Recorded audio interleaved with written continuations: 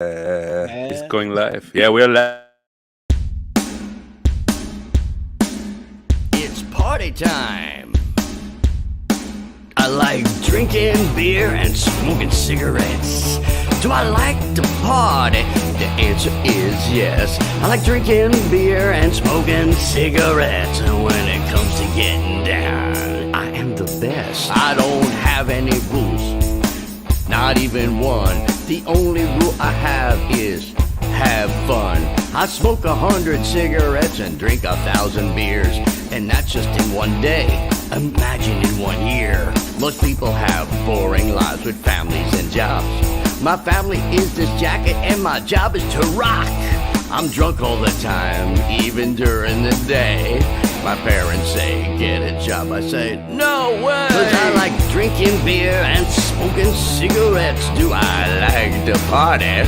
The answer is yes. I like drinking beer and smoking cigarettes. Party is my favorite word. It is the best. I dropped out of school when I was just 14, 'cause there wasn't a course on how to party. So I started smoking cigarettes with my mouth and fingering girls on my parents' couch. My parents said, you can't finger girls in here, and no more smoking cigarettes and drinking beer. So I said, get bent, and I got up and left, and I've been smoking and drinking and fingering ever since. That's right, drinking beer and smoking cigarettes. Do I like to party? The answer is yes. I like drinking beer and smoking cigarettes. My motto is always live your life on the edge.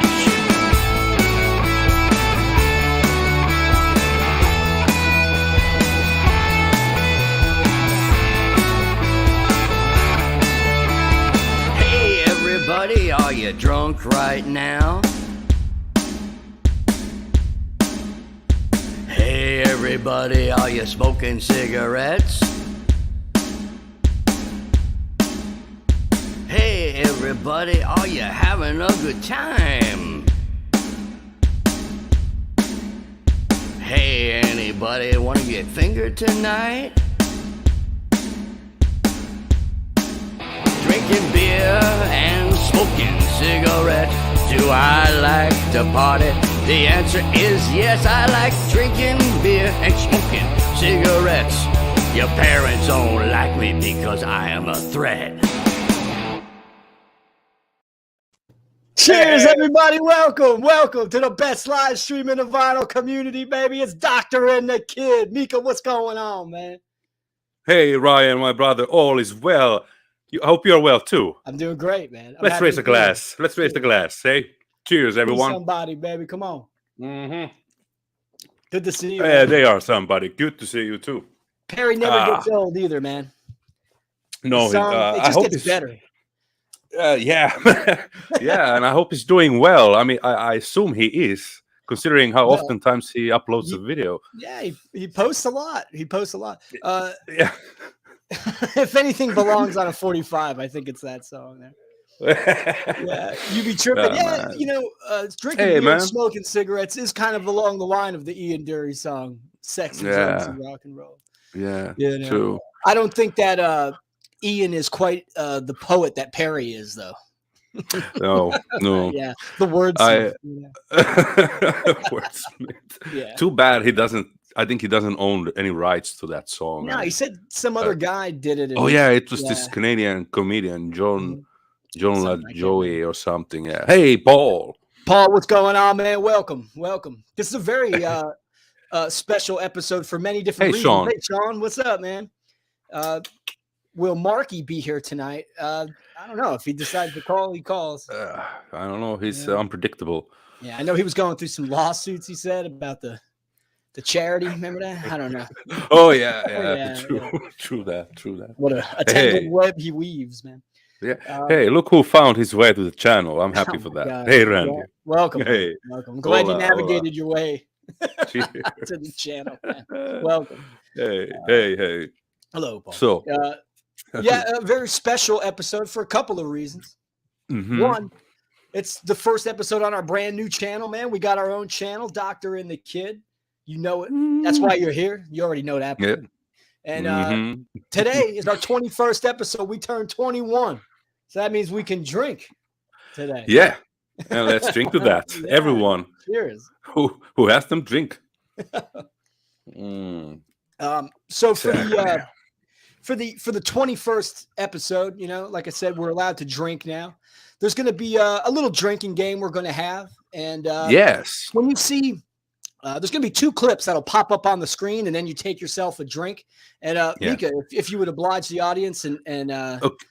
Maybe show them the first clip. Show them the first one. I will show the first one because I think the second one should be after the first round of drinks. Yeah, what do you think? Yeah. And then we will use that later on. Yeah, I like keep it a surprise. Okay. So whenever you see the following clip, you must take a shot or a zip or whatever. What the fuck? This is going bad.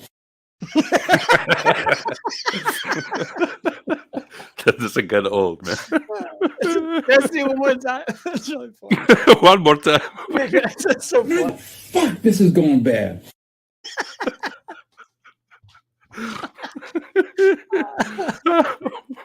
Oh, man. Oh, yeah. I don't know. Dude, I love that. It makes me laugh. Miss Hughes says that that's the next step in a relationship. Make a channel together. Yeah, it's kind of like moving in together, right? Yeah, exactly. Hey, Scott L is here. Hey, Scott, how are you doing? Man? Welcome. I'm glad to see everybody's finding the new channel and can hang out. And everyone. Yeah, that's cool. All the usual suspects are here. I'm happy to see that. Hey, Scott, tell me, has the package arrived yet? Has it reached your destination? Because I haven't checked the tracking for a while now, so. He was a winner in the contest, no? Yeah, he won the Born Out of Time booklet. Bruce. There you go, hey, Bruce. Hola. Long time no see, Bruce. How's it going? I actually have never paid attention to Bruce's avatar. It's him playing the bass guitar. Yeah. Huh. Sweet. Yeah, he's a bass player. Yeah. Oh, right. I think he liked the reactions. Yeah, Miss You will drink to that. Yeah, happy to hear. Dude, it doesn't matter how many times you play it. It's not enough. Yeah. Hey. The Born Out of Time. Cool, man. I'm very happy they reached you safe. I hope the package was all good. I tried to pack it well, and I don't know. Yeah, you did a nice job putting us together, man. Man, I'm happy. I'm happy if Scott is happy. Well, something I wanted to say, but I already forgot it. They are fantastic. Great price. Hey, that's what I wanted to hear. It looks great, man. Looks very good, very good. Oh man, hey, I mean, I can't take any credit, man. I just put together what the fantastic Garner has made, and I just bought them, printed them, and all that. So all respect goes to Garner, I think. And hey, what I wanted to say that again, those who are tuning in the replay, I can think of Harry Spilton, professional, in the British Isles. Thanks again for watching it. Hope you can join one day live. That'd and everyone else who's watching, thanks always. I like when Harris comments the next day, hey, Garner.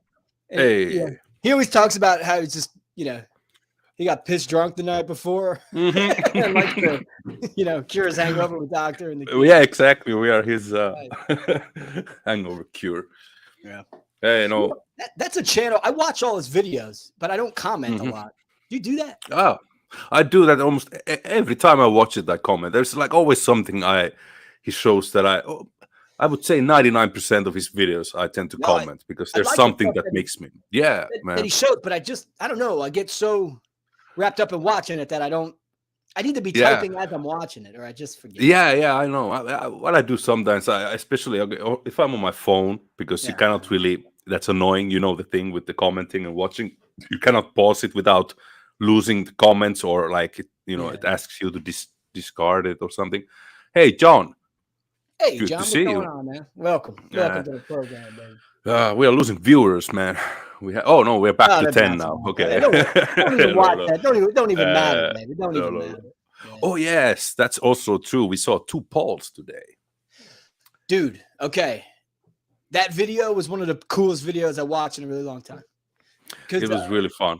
It was really fun. You know, it's funny because I'm like, I put the collab out with Bruce this morning, and I was like, you know, I was feeling pretty good about it. Hey, Mike, how you doing, man?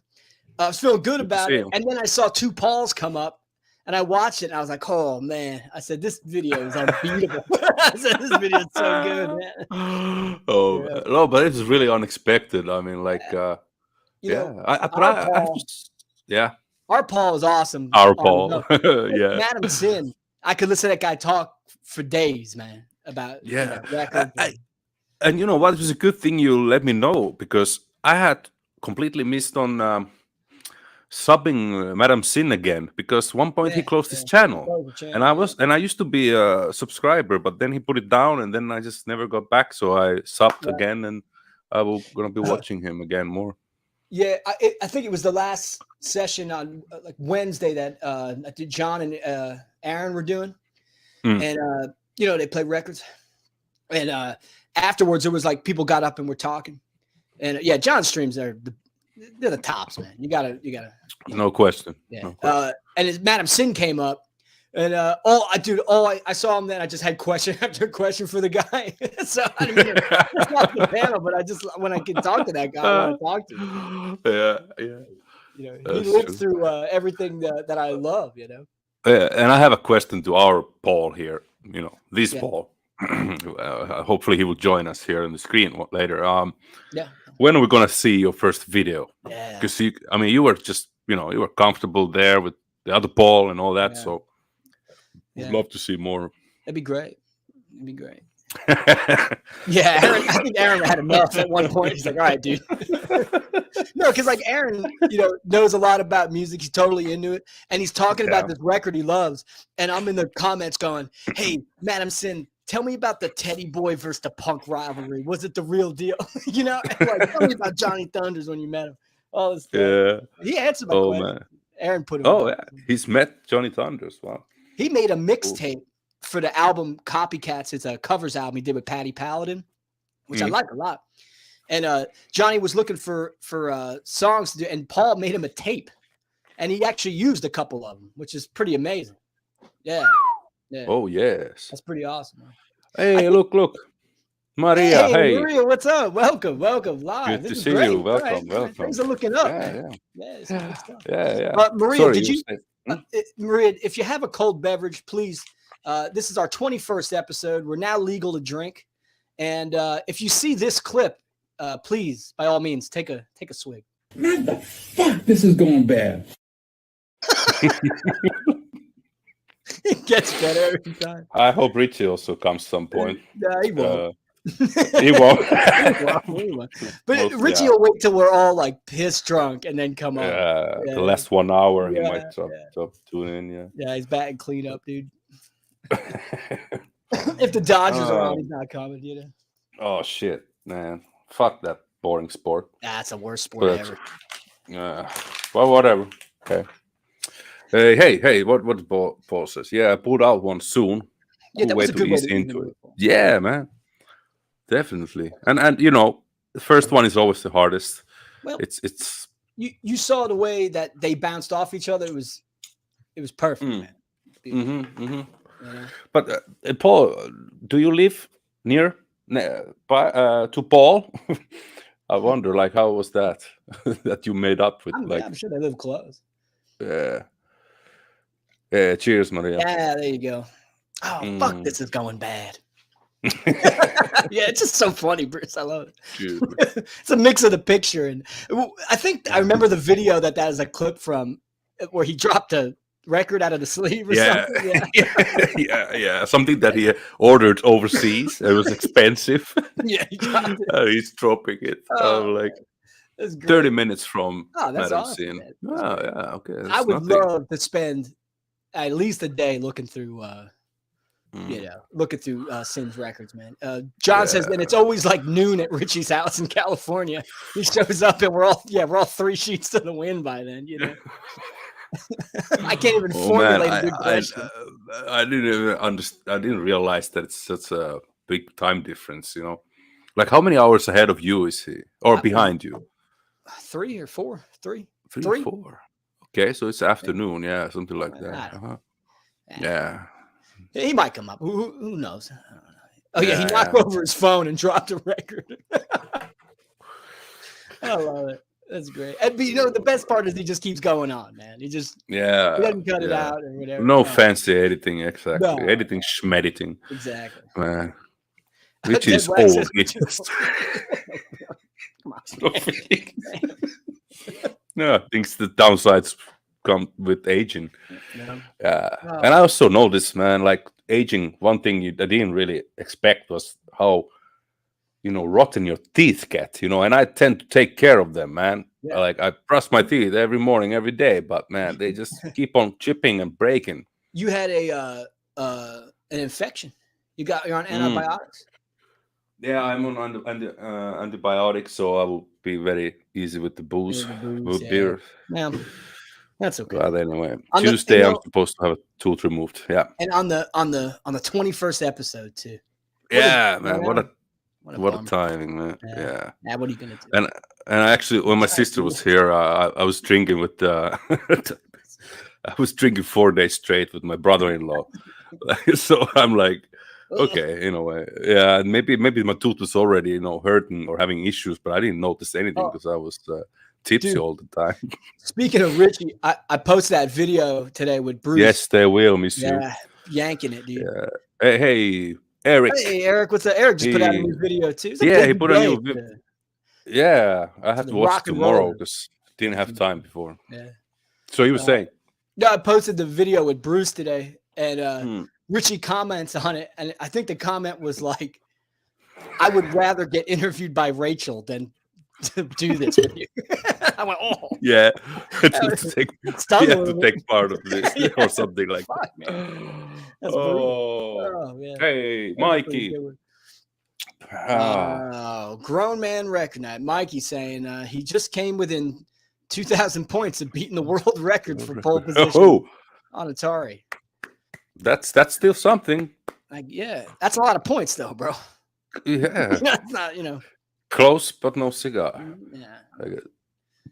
John has watched Eric's video. It's about French boy. Yeah. That was from his a glowing review. Because I knew a guy with one tooth. He devoured a steak with that one tooth. He's talking about himself. You got one, you learn how to use it. Yeah, I think in Simpsons some character, or I don't know, was opening beer cans with this one, or I don't know, maybe I'm mixing it with the show, but anyway. Oh man. Yeah, Bananas is in the house. Big day. Burps, yeah. Where is Michael? He should come and deliver all the belches. That's right. Well, he's got back busy. From yeah, he might be tired and he's taking a rest. Well-earned rest. Yeah. So we talked about how there was a clip. If you see the clip, you keep drinking. We do have one more. Should we show them that one, or should we wait on that one? We have. Yeah, I mean, we could, because I'm kind of like dying to show it. Yeah. Yeah. What do you say? Oh, you want to wait? We'll wait. Yeah, it's a good wait. Yeah, it's a good one. We can wait. Better than the Richie. We're building the hype here. Stick with us, and you'll see something extraordinary. But we do a thing every week where we talk about a record. Would you like to talk about the record? Yeah. We can go to the record bit. Yes. Let me just quickly check the comments, and I take the record from there, and I have to just remove this fucking headset. Let me, I can keep up with them while you do that. Okay. I'll be back. My friend Aaron. Aaron. Aaron sent me a picture. He got a picture with Waddy from The Exploited the other day. That's pretty cool. Exploited are on tour. Who are they on tour with, man? I know it's Total Chaos, but there's another band. Aaron, tell me. I can't remember. I'm back. Yeah. Anyone is wondering, you will not be seeing the Pleasure Pantry tonight because I'm breaking my own house rules, and I'm going to smoke in the record room, which I haven't done before. So I'm just bored to go there. You're over it. I'm over it because I'm using my own personal lap and not my work lap. What is there? This Scott L says the The best Vinyl Richie is when he went in the hall and told his mom to hold it down. Remember? No, the best Richie was on Skills Stream when his mom kept walking in the background, and then she rest came in peace. Rest in peace, Richie's mom. No, that was, dude. That was one of the best laughs I can remember in like recent history. I have to say that one, it was one of the best laughs. The second one was with one of the records that Pilmer was showing some months ago with the artist with was Miss. I'm sorry. It was like it was a guy who I think he had no legs or something. I forgot his name. But I don't even know if the joke was that funny, but I was the perfect amount of drunk where it was like really funny to me at that point. Same. I mean, I'd like to look back at that episode. That'd be great. Oh yeah. No. Yeah. I should do for this new channel. I think we're gonna do one point like some kind of best of clips, like 10-minute bits. Yeah, compilations. Yeah, something like that. But that'd be fun. Yeah. Out of 6 hours of this thing, there's usually like 2 minutes that are really good. Yeah, exactly. But man, there's like almost 60 hours of streams that I should watch through. Man. Miss U wants to know what you're hiding in the pleasure pantry shelves. Oh my God. I was hoping no one goes there. It's better not to say anything. Oh yeah, we also have another thing to show people that's really cool. Forgot. We'll wait on that too. I like that. Okay. Yeah. Okay. I'm not sure what you're talking about, actually. No, the thing that we did the other day. The space. You and I. All right. Okay. Yeah. All right. I thought you were earlier talking about that, but you were talking about the other one. Our madman. The madman friend. Okay. Letting the dog loose on him, you know. Oh yeah, because technically we already played we started the drinking game already. So well, there's another one for it too. Yeah, exactly. We gotta wait. Exactly. Wait for that but yeah. Oh, but I was hoping kind of like that we get some people in the screen and then we can see them actually visibly taking a shot or a jug. Yeah. And then that clip will brains, follow. Baby, it's the brains. Look at you. I don't know, man. Yeah. Me neither. So let's talk about the record we picked. That would be fun. Oh, yes. Yeah. You have it there? I do. You have it there next to you? Yeah. So we do it again.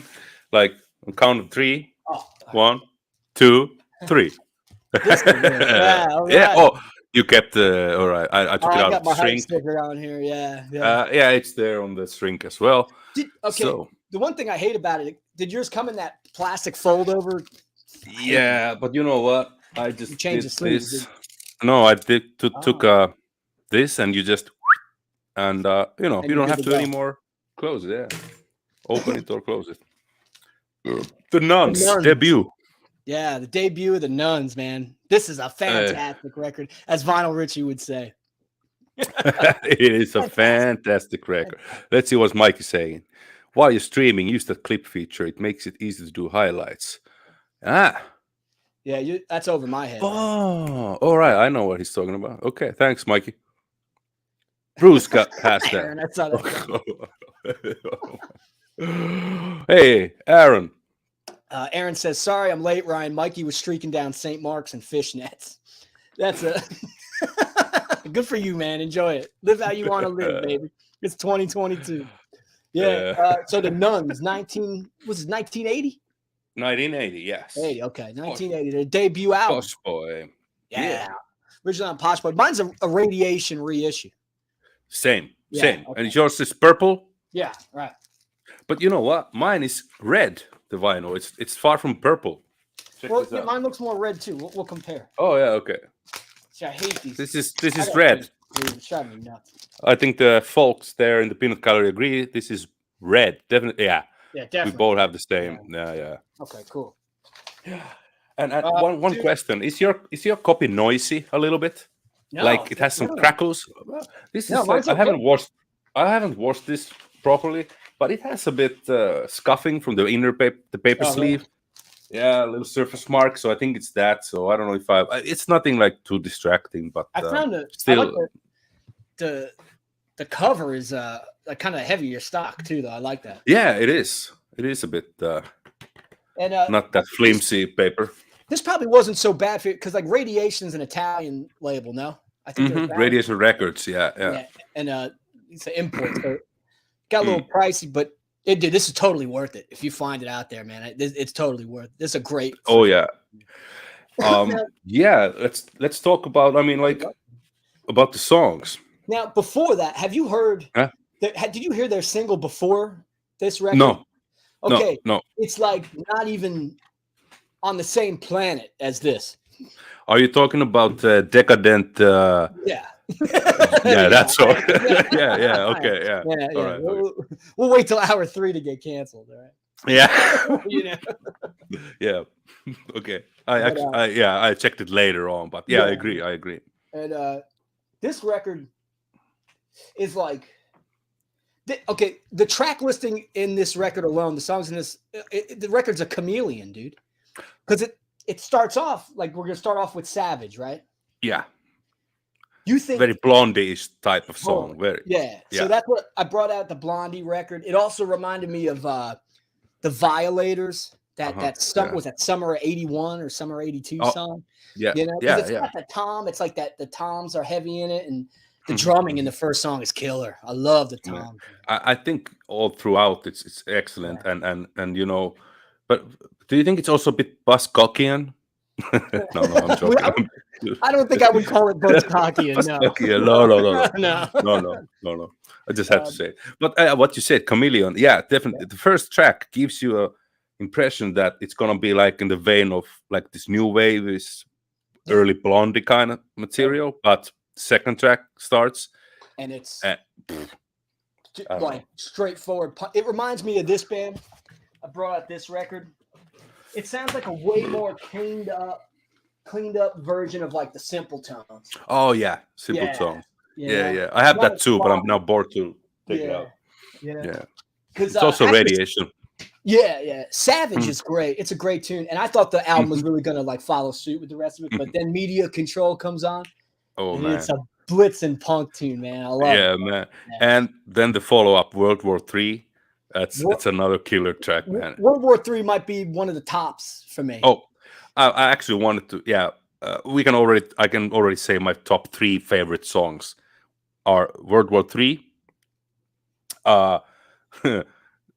Should I say this title? I know exactly what you're talking about. Side 4, side 2, track 4, and child molester, and I don't know. Wild is great, but you think you're the best. I like that a lot. You think you're the best is a really good tune. So the reason why I love this record too is because like you got the first song Savage, which like you said, it's like that new wavy kind of feel to it.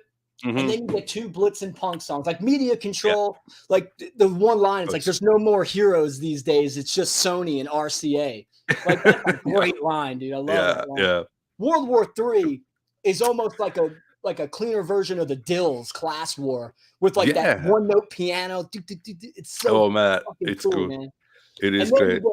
They revert back a little bit to You Think You're the Best, that kind of new wavy sound. And Jennifer Miro comes back to lead vocals because we have a female singer who's singing on 3 or 4 songs, I think. That's right. Yeah, something like that. Yeah. And the last song on side 1, I love that song. Walking the Beat. Mm-hmm. That song, it's the first song on this record where I feel like the song is smart and the song knows it. It's slick and they know it. And it just works so well. Yeah. Like, it's almost a song I felt like, I don't think I'd like this one. And it just flipped me on my head. I think it's great. One of the strongest tracks. You know what? The first listen, like you said, after the Savage Media Control starts and you kind of get on this, I feel like I'm like jogging on a treadmill or something, that I'm like, and then when it comes to You Think You're the Best and Walking the Beat, it kind of calms down. It take it back a notch. But it's still like on the second and third listen, I really start to like that Walking the Beat. So my first impression was kind of like, it's okay. But like you said, it's way smarter and it's more than, I think they really hit their stride on that tune. And they hit their stride on that tune and combined what they did with the new wave and the punk stuff in one song. Yeah, and I think that song is kind of like a bit like Stooges vibes, or like, or was it a little bit? Maybe, or, maybe. I don't know, or maybe that's not the best band, but like that type of, I thought it was like a more punky Missing Persons or something, like Walking in LA kind of song, But I loved it, man. I thought it was a great way to end the first side. I think it was great. And you know what? It's a big plus with this record. It's over. It's over so quickly. It's like barely 30 minutes that you want to listen to it again, and that's a sign of a great record. When you want to put it again, like in one sitting, you want to listen to it again. So first side is only 12 minutes 21 seconds. Wow. Side 2 is 14 minutes 38 seconds. And they've been kind enough to actually print it here. So Walking the Beat probably takes up 3 or 3.5 minutes of that 12. That's the longest song, I think. Yeah, longest song on the album. No, or maybe Suicide Child, I think. Yeah, Suicide Child's pretty long. Yeah. That one is kind of, it's cool, but that might be the weakest for me. Maybe that one I was thinking more about the Stooges and that kind of rock vibe. I don't know. I mean, there are a couple of songs that reminded me of like that kind of stuff. Yeah, it's almost Suicide Child's almost too like they're trying to be too outlandish on it. Where it's kind of like I wanted to ask from you actually, because you're the guy who really you listen right away the lyrics, and for me it takes like repetitive listens before I really start listening to the lyrics. Is there any connection? Because there's first song is, I mean, on the side 2, track 4, Child Molester, track 5, Suicide Child. Are they trying to do some kind of I don't think so. Link? There's nothing with lyric wise. No, okay. Not that I thought you didn't pick up anything. Okay. I mean, I was thinking Wild. The first song on side B, Wild, is, I like it. It's good. I think it's good. It's not as memorable to me as the other ones. The next song, Getting Straight, I think is awesome. Yes, that's a cool Getting tune, Straight man. and Confused. I like those really two. Yeah. And then we get to the song Child Molester, which is a horrible song title, but god damn, that song slays, man. Yeah, it is. It is. I mean, that one and World War III are maybe the top 2 of mine. I mean, favorites. Like, it's got a chorus that would rival like Sonic Reducer. Exactly. It's so banging. Good, man. It's fucking rocking and banging.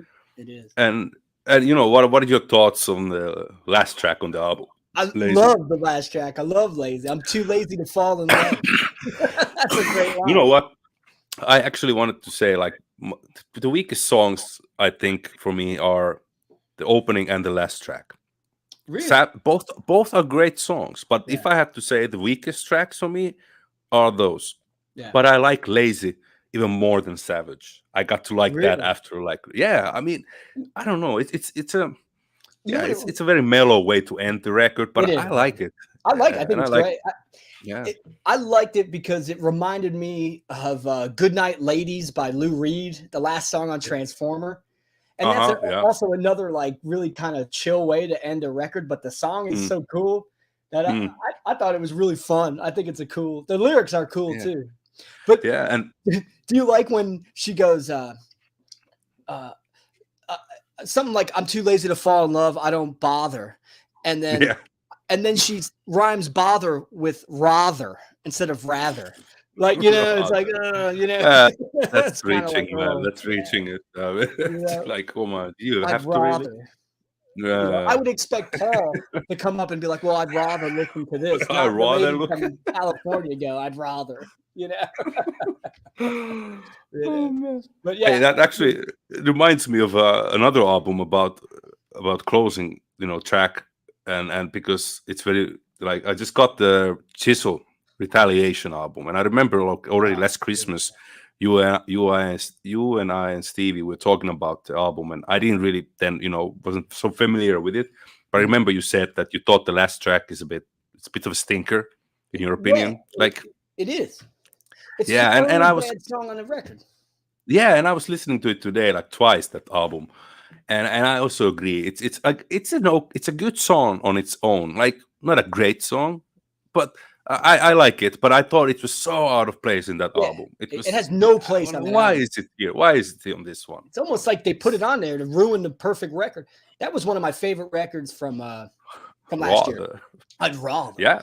I think I'd rather turn into another stream. Rather. Yes, of course. Oh dear. Oh dear. Yeah, I know. But, hey, did you notice something funny in the the credits, or like the nuns are? No one is credited for playing the bass guitar. Yeah, it's interesting. Yeah, I didn't know, which is odd.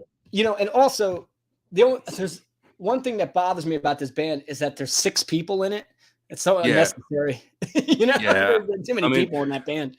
I know. And it's funny because first Jennifer Myro vocals, keyboards, Richie Dietrich vocals, only vocals, Jeff Olimer, what is that? I don't know, vocals. So they're 2 vocalists. I don't know, man. I didn't notice that actually. That's cool. I was like reading that today. I was like, there's no bassist and 2 vocalists. Like now, I don't know. There's something wrong here. On the back, if you look, there's a guy. There's the last guy named. His name is Alejandro Escovedo. Yeah, and his brother played in this band, another killer punk band, the Zeros. Javier Escovedo played in the Zeros. Yeah. I've been looking at that record too, like if I should grab it or not. So you should get this. Yeah, your recommendations. I think I'll go for it. I was thinking to myself too. What else does it? Pissed off Michael Rappaport. Alejandro Escovedo also played in Rank and File. I read something about that. This is their album from 1982 on Slash Records. And honestly, it's like the first song is kind of rocking, and then a lot of it's like, Javier is excellent. A lot of it's kind of country tinged, but the production kind of, it'd be cool if they did it a little dirtier, but Alejandro was also in Rank and File. And, when I worked at the record store, Alejandro Escovedo did a in-store, and his band was just his name, and he was really, really good. Like, it wasn't punk. It was more, it's kind of plain rock and roll, but he's an excellent player, man. I thought he was great. Yeah, look what Paul says. Oh, Paul said I used to talk to Escovedo all the time at Waterloo Records in Austin, Texas, when he worked there. Yeah, I went to Waterloo Records once, and I loved that store. I was as a teenager, I was collecting more CDs at the time. That's where I got my first CD copy of LAMF. I think on that trip, it's weird what you can remember what you bought at what record stores. I got the Johnny Thunders and the Heartbreakers, and I got the Queers love songs for the retarded. And, I think I got a Bo Diddley best of. The really weird list, but not really. They're all rock and roll. But that's a great story. That was a cool story. John's old band recorded "Beat Your Heart Out." That's cool for a bomb compilation. Oh yeah, there it goes. Actually, now that I'm the best song is "Wimp." You're a wimp. That's a good tune, man. By the Zeros. Okay, I'm not familiar with that. I gotta check it out. I actually, now that I'm thinking about it, back to the list, the credits here. Pat Ryan plays guitars in plural, so maybe that covers bass, and I don't know. You're a little bit. Your internet is, at least to me, seems to be a bit. You were a bit. Oh, can you hear me? Oh no! Yes, I can. It was a moment frozen. Oh no! Oh no! The tables have turned, my friend. Yeah, exactly. You are the one who's stuck all the time. Yeah. So I guess Pat Ryan plays all the guitars on this album. He plays multiple guitars. Exactly. Well, and it's funny. Jeff Raphael, drums, percussion, and Alejandro Escovedo. He plays Alejandro Escovedo. That's great. I don't know, because Alejandro Escovedo left this band. I don't know how much he had to do with the record, though. I don't know, man. Posh Boy put out some great stuff, though. 1980. This is a must-have. It's a great, recommended. If Mikey Bananas is still here, he once picked up on the Eater album. You should check this one. You would like it also. Although not that alike, but definitely, if you like Eater, you will most likely like. He bought the Eater album. Yeah. That's good, man. Yeah. You want to talk about, dude, that punk spirit? The kids were like 15 when they made that record. Yeah. That's unbelievable. Man. It's great. Hell yes. USA. Affirmative. Outside view from Mikey. Yeah. I mean, only downside might be because you said it's an import album, so it might be a bit pricier in the States. Yeah. But they did a version Donnie. of Trash Dash. Hey, Danny, what's up, man? I'm glad you found the channel. Good to see you. You also found that. Good. Hey, I think everybody should have a drink, Mika. Man, the fuck? This is going bad. Raise them. Cheers, everybody. Cheers. Oh. Man, I can't remember what I was even talking about. I don't know. That face, that freaking face. Haunt you, dude. Eater, I think we're talking about, right? Oh yeah. They did a version of waiting for the man. And then I was like, I realized there's so many punk bands who do a version of that. I just want to make a comp of all the bands doing that song. Yeah. I have at least 20. I have to have at least 20 in this one. Man. Yeah. It was a very popular song to do. Yeah, there you go. Drink. Up, Yeah. Cheers. Cheers. Anybody else have that Nuns record out there? Because that one eluded me for a long time, and I looked it up. You know, for the price you're getting the import in America, you could pay like $20-$25 more and get an original. So I've seen them on Discogs for maybe 50. And 55. Interesting thing, because I was also looking, like, out of curiosity, what is the OGs going for that album, because it's like an album that I like, not too much. And I was also surprised that there's actually a Finnish pressing from the 80s exists. Really? By Bump, I think. So I was like, whoa. A lot of people Randy says he has a Bump pressing. There's a Bump pressing. John has it. Yep. Paul has Leather Nun on a comp, if that counts. Hey, it's a 21st episode. We'll let it slide. Yeah, I know I'm so cool. Mine is a Bump pressing. Yeah. Bruce is a cool dude. Mm-hmm. Yeah. Cool cat. All right. Well, hey, you know what? Wait, we're at 42 minutes here. Yeah, and you know what? Man, the fuck? This is going bad. Oh shit, we got a little Richie also there on the top corner. Richie's everywhere. Is that there? I'm trying to summon him with all these things. He's not coming, man. You're definitely not coming. Now so stupid. I know, right? Bruce said, I just noticed that Rich is in the corner. Was that there before? Because I didn't notice it either. I put it after just a while ago, not long ago. So little Richie. I think that we should. Hey, there's a question first. Before you go there, there's a question. Yeah, he's not feeling well. He's not feeling well. And, he's upset too. He's upset. Yeah. He didn't like the whole change of the channel, and we're sellouts, all that kind of stuff. Frankly, I think Bruce rubbed him the wrong way yesterday. By the way, hey, now that you touched that topic, I think it was great. Volume 1 for this new series, and as I was just thinking the other day that I was really hoping that you would do one day again one of these interview episodes, but this was kind of like filled the void, the void, and I was kind of like, this is almost like that. It gave me, flashbacks to that, but I got tired of reaching out to all these people who just don't, they don't even bother to respond. Yeah, so it's like I just figured out. Let me talk to some of my friends about their collections and stuff. The other people don't know what they're missing. Yeah, whatever. I mean, fuck them. Somebody will bite, and it'll be awesome. Yeah, fuck them. Yeah, but maybe Marky will eventually respond. I sent. Never mind. I can't blow them. Yeah, I blew my gun. Okay. Yeah. Well, people are having fun, I hope. Yeah. That's good. That's good. We're having fun here. This is going bad. Okay, so now I will allow you to please introduce the next clip. Which one are we doing? We got a few. I think.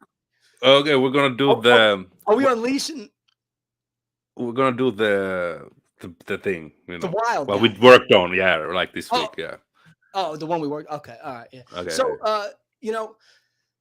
we thought that the cultural importance and the significance. Yes, missed you before I can get in that. Miss you goes, it was a great show, kid. Too bad your debut was completely overshadowed by Sin and Zusho, and you're totally right. And that's why I'm going to go and thumb it down now. Yeah, no, the kid was riding high, and then he just pulled the rug right from underneath him. But I still got this, so that's cool. But we decided to make the channel and our own Doctor and the Kid channel, and we thought, we have to present something that represents the cultural significance and importance of a stream like this, and we just thought back on things through history and where we are today and what we're doing, and we present to you this video, the maiden voyage of the first video on Doctor and the Kid's channel. Yeah, I hope you enjoy. This is 2 minutes. Please don't go away.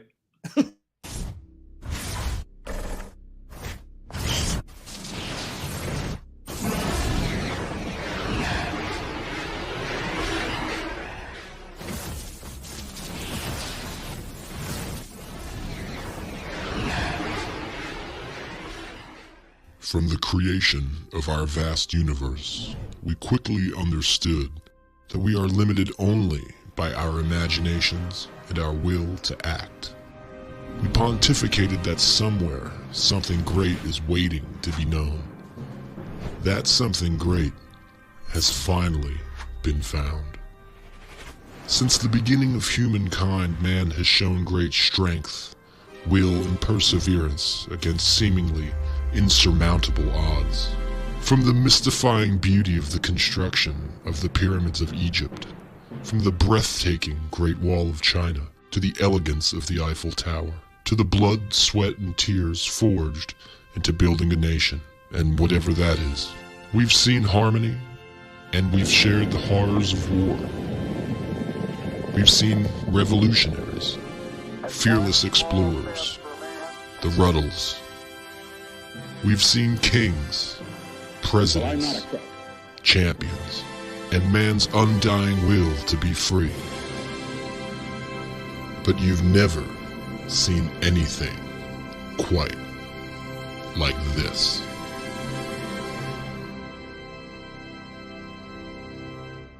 Rock and rollers, first of all, don't wear shorts. But the banjo saved it.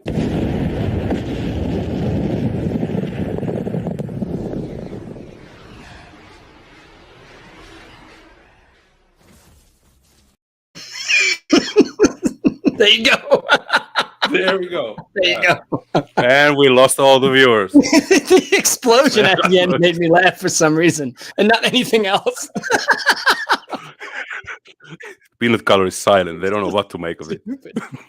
Nobody even cares. Yeah, they're in awe. Hey, thank you. You've been shipping. Thank you. Epic. Yeah. Bravo. Whatever. Fucking worked hard on that. Oh yeah. There we go. There you go. All right. There's. Thank you, people. Oh man. Oh yeah. Whew. We put some blood, sweat, and tears into that. That one was, yeah. You did a great job. So, anyways, yeah. Well, all right. Well, there's that. That was it. Yeah. When is the sequel? Yeah, next summer. Forgot where he. When we made it, and you showed me the final product, I remember texting you. I go, man, this is kind of like too serious. It's kind of like too commercial. Looks like something. Hey, we are sellouts, man. I went to like Liberty Science Center on a field trip. They would show me before I went into this like planetarium or something. Hey, Mike picked that. Hey, there you go. of course. Yeah. One of the greatest things ever. That's great. Mike likes their earlier material better. Yeah. They were better when they didn't have their own channel. I know it's all downhill from here, I think. Yeah. Sellout, exactly, yeah, John, yeah, exactly. And it was Hoover Dam, yeah. Exactly. I know it's the Hoover Dam. I know. We had to, we're dumbasses, so we had to. I know. Yeah. At first, I was just like, I don't know, whatever. Needed more nudity. Yeah. That seems to be working out for streams. Massey has one very similar. I really? wasn't aware of that. Yeah. All right, well, can that shit. Yeah. Man, I couldn't care less. Ours is in better. my 2001 shorts. 2001 shorts. That's fucking great, man. 2001 shorts odyssey. Oh, dude. Oh. I guess we're getting cocky. By Stanley Kubrick. Okay, he was joking. All right. Yeah, I thought maybe we weren't so original. I mean, I don't know. I could have done something. Dude, that was really funny, Danny. Shorts odyssey. Yeah, Bruce. Yes, it was. The epic, yeah. I did have too much time to look some funny bits, and I thought that was funny. I thought I lost that shirt, that Cosmic Psycho. I don't know where I put it. I want to find that shirt. It reminded me when you showed me in the universe. Yeah. In our vast universe. Hey, should we wait? Should we put the link there? Should we just end this? No. Yeah, let's keep it now 50 minutes from now on. Yeah, put the link up. See if, people all right, guys. Hang out. The link is there. Feel free to hop in. We're counting on it. You saw I also changed our I changed the avatar to our brother in Scotland's artwork. Yeah, his drawing. I have it framed over here. Another picture. Let me see if I can cool. I put mine there just for the time being until I get it framed. It's a nice picture. We drew of Doctor and the Kid. I guess I'm doing like a G.G. Allen kind of thing there. You have a coat that's far too long. I like it. Hey, Paul. Hey, Paul. Hey, handsome boy modeling school. The handsome boy. You want to be a male model? Why? Oh my God! Look at that shirt. Look at that. I didn't realize it was a penis till I got home. Yeah, I got a shirt just like that. I got to see if I can find it later. I went to see Elvis Costello, and I bought this shirt after, and I bought it. It just said Elvis Costello across here, and then it had like some kind of abstract drawings. But I realized it was some abstract picture of a guitar, but it looks like a cock and balls. Eric, I can't wear that. Welcome. I can't wear that around. As soon as I got home, my wife's like, "Really? Really, Paul? Really? That's what we're doing. Skateboarding is not a crime, right?" I was like, "No." Hey, Eric. Hey, man. I'm good, man. All the boys who put videos out are coming up today. Paul, your video was awesome with Sin, man. We were talking about it before. I was nothing. He was running the show with all the comments. I know you were pulling out all the goodies you got, and he was, man. He was I just called him this morning and said, "Hey, shall I stop by?" He goes, "Yeah, sure." Yeah, that's cool. Did you got that through custom? Hey, what did you think of the Doctor's excellent editing there as we went through the Cosmos? It was brilliant. Yeah, I very good. Wait. 2 thumbs. Oh man. Yeah. I'm not worthy. I'm not,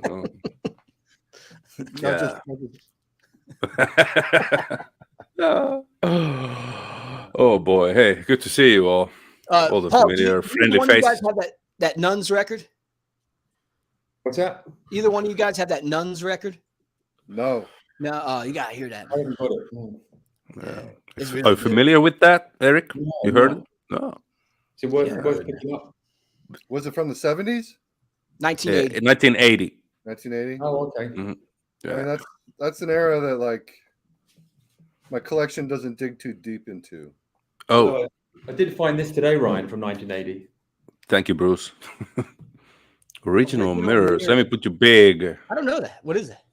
That's the original. Didn't you play one of the singles last time, like Boys Cry or something? Is it a comp? No, it's their actual album by Original Mirrors. Didn't you play it last time? I don't think that was me. Nice. Kind of power poppy. Oh, I thought one of you played it. I meant the belt. Somebody probably did it. It looks cool. Yeah. I saw you got that smirk. Yeah, it's like £3. I thought I've got to have it. Was that OK UK? Was that What, the single? It's No, the song. It's You or something. I'm trying. Let me see which one mine is. Hey, Randy. Hey, Eric. Hey, Randy. Sorry. No, that's all good. All good. Keep them coming. Is that a UK pressing? Apparently, it was John, according to Garner. John played it. Uh-huh. This is the smirks I have. That's not a picture sleeve. You? Yeah, that's a cool one, man. Yeah, I like that. They're a good band, man. I like this band a lot. Yeah, I checked them out. They played on the Jilted John demo, apparently. Really? Oh, wow. I love that record, Jilted John. Jilted John is there. Yeah. So hey, Randy, it's Randall. how are you doing? Awfully silent. He's in deep thought. He's doing that thing where you can't. That is so 5 streams ago, man. He's been pulling that shit since Rachel streamed. It doesn't work anymore. Not much, man. Just chilling out. Good, man. It's good to see you. Cool Drinking beer and smoking cigarettes. Hey, man. Hey, my family is this jacket. My job is to rock. Kangaroo also? Hey. Hey, John. Hey, John. Hey, Hey, welcome to the local bar, man. Yeah. Hey, now that we have a few here, I think it's What the fuck? This is going bad. So we have to drink now? Yeah, I forgot. Yeah. Damn. I think this might be a good time to lay on him the second one. Oh yeah, because that was, guys, you have to do it like this. It's drink time, motherfuckers.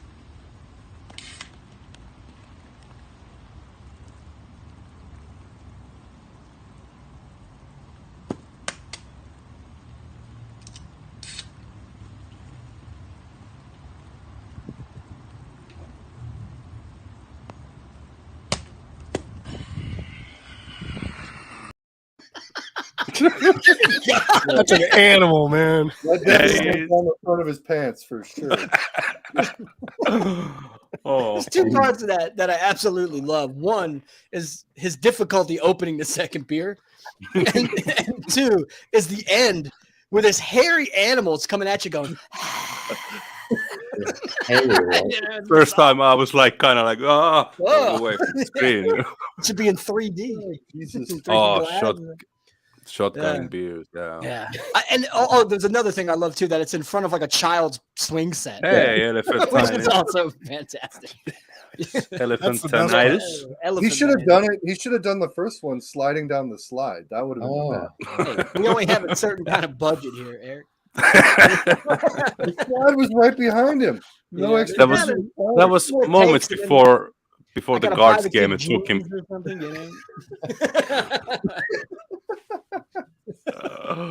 Savage. Hey, John had enough. I can already tell this is nonsense. John just got pissed and left. No, I think he was intimidated by Stevie. Yeah, by his shirtless haggis. No, I feel empowered by Stevie. Me too. He's my spirit animal, dude. He's just my animal. Yeah, he's just an animal. Yeah. I'm gonna take a leak and get another beer. Because Eric, aren't you having anything? I thought I didn't see you drink anything. Huh? You didn't drink anything? Yeah. No, I'm off the booze for a while, man. Oh, okay. Yeah, that's good too. I got to drop some LBs, and the booze doesn't help. So what happened? Tell us the story. What happened? Doctor's orders. Yeah. Well, you didn't ask my opinion though. So when all my buddies, man, every time somebody stopped drinking, there's always a story behind it, like so there was trouble, not doctors. Welcome back, John. Yeah, I had audio. 40 extra LBs have crept into this bod in the last 2 years, and yeah, for somebody who has chronic illness, apparently it's too much. Yeah. So I just watched Eric's video, and he was doing all French Oi, but I ordered that Chaos in France. That looked good. That first one is fucking killer, dude. Like, it must have been a fast video. You were only gone for 30 seconds. Yeah, that was before I watched it, like a half hour before 7. The second one's fucking great too. Actually, my favorite of the series is the 4-way split, the Apocalypse in Paris, I think, but it's the hardest one to find out of all of them. Yeah, I just like that. I saw it was $12.99, so I said, be about less than 20 shipped. Those, I mean, those are all like Euro boots at this point. Of course, they're great. Hey, if you guys are in the States and you want that Nuns record, Discogs, there's a seller on there for $23. Yeah, get that. Brand new. Mine's on Radiation Records. What is yours on? Radiation. Same. Oh, Radiation. Mine's on Bomb. Oh, I got mine quite a few years ago. And what if is really? They might have a. Oh, they had there was a reissue about what was it? That's Italian, right? No, sorry, mine's Get Back. Okay, that's also Italian, I think. Yeah, that's Italian. Total boot, but yeah, that's right. Because this one came out probably in the 90s, I'm guessing, early 2000s. I remember 2003 when that record came in the counter. I 2003. I go to the guy at the counter. I said, Radiation. I said, I think I got some stuff by them. They're official, right? And he goes, yeah, they're about as official as Italian bootleg. I started laughing. Yeah, I wouldn't. I guess the cassette only came out on Posh Boy by itself, but the first presses are on Posh Boy. So this is Posh Boy. I just bought this probably. I don't know if I showed it, but it probably wasn't like 3 months ago. I bought this. Yeah, I think that's when Meek and I both got it too. This actually looks legit. It says under exclusive license from Posh Boy. So, like, usually they would just copy it. This one too. I mean, this one. I mean, at least it's written here. But you can write anything. You can write anything here. It's got a barcode. I don't know. It's probably more. Get Back was 2003. Yeah, it's a reissue, so it's official. But I have no complaints from all the Radiation records that I bought so far. Yeah, I got they all sound good, and I think the Eater record I have is a Radiation reissue too. I think it is. Yes. Yeah. I think the one. Did you guys order from Italy? I wouldn't. No. Actually, the postage is unreliable, man. Man, everything. Yeah, pretty much. I ordered. No offense to any Italians. I ordered a single from Italy, and it only took 4 days to get to Chicago, and it's been in Chicago for a month. So it made its way across the ocean in 4 days. But Chicago can't send it to me in Memphis. My turn to take a piss. Sean, it was 60 minutes before my first toilet break. So and I went before him too. I got to end this. Hey, Ryan, Chicago's still Italy, man. Yeah, totally, man. I'm worth. There's Eric and I were talking about it before. There's 2 hubs in America that are the worst. It's Chicago and it's Jersey City. Yep. Your shit's going to get lost in there, man. I'm bummed. I hope I get it. Los Angeles, too. Jersey City is a fucking black hole, man. It is, dude. It's a black hole for mail. Oh, and Miss You, if you're out there still, I go to the post office and I sent Miss You the Disconnects tape and t-shirt, right? So she said she wanted it, so I sent it. And I told the lady, I want to send this media mail. And she goes, okay, well, what's in it? And I went, it's a tape and a t-shirt. And I'm like, fuck, I shouldn't have said that. She goes, well, a t-shirt disqualifies you from media mail. So I said, media mail for a t-shirt. Well, I said to the lady, I said, well, I'm just going to come back tomorrow to whoever's here and lie to them, right? And she goes, well, it could be under investigation. I said, yeah, I'm sure you're going to investigate the package. No, they could be watching her. So get this. The next day I go back and she's walking out the door as I'm walking in. So I send it, right? The next day, the package comes back to my house, opened up. I said, fuck, she got me. She saw me go in there with the package. Oh, wow. Yeah. So Miss You, I'm sorry, but I'll get your stuff to you. But I got busted, man. I got busted by the USPS, man. It's terrible. Yeah, that could be a good punk song. Busted by the USPS. That's like the repercussions of that are like when you keep a library book out too long. Danny's on fire today. Chicago takes long because they gamble on the tracking numbers. Where's Vance? That's really funny. 2001 is Shorts Odyssey. Still, that's one of the best lines, man, I've ever heard on the street. Hey, look who's here. Should we play a clip? Play the clip. Yeah, bring him up. Bring up Richie. Yeah, wait. All right, Richie's coming. Fuck, this is going bad.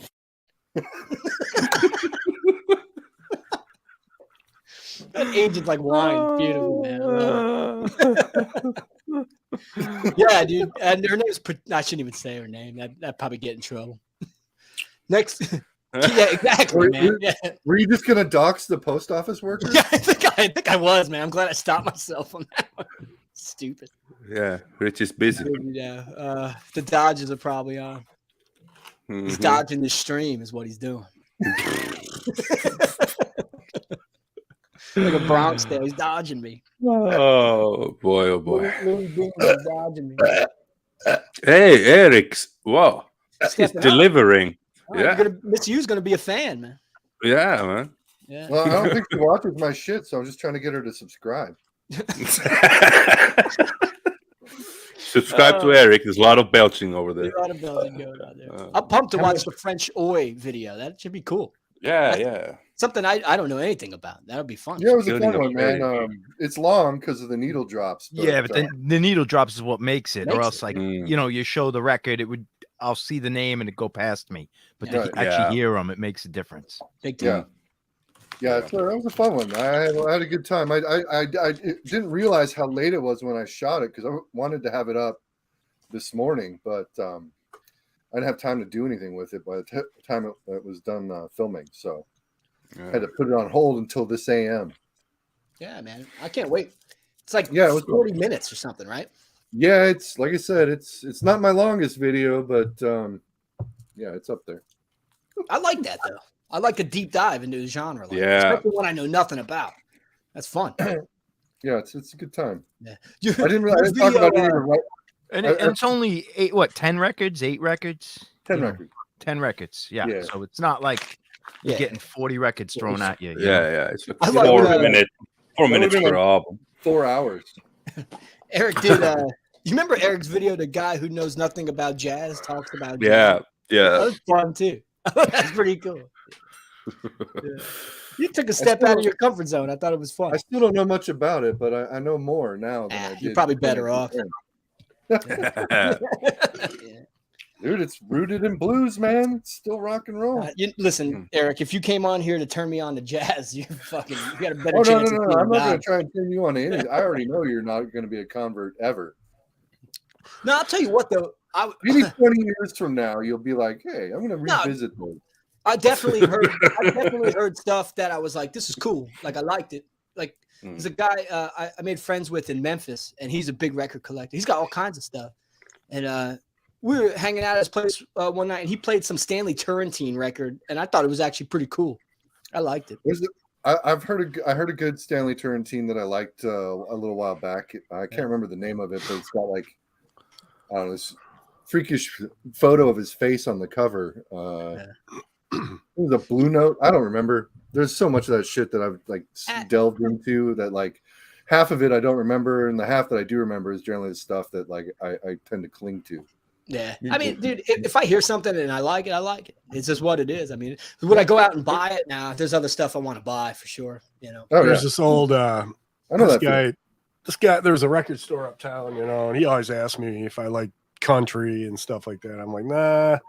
How about classical? Nah. And he goes, you know what? Your problem is you just haven't heard the right country and classical. I said, nah. So let me sell you 30 records till you find the one that you like.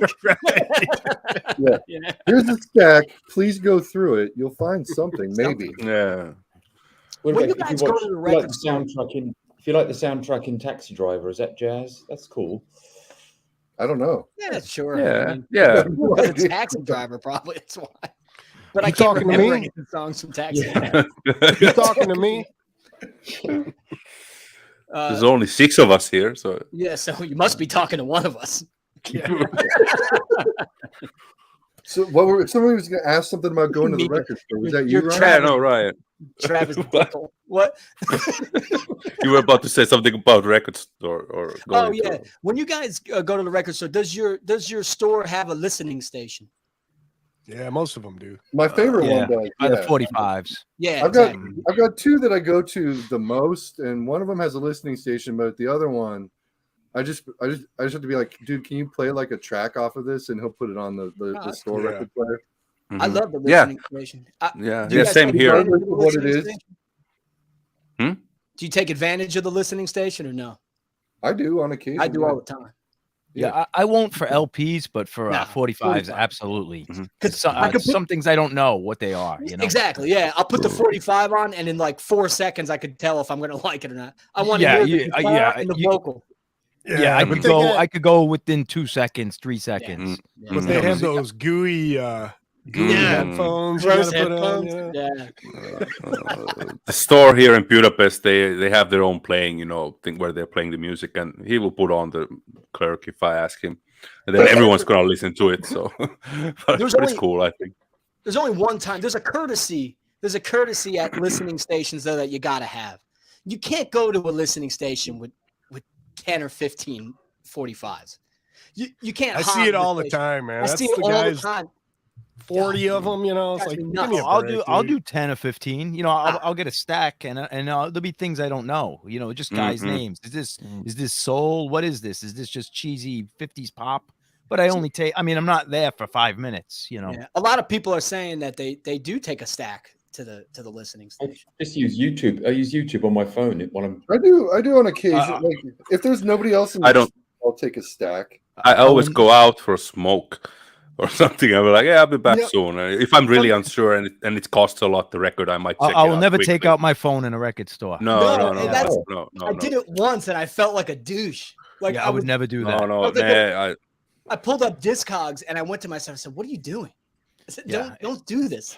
If I don't know it, it's my fault for not being smart enough, right? I'm not smart and I'll learn. I've done it before, but it's usually I'll check Discogs to make sure it's an original. And not a reissue or something like that. The only problem I have is I can't remember if I own something. So sometimes I'll call my wife and say, "Can you check? Do we have like volume 4 of whatever comp?" And because I hate buying things I already have. Yeah, my favorite local shop posted this on their Instagram today, which is I don't know if you can. Let me put you big.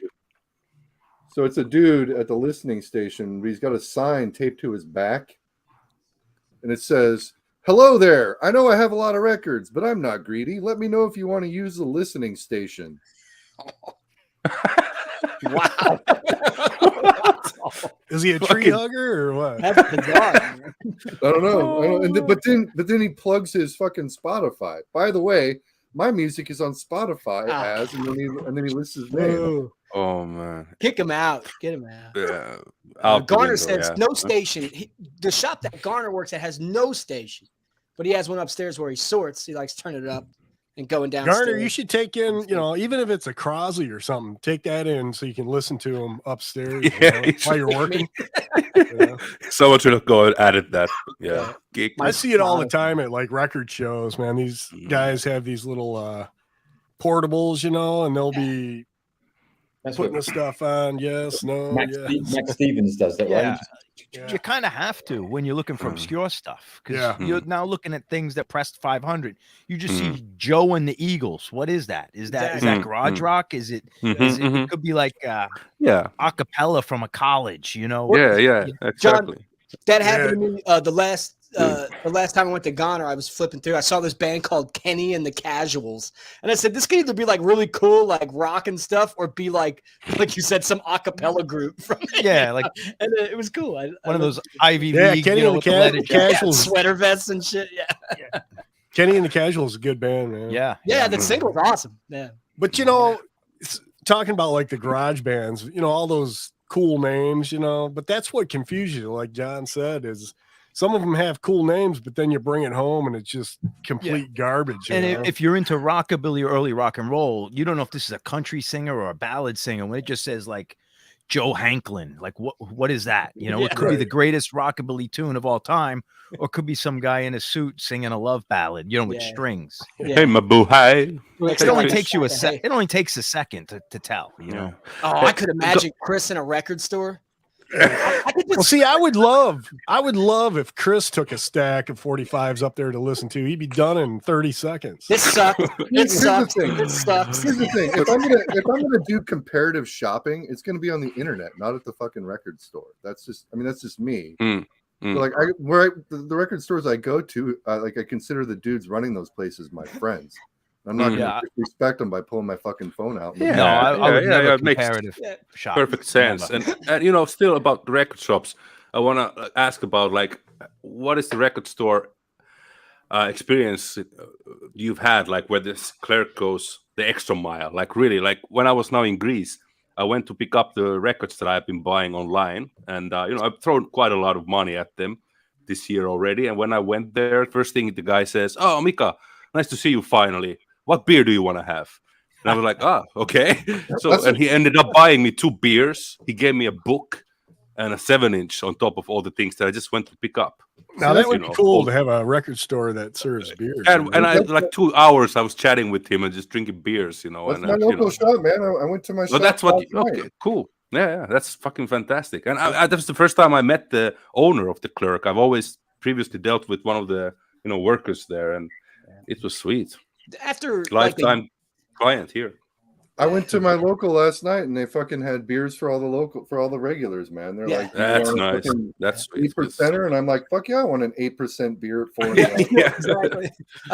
Goner does that too. There's like a brewery around the corner and they get like some of the local beers in there. So it's nice to shop with a beer. But after like about a year of going there, I buy a lot of singles, and at this point, like if I buy enough singles, I pay cash, I get a little bit of a discount. So they're so unfriendly. They're so unfriendly. The guy even takes them out of the plastic cover and keeps the cover. Come on. Yeah, I've been in those. And there's, do you want one? It's an extra $1 or whatever. No, he won't give it to you. Yeah. No. Okay. I'll take mine. Hey, kitty. I'll take mine off and give them to him. Because I use a certain kind, and I'm just gonna throw them away anyway. So why don't you keep those, Randy, and send them over to me? But yeah, to take the cover off after you buy it, that's ridiculous. That's a slap in the face. And they sell you the bag. Do you want a bag? I was like, yeah, okay, sure. Then I thought that's weird, and yet he added the cost for the bag on as well. That's only in England. Wait, right? he kept the sleeve? Like where were you at? Whole Foods? Paul bought Ride the Lightning at Whole Foods. I'd be like, what Yeah, I went to the grocery store and I wanted like 3 potatoes, and I said, "There's no bag because you have to buy a bag. They're 30 pence, like 50 cents for a bag for the potato at the vegetable part." Yeah, bags are. You should have put them in your pants and walked out. bags are 8 cents here when you check out, but like I always do self checkout, and it's like, how many store provided bags did you use? And I'm like 0, so I walk out with like 4. Yeah. Wow, you rebel. I know. I seen a video the other day, man. A YouTube video where this chick goes into this like Home Depot or something. She put a fucking chainsaw down her pants and walked out the door. Chainsaw. It's pretty impressive. Man. Did it have the chain on it? It was. I don't know. It was a display. I'm sure it did. Was it a bush trimming chainsaw? Or I was at a Target not too long ago, and a dude just walked out with a shopping cart full of shit. Like, just bypassed all the registers and just went right out the door. Yeah, it happens all the time, man. Man, the fuck, this is going bad. Okay. Whatever you say. I forgot. Yeah. Nobody went after him. They were just like, well, I guess he's gone. You know how Walmart, they make money, right? Because everybody goes there. There's Walmart one. I had no idea. I live in Ann Arbor, and the next town over is like Ypsilanti, and they had to shut theirs down because they lost so much money in theft. That's pretty bad. Wow. That's like losing a lot. Anyway, back to the music. Hey, More about push cutters. You ever hear this band, Randy? The Menthols? No. Mentos. They're from Detroit. I used to smoke menthol. Yeah, my mom too. Yeah. But then they banned them. Mentos are banned in Europe. Yeah, Really? I don't think you can smoke them here. Yeah. Yeah. Huh. I used to get those Camel Crushes with the little fucking chemical pod inside. Aussie Grants. Anyone know it? I just get a blind buy. Anyone know it? Not me. Interstellar. Villain. Looks cool. I would have bought that too. If I saw that at a shop, I'd definitely reach for it and be like, "What the fuck is this?" Looks cool. Yeah. What does it sound like? I can't remember. Double A size. Yeah, it's cool. It's cool. Ryan, what year was that? I don't know. Let me look it up. Yeah. It doesn't say on the. But Stevie actually sent that to me. It looks 1989. That's my guess. You think so? No, I have no idea. Modern. That's just a guess. We're gonna find out in a second. Eric, man, without even drinking. Oh wow, it's pretty primitive artwork. It is. Yeah, it's cool. Yeah, they're from Michigan. Show that again, please. I'll put you big. What, these guns? Yeah. Yeah. Oh, watch out. Shirtless. Menthol. This is cool, Miracle man. Slips. It's garagey. Just sleazy. Welcome, Sean. Hey, Sean. Hey, Sean, what's Good up, man? to see you. Good to see you. Welcome to the program, baby. Come on. Evening, everybody. I think this guy belongs at the bottom. Don't you think? Yeah. Always. Just, you have your fart machine there nearby. Yeah, he's waiting for someone to show records before he shows that. Usually I wait till Eric shows, and that's when I let it go. Don't. Eric or me. I mean, I think it's... Yo, we're going to pick a new victim today. Sean, what's up? How you doing? It's hot. It's like 97 degrees here today. Yeah, it's hot. Yeah, it was a killer here too, Massachusetts. We had a wicked tornado up in Gaylord, Michigan. Just tore it up, man. Gaylord, Michigan. Yeah, I'm just gonna leave this comment here on top of Randy. Gaylord. So that shit's coming your way, man. Be careful. Was that yesterday, Randy? Because I saw tornadoes. Yeah. Yeah, because I have a friend that lives in northern Michigan, and I was wondering about him. He's up towards Alpena and all that. Yeah, that's where it's at. Traverse City. It was pretty cool in Madam Sin's place. Let me tell you that. Yeah, that was great. That was a cool video. Yeah, it's really cool. Yeah. I like how you did that. See that. Yeah, you got it. Yeah. A couple weeks ago, Paul saw the chats Mm-hmm. from Australia. Yeah. Let's have a closer look at that. I'll put you big. Everyone can. They're on a dick and balls. That's awesome. Yeah. What's the sign say that he's holding? Oi, or something.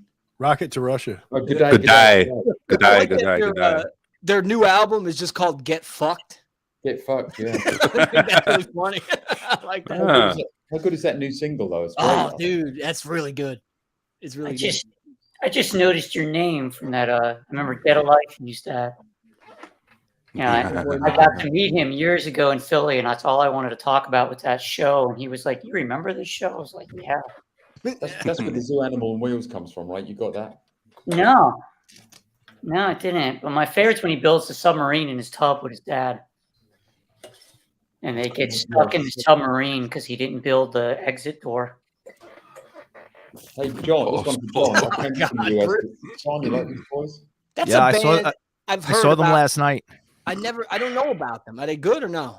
I saw them last night. They were great. Was that the clip you had on Instagram with the two guys? With yeah. It's like I saw that. Yeah, Marky Smith meets Johnny Rotten meets John Cooper Clarke, except with just a guy doing keyboards like Suicide. Mm-hmm. So they're total punk rock vocals. They don't drive Vespas. It gets pretty. No, they're not mods at all. Oh, okay, they're not mods. They're working class, but the guy just barking and yelling and rapping for an hour and 20 minutes straight. Angry, very good. He was a mod, right? He was like a massive Paul Weller fan. He was in a mod band, everything. Was he really? I didn't. That didn't strike me. Yeah. No, you wouldn't think it, but he's now potty mouthed. Yeah, he almost looks like a skinhead. But he's not. He's just a working class guy. But total John Cooper Clarke, Patrick Fitzgerald. But yeah, exactly that. Great lyricist. Great lyricist, and he's a great, like, you know, it's almost like poetry except angry. You fucking yeah. So good, so good. Yeah, I like the clip you put on Instagram. That's pretty cool stage presence, I can imagine. Yeah, it was. It's like John Cooper Clarke, except violent. You know. Yeah. If he was, that one, yeah. I never broke your windows. I never broke your rules. Reminded a bit like Jello Biafra, like how he's living. No, he's cool. Along with the lyrics while he's singing. John Cooper Clarke got together with Hugh Cornwell. Did you see that, Ryan? And they did. That's awesome. And did some stuff singing together. Yeah. Oh, cool, man. I have one other Cooper Clarke. I have an LP. I like him a lot. He's awesome, man. Yeah. I've seen him. Hey. Really? Yeah. He's still alive, ain't he? Oh yeah. Yeah. He used to live. Well, we talked about it last time. He used to live with Nico in a squat, as you do. Who would win in an arm wrestling match, John Cooper Clarke or Peter Parrott from The Only Ones? Poor Clark. You think so? They're both pretty frail, dudes. Yeah, they're both puny, aren't they? They really are. Tie. Yeah, really. I don't think the needle's moving there. What a head of hair on Cooper Clarke, too. Oh. Killer. He never takes the glasses off either. No. You know? Yeah, he's like 1966 Dylan. You know. Totally. Yeah, exactly. Yeah, and he always stayed that cool. You know. That's awesome. But he's a very clever guy. Yeah, Manchester, right? Yeah, exactly. Yeah. Yeah, that's good stuff. What the fuck? This is going bad. Fuck. The Bard of Manchester. Yeah. Bottoms up. God damn it. God damn it, this is going I back. ran a beer. Yeah. Oh, I guess we could go around the horn and talk about the records that you recently acquired, or just what you're listening to, or whatever. You know, we saw Any Paul pickups? a ton of. There we go. Liquid Death. What is that? Is that water? Never buy that ever. Ugh. Yeah, that's better than nothing. Yeah. Cool. It's not all right. cool. So who starts? It's water. No, but I mean, life affirming water. I forget. Let's start with Randall. What are we talking about here? What records are you listening to, or what have you acquired? Oh, what are you drinking? Not much. I got this Vicious Visions. Yeah, plenty of belches today. Yeah, it's some strange punk. I beat you. That's a good cool. What label? What is that hype sticker? That's the reissue. Or no, a comp. It's good. What's that? Busy Bee. It's Anyway, electro punk kind of. Yeah, it's definitely electronic. And then I got this Invaders. It's like a power pop new wave. They got cool sound on it, you know. And it's I think it's UK. Yeah, it's UK, like 79. Yeah. We're gonna need to check that out. And then I got a couple singles. I mean, I think John turned me on to the Maniacs on one of his video, and then I ended up getting this one also. Yeah. Oh, great. That's great. And then the Stiffs volume control. Cool. That's it. Yeah. Speaking of John, in one of his videos, you showed the Heat single. I think. And I realized, it sounded fantastic, and I realized that I've had it in my Discord card for a couple of months, and I'm gonna fucking pull the trigger next week. I don't think it's great. I mean, it's good, but I wouldn't say it's not top tier power pop. No, but it's not expensive. But it's like a one of those shop purchases when I went and looked what else there is. 2 African Americans in the band, and I like that because there's not a lot represented in the power pop genre. Yeah, no, but really I like not. It. Yeah. Look at that pussy cat. Fuck, this is going bad. I believe he says, "Motherfuck, this is going." That's what the cat said too just now. And Mika, yes, you need to get that one. The zeros, yeah. Oops, I muted you accidentally. I wanted to put. Who's better, Javier or Alejandro? I'm gonna get that. Who's the better Escovedo brother? Hey, no. No, it's hard. It's hard to say. No. Leave that alone. What else have they done? Those guys. I mean, in like after that time. Javier put out a CD, or I don't even remember if it had a cover, or if it was a burned one he gave us. Hey, Chris. So it's fantastic. Like good to see you. pop. Hey, Chris. Hey, Chris. What's going on? Hey, Chris, how dare you? John was talking. And you just interrupted me. Fucking disrespectful, man. All right, we have reached the point. Now no the name nice, Ryan. An hour and a half you made. I did good. I did good. Yeah. Last Go week, ahead, John. 2 weeks, like 3 hours ago. That's all right. I got nothing to say. Yeah, nothing important. You know, it's okay, John. You were just talking, and Chris came in. Yeah, it doesn't matter. I interrupt everybody, so I said hi. Take it. Yeah, actually, I think I interrupted John. So Ryan, on your video, or I think it was today, with you and Bruce, you were talking about Mick Farron. Yeah, what's the new album he's got? I didn't see anything. No, I got the guy's name wrong. Mick Farron's from the Pink Fairies.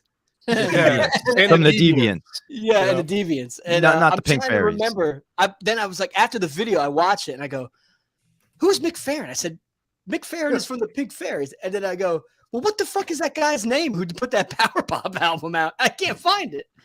I don't know his name. For some reason, I thought it was Mick Farron." Man, I was researching everything. I'm like, what the hell did he put out, man? It's new, you know. There is a great new He's Power dead. Pop. He's dead. Yeah.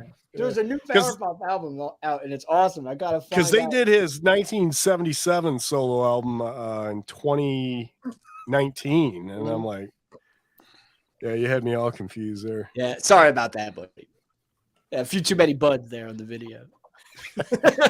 You know what happens. What are you gonna do?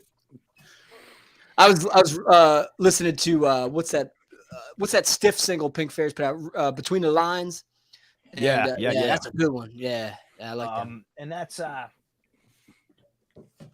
what is the B-side of that? On it. Spoiler for a Fight on it. Yeah, on Bacon Records. It's like it says Bacon Records on the end, but it's really stiff. Yeah, but it's a cover. Let me think of this. I got to remember what the deal is. This one, right? That's right. Yeah, that one. Yeah. Yeah, Spoiling for a Fight. Yeah, I like the B-side. Between the Lines. I feel like Dr. Feelgood covered this or something. There's some sort of connection that's kind of weird that crossed into the pub rock thing. I think a lot of those guys played, with each other, probably, right? I mean, yeah, but not so much with Dr. Feelgood. They were kind of isolated on that Canvey Island. I could be mistaken, but that was good. Yeah, this is and then I go play the bands with each other. John, what's the record that you got? It's a single from the Pink Fairies, and it's got Larry Wallace, who was in the original Motorhead guitarist, and Russell Hunt. Dude, their Kings of Oblivion just got reissued, and I have that on order from my local, but it's taking forever to fucking get there. So now this guitar player, Martin Mad Dog Stone, he was an original mod from the 60s, but he's the character. He became a book searcher.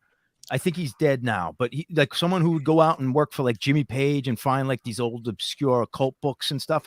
But he's one of the main characters in the Rat Scabies in the Holy Grail book. Oh, cool. Do you know that now? Like the book about rat scabies trying to find the Holy Grail. Oh my God. Oh, it's a wonderful book. If you haven't read that, That's what funny. is it? This Rat guy Scabies in the Holy Grail. Yeah, so basically this writer lived next door to Rat Scabies, and Rat Scabies, actually his father was always on the quest to find the Holy Grail, and Rat Scabies became obsessed with it, but he's just a stoner and he's just a former punk rocker.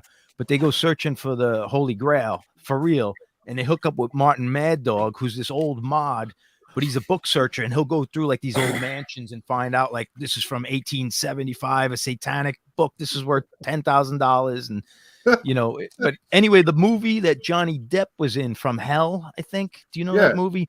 Yeah, he's a book finder. Oh, is that the Ninth Gate? Ninth Gate, where he's a bookfinder. That's based off of movie, his character is based off of him, even though he's not a mod and an old guy, but a guy who goes out finding these books for these rich people. So it's kind of interesting. It's pretty cool. Mm-hmm. It's a good movie, I think.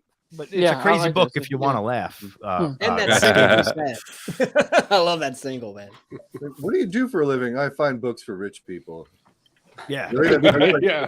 But it's like, it's like artwork. Like these guys in mansions who have these like really obscure first editions. And I hope they're paying them well. I think I'd just keep them for myself. And then what do you do for a living? I find original pressings for Randy. If we were millionaires, we'd hire people searching records for us. We might be. Yeah, I'm sure they are. Yeah, people who do that. We were on. Randy was talking about what records he bought, right? Yeah, come on, Randy. Randy changed the topic. I think he showed them all. Yeah. Yeah. Yeah, I was done, man. Like 10 minutes ago. Oh, sorry. I got a stack here. Yeah, go for it. Okay, let's go. Put your ones big. I showed in the last video. So these are the ones Bobby Gass gave me, but Clifton Chenier. Oh yeah. From 1955. It's like Zydeco, rock and roll R&B. Original Muddy Waters on chess from 59. And the best one was Little Willie John Shakin'. So I showed those in my last video. Yeah. I picked up, this is lousy, but it's a white label of Jabriath. He's like one of the first gay glam guys, but it's a little Elton Johnny for me, but just because I collect glam. The King Bees, I think it's New York garage rock band, but it's a great tune, On Your Way Down the Drain. Killer track. The B-side's okay. This is from Mike Uncommon Pallor. I have the first Boss single, but this one just came out and he recommended. I have not yet listened to it. So, but it looks really cool. Yeah, in his last video. Yeah, Mike showed it in the last video, but it's got, I'm not like a big artwork guy, but it's just really cool. Let me just, it's like these dancing bottles and they're all drunk and it's pretty cool. And then for punk rock, I got Vice Squad. Nice. Cool. Anti-Nowhere League, which I had no singles. Actually, I don't have no singles by the Anti-Nowhere League. Let's Break the Law and I Hate People. Somehow they gave me a postcard. Hershey Boys I didn't have on 45. Nice. Oh. Nice. I just snagged the LP. Yeah, Infra Riot. Great. The winner. Winner. Hell yeah. And then I got they sent me the wrong one. I wanted a different single, but this is the Jim Slips, the chick band. Yeah. This is an EP. This is not what I wanted, so I'm dealing with the guy. Crone Gen Reality. Got some great stuff. Oh, wow. Pretty cool. Yeah, really. Yeah. And then the last thing I got was like a reissue of Cockspur Shock. It's a good record. Cool. Pirate Press. Who knows what this? Yeah, Pirate Press. But did you see the? Sound good. This thing. It has this. I've never seen that. I've never seen that in my life. Embossed on the inner sleeve. Really nice. They're really nice. I think all the Pirate Press has that. I've never seen that in my life, and it's not like they spent money for a lyric sheet or even the print isn't even that great. So it looks like a cheap bootleg.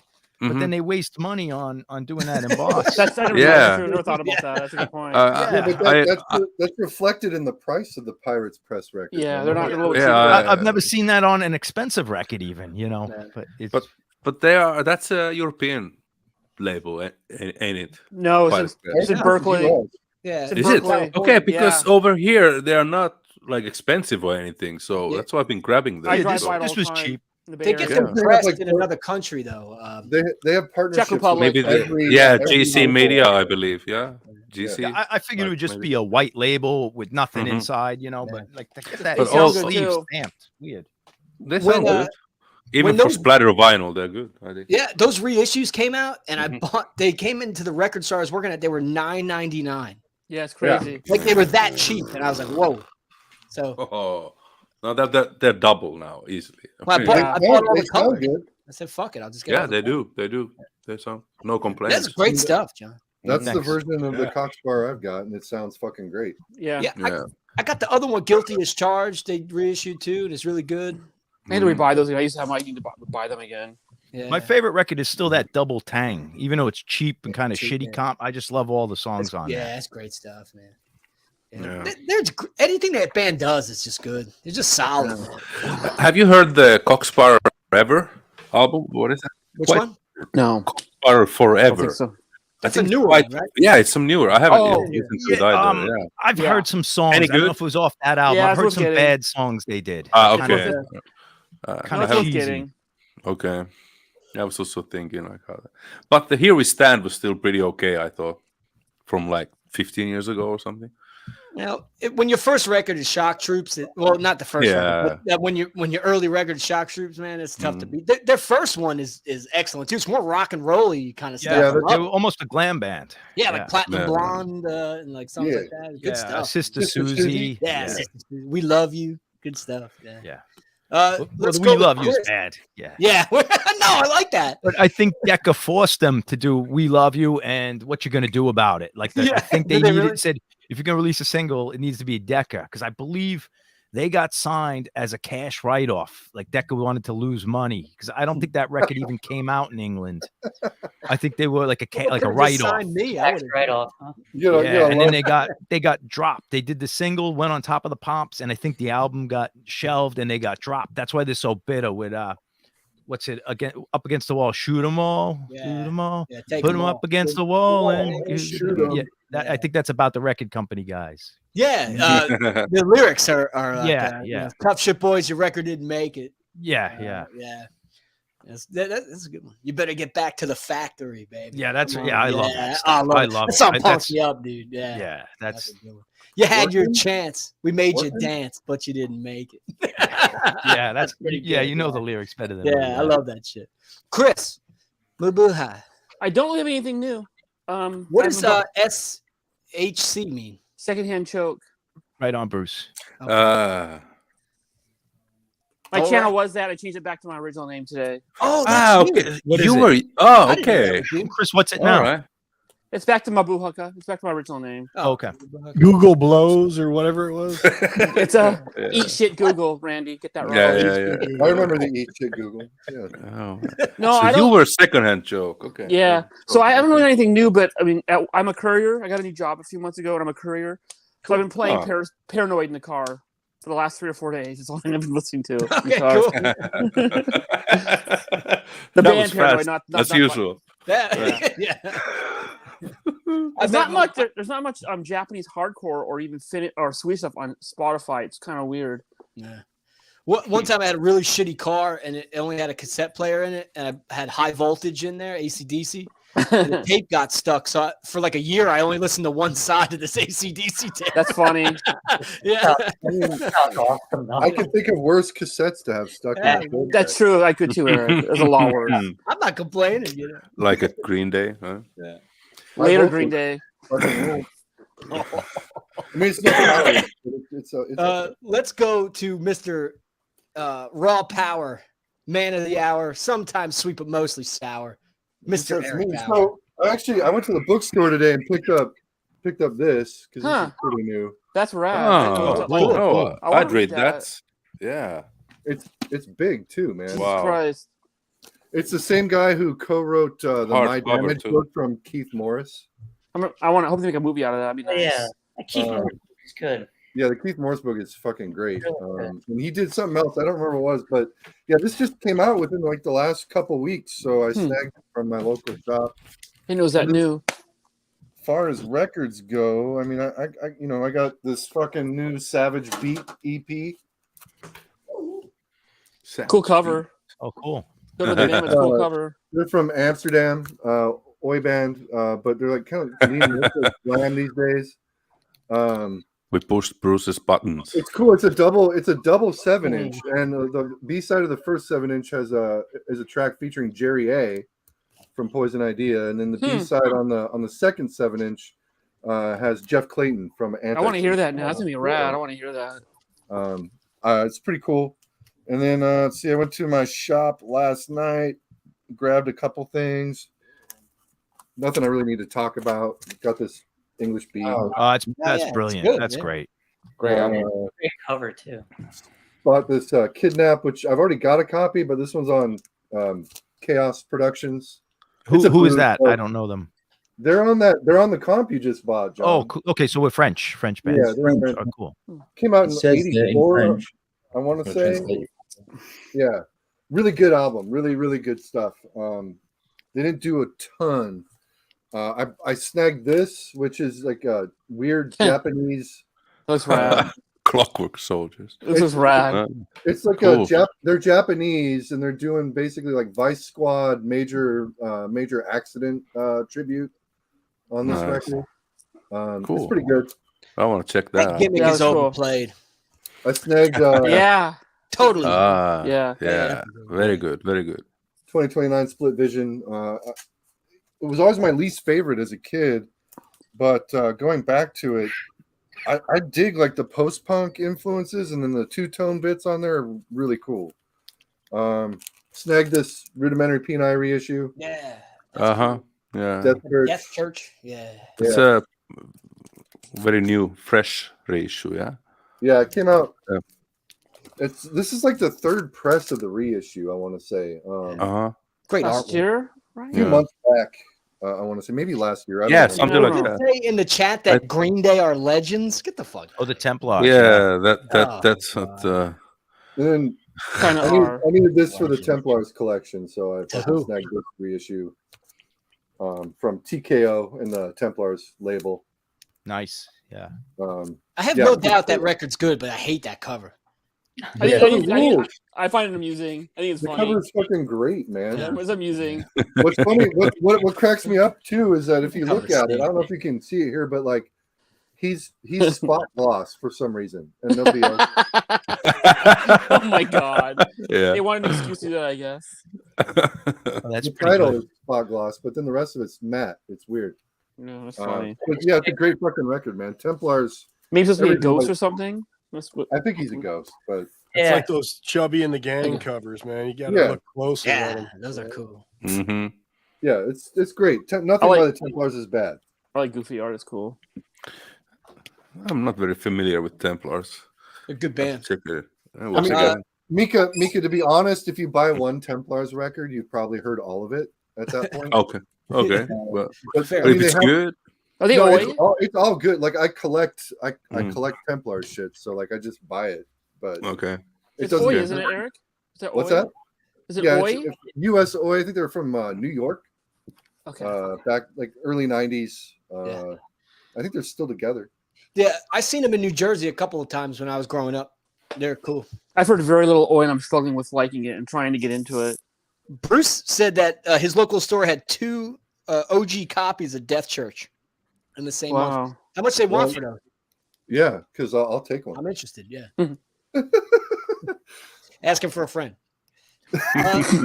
Let's go to the Pride of Philadelphia.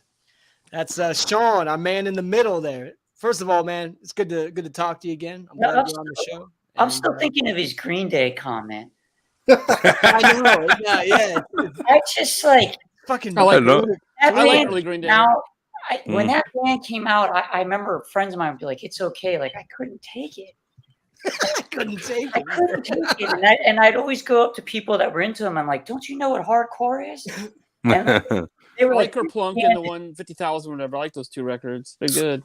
I like it High Fidelity when they're playing Stiff Little Fingers and the guy comes up or the girl comes up and goes, "Is this the new Green Day?" I've never been into the band. Never. Yeah. Something rubs me also wrong. It was funny also in my school, like in the mid-90s when Dookie came out, all the like other kids who didn't really listen to punk, when Dookie came out, it was in. Then they started to like talk with me and some of my buddies, and they were like, "Oh, this is like punk. Yeah, I mean, this is what you guys like." And I'm like, but they were all making fun of us wearing Sex Pistols and Ramones shirts. Yeah. And then punk was in after Dookie in our school anyway, where I was at. Then we were just like face palming, whatever. It's not even the ludicrous part of this is that he said they're legends. It's one thing if he said like, "Oh, I like them." And I'd be like, okay, you like them, but they're legends. Come on. Bruce is ready to take his life. They're pretty important in the Bay Area scene. I remember when I would say like Green Day were coming around. They were playing like this big outdoor thing for all the college kids, and like they were ripping up the grass in Boston. Like we're over at the Rat seeing the Business and Fear. Like it was like completely separate scenes. It was like all these college kids, and then there was the punk rockers, and it didn't even cross over. I'd say Operation Ivy were legends, but not. Yeah. I like Operation Ivy, but I wouldn't even call them legends. I wouldn't even go that far. But like Maybe on West Coast they are. I wouldn't call them. Come on, they're in the Rock and Roll Hall of Fame. They did a lot for band. Brooklyn scene. And Operation Ivy didn't do anything for the scene. I think they got all the credit, and they came at a time like on that for Dookie on the tour with Lollapalooza. They were touring with L7 and all these bands, and people didn't want to hear that anymore. No, it wasn't. It wasn't a joke. Hey, ask Johnny Ramone. Bruce, too late, Brucey. So a lot of people thought it was too depressing, like we love you, grunge and stuff. So they latched onto it. But I remember a friend of mine was at one of the shows for Kaplunk, and he like threw something at the bass player, and he told me later, he was like, "It was the biggest hunk of shit I ever heard in my life." And I was like, "Yeah." And you guys heard the interview wrong with pop punk. Nobody said anything. Nothing. Like that. No, there's nothing wrong. No, Green Day's music is punk music for cops. That's punk music for policemen. That's fucking punk music for policemen, dude. You guys seen that interview with Johnny, right? Oh, sorry, Chris. Go ahead. No, I was so into like Husker Du. And when people would run up to me like, "Have you heard of Green?" I was like, "Get the like, have you heard this? Like, have you heard like?" But Green Day covers Husker Du, you know. I'm like, they wouldn't even know that. It was like such a cartoon version of punk rock. Yeah, like to me, it was like listening to like Tiffany, and it was like a college version of punk rock, and it was what the mainstream wanted, and they would eat it up, and they did. Brutal. Listening to Tiffany. I know a lot of people that love their music, and I'm fine with it. But like to me, like just something about it, like maybe if I never knew hardcore before that, and it was my introduction, I'd been wow. They're really popular before they got big. They're in the indies. They were really popular. But that's a good thing about it, though, that it did turn plenty of people, and I have friends who got turned into punk from the Dookie and Offspring. You know, what was that? The Dookie sucks. Dookie's horrible. I know, but that was like when they really made big, like mainstream, and then those some people in my school like turned into punk, and they started to actually like, in my opinion, good punk. You know, if we want to talk I remember area punk that matters. Like that's a great record. Yeah, that's Black. I remember a guy from the Rolling Stone. Well, fuck them too. But he said back in the '90s, he said Green Day is the kind of punk you would buy at the Gap. I remember seeing I remember seeing the Dickies, and someone kid in the crowd. This is when Rancid were big with the Rudy Soho. Yeah. Someone had a shirt, or someone said something about Rancid, and he's like, "Geez, I remember Rancid back when they were called the Clash." I never liked Rancid. That's another band I never got into. I never liked them. I never. Hey, Troy. Them. Hey, Troy. Welcome, what's up, Troy? man? How you doing?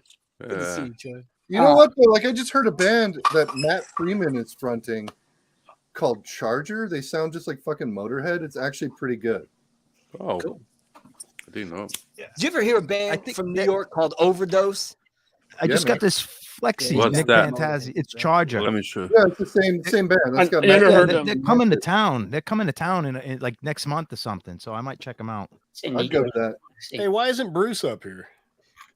Yeah, come up and defend the fucking. Yeah, I wanted to say this. Come and defend Green Day. No. Yeah. No, it's just like I said, like I don't have any like people that like it because I like music that people can't stand. Probably like one of my favorite bands is Bow Wow Wow, and a lot of people might. That's a good band. You know, but like great band. When I was growing up, Sean likes candy. No, my favorite Bow Wow Wow is Aphrodisiac. Hey, look at that. I mean, that album. Yeah, it's good stuff. That's one Eiffel Towers. Nice cover too. Nice artwork. No, that cover got a nice. She was underage when all those photos were taken. Yeah, 14. Please take it down before we get. Tracy Lords. Oh, man. Another stream bites the dust. Oh man. Bruce says two things. I have kids that are awake, and you guys are gatekeeping me. No one's gate. We're just having a discussion. We're just fucking with you. AGK is going to be over here in a minute, man. We love you, Bruce. Ooh. Oh no! You say his name 3 times.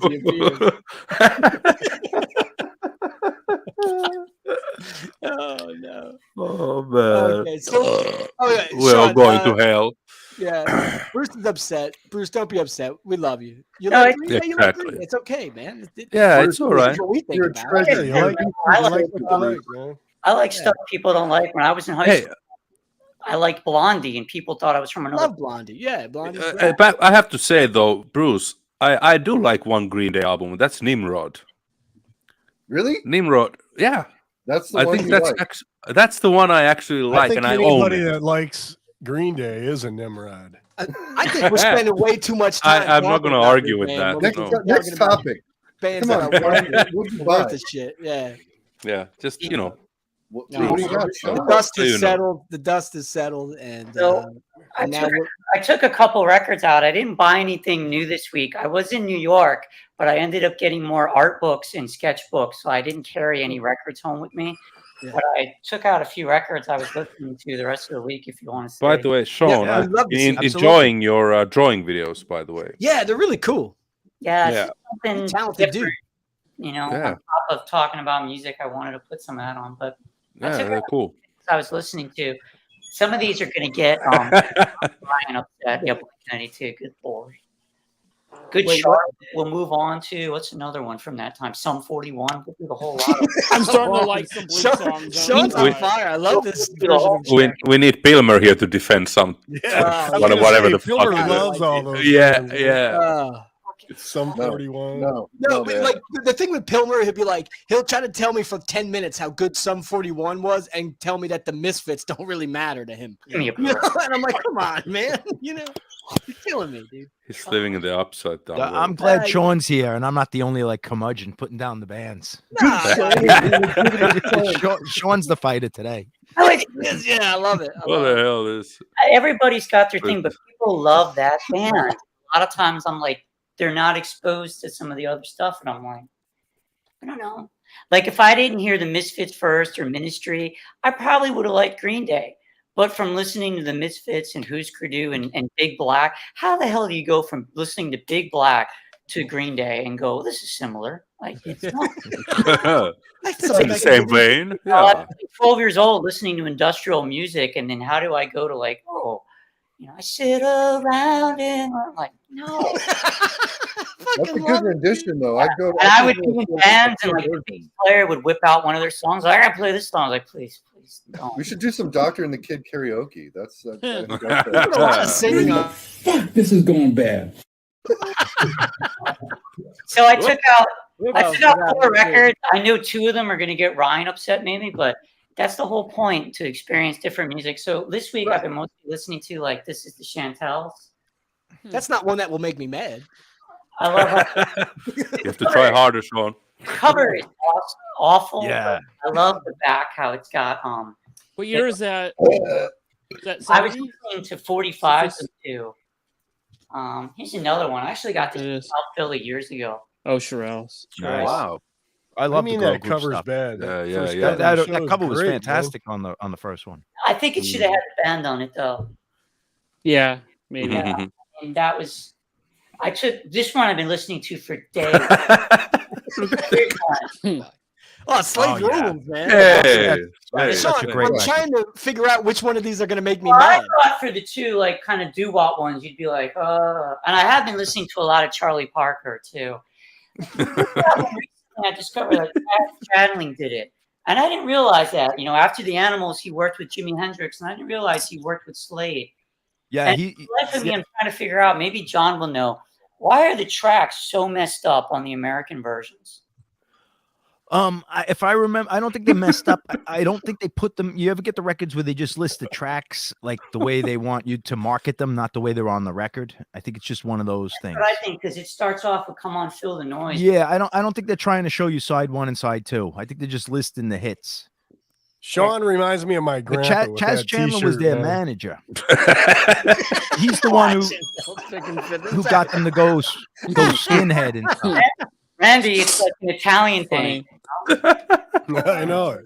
Here's the that's a fantastic record, man. Great record. Yeah, it's a great one. Ryan, and I still have love it. I can't believe this was still in here after all these years. I never lost it, but I still have the poster. The poster, cool. Fantastic. Yeah, that's that should be up on the wall, man. That's a cool poster. Yeah. Mm-hmm. I want to do something. I forgot it was in there. You ever had that you forget that you have something in a record? Yeah. Well, of course. Fantastic stuff, Sean. Yeah. I love all those records you showed. Every one. I need to take a piss. Thank you for Hey, sharing. that first one you showed, what was that? Soul or was it girl group? Girl group. Yeah, it's just old like doo-wop. Like they formed back in their late 50s. Like big song for me would be like Maybe. And they just scream out the vocals, and even says it on here. Chantel don't just sing; they belt it out. Like it's great stuff. And they're all from like New York, and then Shirelles are from New Jersey. Yeah, a lot of that that like early girl group stuff I got into because I was listening to the New York Dolls, and I read about them, and they were all into that kind of stuff. Yeah, and Joey Ramone loved all this stuff. The Shangri-Las are one of the most underrated bands. They were all like gang chicks, and Shadow Morton, who wrote the songs, was a former gang member. Like who wrote all like, and if you listen to their songs, they're not love songs about guys who have like dirty fingernails and jeans, and they're about rape and just all these morbid, realistic Wild stuff, shit. which you didn't hear in the early '60s pop tunes. Remember walking in the sand. Oh, Shangri-La. That's actually pretty good there, Randy. Yeah. You like that? Let's start I a band, man. I did like it. Yeah. Yeah, those the girl groups are excellent, man. I love that stuff. Because you listen to like the backup vocals that Sylvain was doing and the Dolls and Johnny were doing. It's all mimicking that stuff, man. And the Ramones too. Ramones too, especially sold out. towards Keep the later going. on the record. Green Day, yeah, all of them. Huh? Paul. What did I miss? Paul jabs you like 20 minutes in intervals, and he gets you every time. I love it. I was going through my 45s, and I thought I'd try to sort some shit out in different genres, and then I found these. Here's the Crystals. You like that? Uptown on the Phillies. That's definitely Spectre.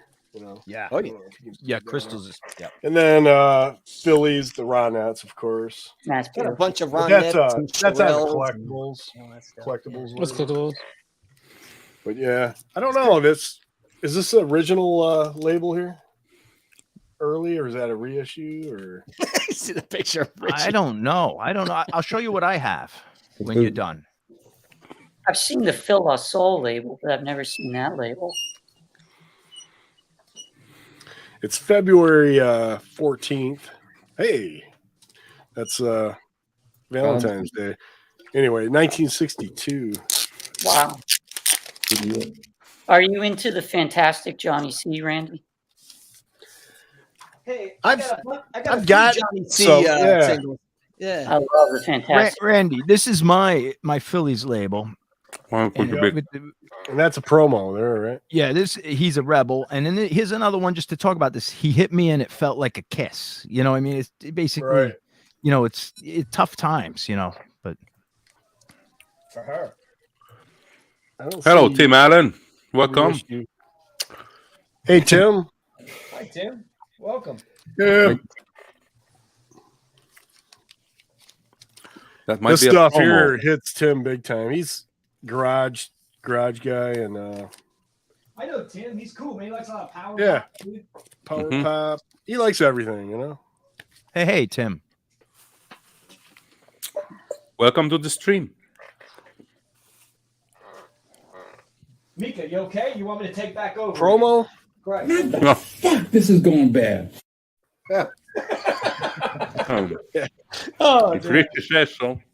That's not going to get old either. That's just. Oh, it's just the right length. Mm. That's what she said. I mean, it looks legit. It doesn't look like a. I bought this reissue. It's got. I can show quickly. No, what I'm saying is you might have an original label. You know what I mean? Right.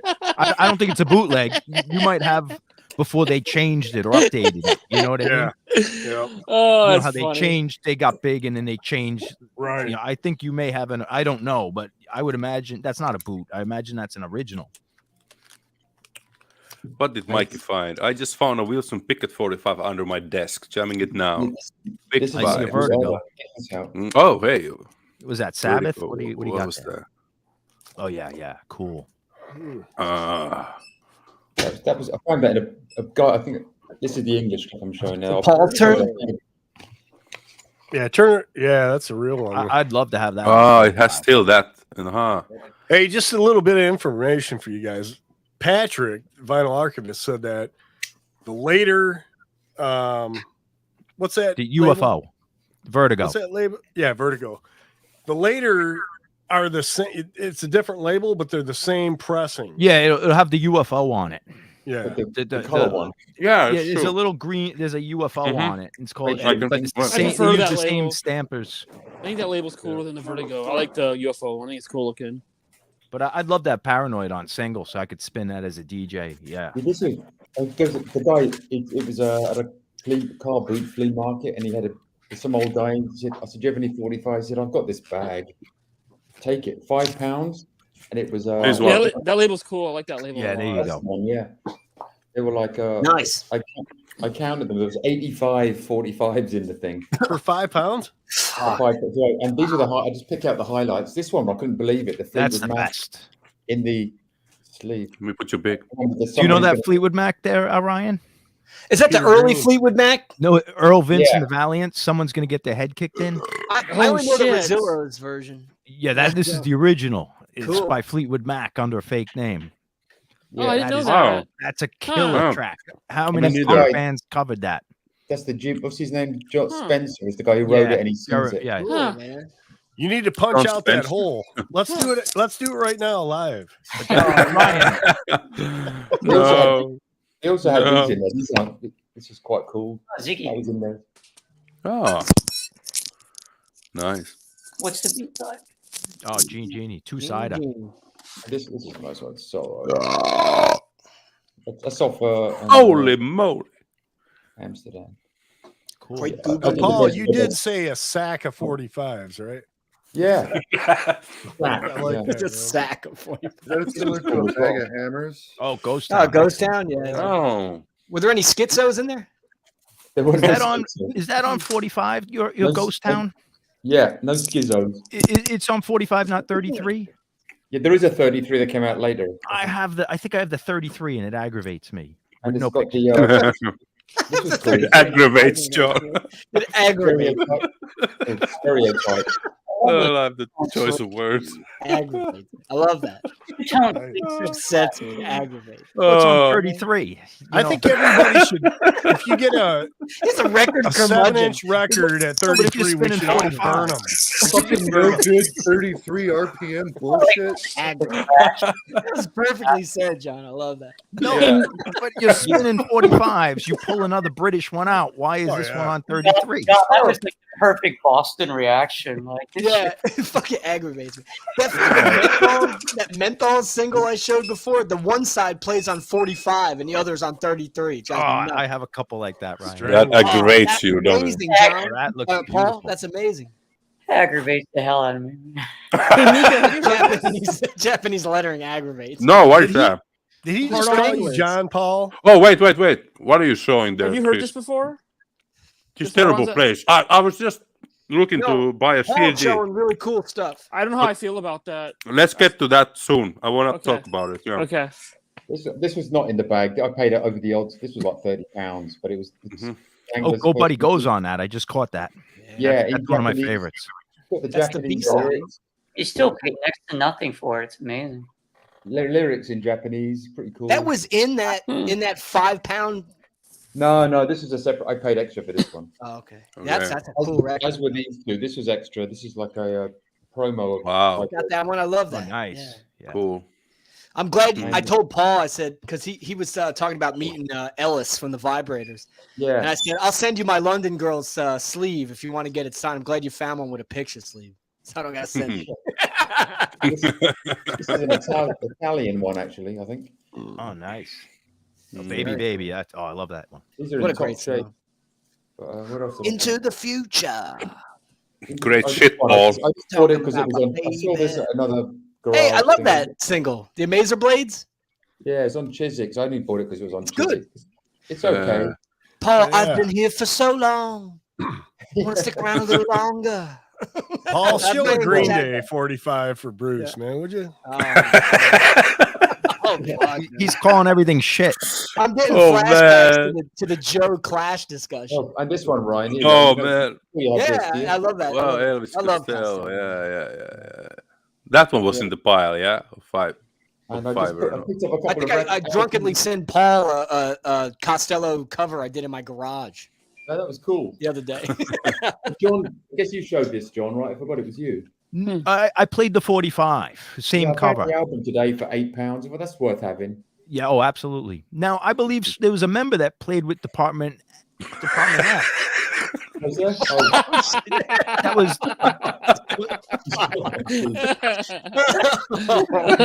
That's too funny. Oh, getting good, man. Wasn't your drummer going to go off to Department S? Yeah, and you talked them out of it. We're going somewhere. Stay with me. Exactly. Oh yeah, wait. Randy will appreciate this one. Bruce must be drinking bourbon tonight. Oh, nice. If he wasn't, he is now. Oh, yeah. What else? Great album, man. Heck, this was great. Scott 3. That's Scott cool. Walker. Anybody like him? What's that like? What is that? Is that just like rock? How would you call it? Kind of ballady, orchestral. Ryan, you should know the answer to this. This is cool, though. This Ian Jury. I think I put this on Instagram. 12-inch on stick. Yeah. Nice. That's cool. Nice sleeve. Yeah, I don't think I've seen a 12-inch sleeve of stiff. Ryan is gone. Does anyone know the answer? Mikey Bananas here. I need to buy that record. I don't have that record. What's the question for Mikey? It's possible. Isn't it there on the screen? Hey, Paul, do you ever hear Paul, this? do you know that? I mean, I saw the vibrators, Ryan. They went for years, both those bands, kind of. So, did you ever hear the rumor? The rumor but not do the Little classic Red Book? stuff. What Speaking did of you say love, about the vibrators, John? Your microphone. You're talking into a bottle. It's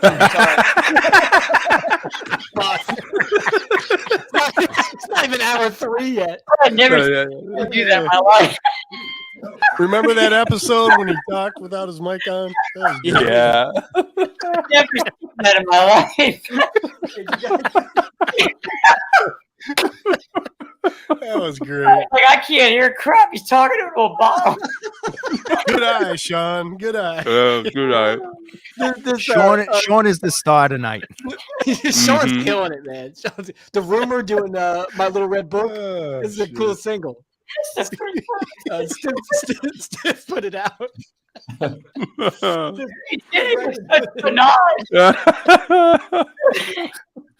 You gotta start your next video out like that with your vinyl pipes talking into a beer bottle. Shit. Motherfuck, this is going bad. I get him on stage with a guitar talking into Oh man. Ryan, you should. Do you see the comments? Everyone can see the comment I highlighted. I told you I don't know. Oh, you don't? Okay, I missed that. The original Eda lineup and the original Vibrators lineup, there's no crossover. But through the years, someone could have played bass. Vibrators had like Eda's 87 members in the band. Yeah, they were around for many years, both those bands, but not the classic stuff. That was great. Sean's a teacher, man, so he notices things like that. Well, I mean, that might be the point where I realize I have a drinking problem.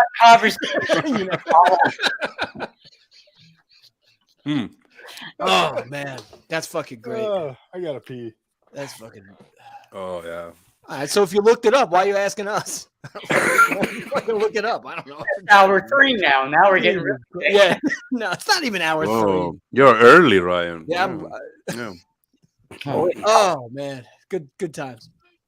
Oh yeah. So hey, Paul, was that your haul? Yeah, well, that's highlights. That'd be a good like name for your videos. Paul's Halls. I mean, you just show Beatles records all day.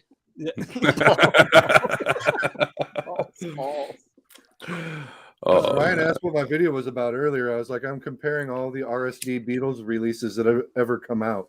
Yeah. Okay. You see all these videos going around the VC about people getting bent out of shape. That Abbey Road's going from like $25 to $35. Who gives a fuck? Yeah. If you don't have Abbey Road by now, then you're out of luck. I don't have it now, and I don't ever. It's not just Abbey Road. It's like UMG. All their stuff's going up. And what's it? Sony. Yeah. Stevie. Look at that Stevie right there. Play the video, Mika. Play the video. I was just gonna say. It's drink time, motherfuckers.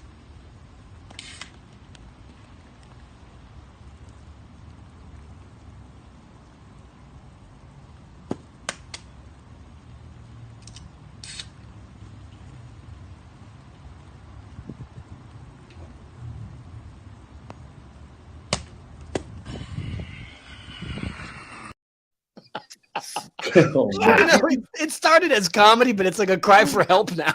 Do you think he actually like swallowed any of that beer, or did it all just end up on his body?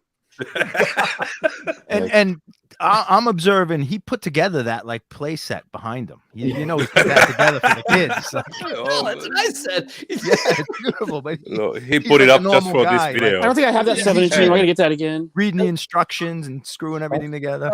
It's a great 7. Everyone has that too. Yeah. John, you think about it, like it was probably a proud day for Stevie when he bought that play set. He put it together for his kids, and he's like, "Oh, the joys of my kids playing." And then 10 years later, he's filming a video in front of a guzzling. But his hair was in a ponytail. He had a nice shirt on, and he's out there with the kids. Hold on, I'm reading the instructions. Almost done. I gotta go, guys. I'll see you guys. And then later. he's a caveman 2 years later. Come back, Chris. Please I gotta go. I'm going for dinner. I'll see you guys later. Chris, come back. Thanks for joining us, man. Bon appetit. Ryan's gonna sing a song into a bottle later. That's really fucking funny, man. Is Bruce giving the show a pass today? Is that what's happening? I don't know, man. I don't know. I don't know. He'd have to come up. There. He'll come up later and talk. It's awkward because he got the new Green Day tattoo on his arm.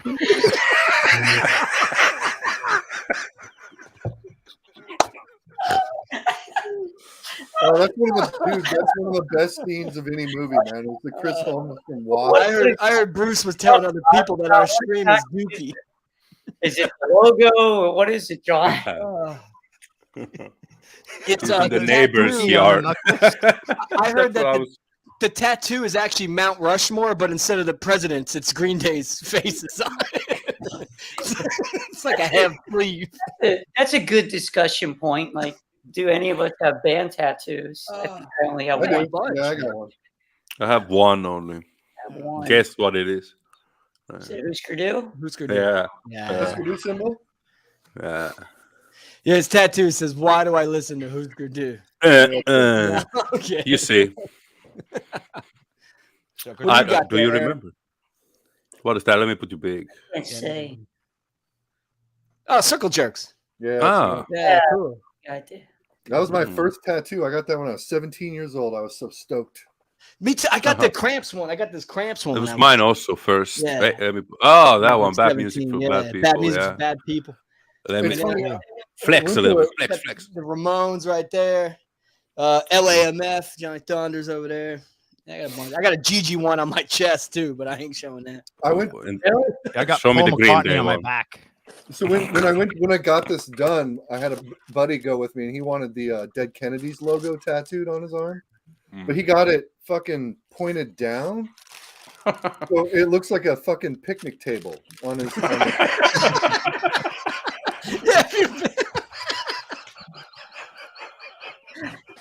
It's like if you ever go to a campground and you see the signs for the picnic tables, that's exactly what it looks like. Oh shit! That's funny. Quite some time. My mate's got Aladdin Sane, and they spelt it wrong with 2 L's. Aladdin. Not good. Fuck, man. Oh, that's great. And nobody pointed it out to him until it was like half done already. They're like, "Dude, you got a picnic table on your arm." He's like, "What? Wait, what the shit? Oh no!" And then I got another buddy who like the next day got the Minor Threat black sheep tattoo on his arm, but he got it so small that it just looked like a fucking black freckle, like a blob. Is that a mold? Did you call it a mold or a mold? Mole. Oh. Okay. He said mold, but I'm pretty sure he meant. Yeah, we know what he meant. Yeah. Yeah, they broke the mold. Thank you guys. That's a tough word, for to know English from mold. Mika, when they I'm googling this shit up. Mole. Wait. I was gonna get this tattoo done, but I don't know. Maybe there's still time, man. There's still time. Alice in Wonderland. Yeah. Oh, yeah. Get it real big on your back. The chest piece. Yeah. I think Bruce has left the chat.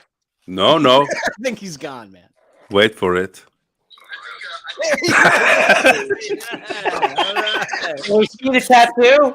That's excellent, man. He's here. You got to turn your YouTube off. I would have kept the dragon smoking the bowl. Like, there's a story behind that. Oh, man. Bruce is hearing the insults twice. This is getting him more mad. You got to turn your YouTube off, man. Oh, shit. That's it's like you're new to this streaming thing, Bruce. Do you assholes really think I'm mad? Hold on. No. He's pissed, guys. Yeah, come on. That's it. I'm fucking done. We're gonna be big. We're gonna How's be everybody big. doing? Good. Man. Welcome to the program. Hey man, I'm just fucking around. It's all good. I enjoyed the video. Ryan and Bruce did the new. I forget even the name of the new series. What was it? Show me the record. Show me the record. Yeah. Mm. You know, it was a lot of fun. Bruce had a great question. All his questions were awesome. And I'd like to ask the panel, some of these questions. What's a record that you loved at first? If Bourbon Bruce is in the house. What's a record you loved at first, but you kind of fell out of love with, or vice versa? Okay. I thought that was a really, really good question. Good question. I remember that. I didn't fall out of love, but when I was a kid, I was a big AC/DC fan, and I really don't have any urge to and I still respect them, and I don't dislike them, but I have no urge to put on AC/DC records anymore. I was gonna say it's got to be something early, like maybe for me, Kiss. I mean, I loved them as a kid, but I got, I don't. There's just nothing I. My best friend has a tribute AC/DC tribute band, and they're called Power Load. What is Dayton, Ohio? Just churn out fucking tribute bands? Dude, there ain't nothing else to fucking do, bro. There's nothing else to do. Jesus. Except for go to the Air Force Museum, which is pretty cool. But does anybody else have an answer to that question? Yeah. And the thing about think on these. Yeah. See, the thing that I commend Bruce on most, I have a lot of respect for him, is like those questions we didn't share with each other. We just had to pick something. Like we're sitting with our collections. It's fun. That's why I enjoyed the video, because you asked the question. So now I'm thinking about my collection, and I can't come up with something. I had a hard time thinking of an answer. Wasn't at really, home. It would have taken me half an hour to choose one. Yes, I got one. Okay. Oh, Eric's got it was. Let's make Eric. It was hard, man. Like trying to go off the cuff, man. It's hard. Yeah, but you did well, man. Amibix. Arise. The first immediate record. This is a reissue from I don't know when this came out. I've seen that band around, but I never listened to that. At least this band was like everything to me in high school, man. Like, it managed to help me expand my musical listening to like so much beyond punk rock. There's like aspects of Venom in this. A lot of other like darker like Euro music that I hadn't heard at the time. But I picked this up just mostly out of nostalgia. And I still really, dug it upon listening. But then a dude came out, the main guy, Rob the Baron, and he was doing a bunch of like Holocaust denying and fucking. He was doing a project.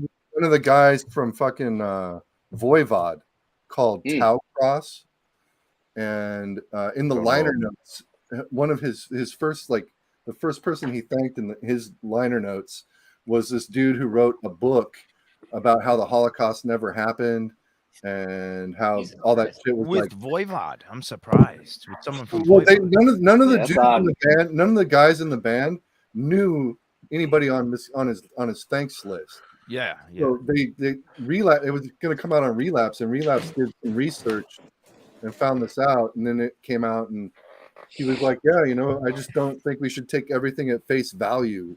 Why do we just accept everything people told us? All this." So I totally lost my respect for not just him as a person, but him as an artist, and like I keep it in my collection because of like how important it used to be to me, but I never fucking reach for it anymore, and it's simply because of that. I can't. It's like. Sorry, go ahead. I can't stand people like that. Like the person that raised me was at the camp, at one of the camps the day that they freed it, and he would tell me stories about it. And then growing up, these survivors come and talk to us, and it seems to be something of coming up in these last 10 years that people believe that ridiculous notion that didn't happen. Like, no, it happened. Right. It's insane. It's insane. Brought Germans to movie theaters to watch it, and they brought local people to the camps to see what happened. And it 100% pisses me off. Like when I come across. I mean, there was survivors when we were young, Sean. You know, like there was still people with tattoos and like extended family and stuff. I took my class a couple years ago before COVID, and I told them, I said, this might be one of the last times you get to meet one. Well, it always starts in the country it happens in. You know what I mean?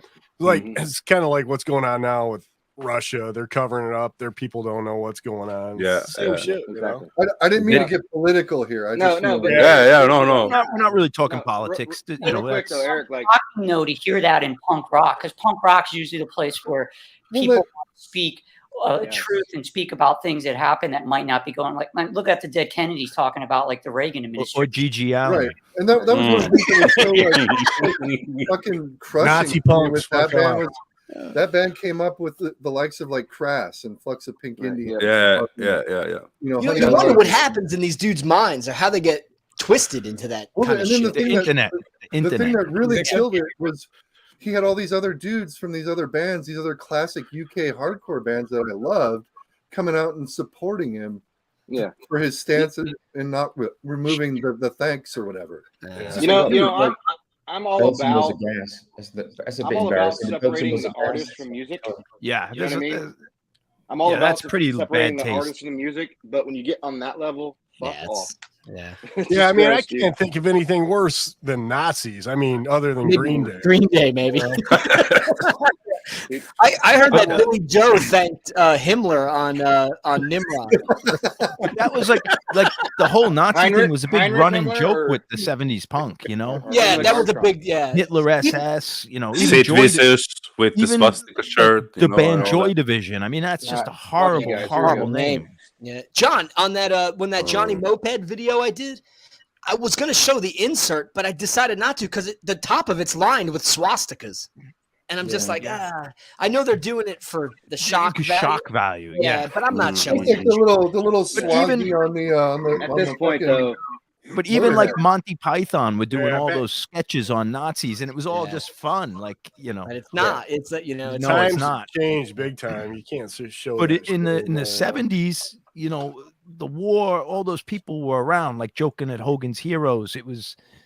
It's a different time than it is now. Even with the Sweet were on top of the Pops. They had like an iron cross on the guitars. Yeah, Lemmy from Motorhead used to wear Motorhead, the snaggletooth with the swastika in its. But hey, let's remember. Let's remember there are several meanings with swastika. So started in India. Then I know the African meaning. Yeah, I know, but still, like it started in India actually. India, theirs was the other way, wasn't it? And That's true. That's true. Yeah. You know, chances are, if you're a fucking white dude in a black metal band with a swastika tattoo, that you're not. That's a no-brainer. No-brainer. Yeah, probably. That's why I stick with the '80s metal. There's none of that stuff. You're making bad decisions. Has anybody been to Auschwitz? I've been. It's not cool. No, but we're thinking of going there with the. Not a vacation spot. No, I didn't. I've never been there. No. I've been to the A-bomb museum in Hiroshima. And that shit, that's a dark joke. That's like one of the most. I saw the Enola Gay a couple weeks ago, so that's like the second half of the trip. Smithsonian, right? Second half. Well, when I did the Auschwitz tour, they did what I thought was fucked up. You could do the tour in German as well. No, the boxcars in Dayton, the second craft. We're talking B-29s, right? Yeah. Oh, they've got the giant. Let me get the Green Day records. I'm sorry. What were we talking about? I don't even remember what we were talking about. Anyway, back to records. We were talking about records we fell out of love with. Yeah. Exactly. No, or the other way around. Exactly. The record that I was really in love with as a I don't know, young adult, but I've fallen out of love as a young this one. Pantera. Which one is that? Far Beyond Driven with a drill in the ass. Yeah. I think it's the original cover of it. I don't know. I'm not gonna put myself big for this one. I'll make you big here. Let's take a look. No. Come on. Okay, you want to? I've never seen that cover. That's different. That cover. This is a German pressing. That's exactly what you're seeing. Yeah. Okay. This is what you're seeing, guys. Let's move on from there. That guy's not gonna poop right again ever after that. Or he doesn't know when he's pooping. At least. We've all done it. My favorite question was the record that doesn't look like it sounds, or something like that. Because I still can't think of an example in my collection, but I know I have them. But that's a tricky one. Like if other guys, I got the perfect one. I'm surprised you guys didn't. I'd love to see them. Please show the schizos. Robin Gristle, the jazz breaks, whatever. That's. I mean, if I had time to think about it, it the name though, great, but, you know. Yeah. I have a very fresh specimen for this. Yeah. Now I can't find it. Where is it? I don't think this sounds at all what it looks like, the cover, the chisel. Yeah, I agree. I don't really think it looks like Celtic Frost record or something. Yeah, exactly. It's something like that. First impressions. That cover reminds me of the second Classic Criminal LP, Oi from Italy, out of like '93. Okay, you can check this one out. I don't know Italian, so I can't read the fucking title of the record. But so, if you saw this cover, what would you think this band sounded like? Grindcore, right? Like a crusty grindcore kind of band. I would think like maybe shitty industrial. That too, that too. This record is like the Devil Dogs, like 10 times dirtier with like Hazel Atkins singing. Like it's bizarre. Wow. Like it's rock and roll to the max. Yeah, I wouldn't guess any roots music on that one. Yeah, and it's awesome. And Stevie sent me this one too. So props to Stevie, the Haggis. Fucking great record. Yeah, man. Mikey, I know that Johnny Rivers record. Jesus Lizard and Nirvana. Okay. Kind of is that a Poodle and Iggy Pop? What is Paul's that? Got something. Yeah, that's a James Taylor record. That Bowie split. Nice. Go ahead. Yeah, this one's on touch and go. Let's see. But the question, I'm so glad that Bruce brought out a power pop record, because like it's like, yeah, I know exactly what this is going to sound like when I see a power pop. Yeah, they were all like that, brother. All the skinny ties and the. Fuck, I could grab 1,000. Well, not 1,000, but I could grab 100 of them in my collection and be like, power pop. A telephone or a transistor radio somewhere on the cover. Totally, yeah. Quite literally, yeah. You guys know this Bowie comp? It's like Bowie's early Bowie stuff, like 66, 67. And the picture I have completely wrong country singer. Completely I have wrong. I have the 10-inch where they did the same thing. They were trying to cash in for the people buying new Bowie. I can say that was a country record from the cover. Sean will like this artwork. That was cool. The Elephant Man says, in some ways, Frankenchrist doesn't look like what you'd expect. But then if the name Frankenchrist gives it away, you know. I have some of that artwork. Mm-hmm. Yeah. Right here. What a great album, Frankenchrist. Yeah. Hey, Klaus Fluoride. Woo-hoo-hoo. Love his solo stuff. What's that? Yeah, but if you buy this without hearing it, you're expecting because you see Klaus Floride's name real big. Yeah. You're like, okay, I'm gonna get some surfy guitar and like. I have that one on LP. That Klaus Fluoride. Not at even all. Like, not that because this is I say so. It's a great one. Okay. Not that this is an answer to the question, but this cover, right, for Holiday in Cambodia. Yeah. I don't know if kids now look at this and say, "Wow, that's just a brutal cover," or they actually know, like. Mm-hmm. The significance behind this cover and how brutal like something like this is. I mean, the Dead Kennedys are obviously making like a really big statement with a cover. And you had to compare that to all the singles that were coming out at that era. Like you're flipping through, you're seeing Cyndi Lauper and everything's a band shot. You know, there's very few black and white photographs on singles at that point. You know, that was the first Dead Kennedy Sisters. song I ever heard. No, I was like another. 15. Oh yeah. So go ahead. This is just my Bowie. It's all the early '60s stuff on a 10-inch, but they're marketing it so people buy this, thinking they're getting like a new Bowie. Is it called "Don't Be Fooled by the Name"? That's pretty clever. It's all like 1966 mod stuff. Wow. You know? What? That's awesome. That's ridiculous. Yeah, I had this another cover that doesn't really sound like what it is, but No. Is it on yellow wax? Nice. What is it? Like the Dick it is. I'm It gonna is. ban him. Hold on. Can I ban him? Bruce, it's not the secondary pressing. It's not the secondary pressing. It's hard talking kind of sounding. You guys want to fuck around? I'll show every Green Day record I have. I don't give a shit. I'll do it. But is it Can't all block of me. them? Is it all of them? No, I have all the '90s stuff. Well, I don't have Nimrod. I have Up to Insomnia. Anyway, whatever. No, but none of you give a shit. Fuck off. God. Wow. So in 1994, I was driving a buddy home to where he lived, way east of Seattle. This is a good one. On the I-90 interstate. Yeah. And he wanted to play fucking Green Day Kerplunk in my tape deck. Great record. As we're driving through the tunnel from Seattle to the bridge that goes across the lake, my fucking car caught on fire as soon as the first note of Kerplunk. What's I mean, that? And then my car exploded on the I-90 freeway.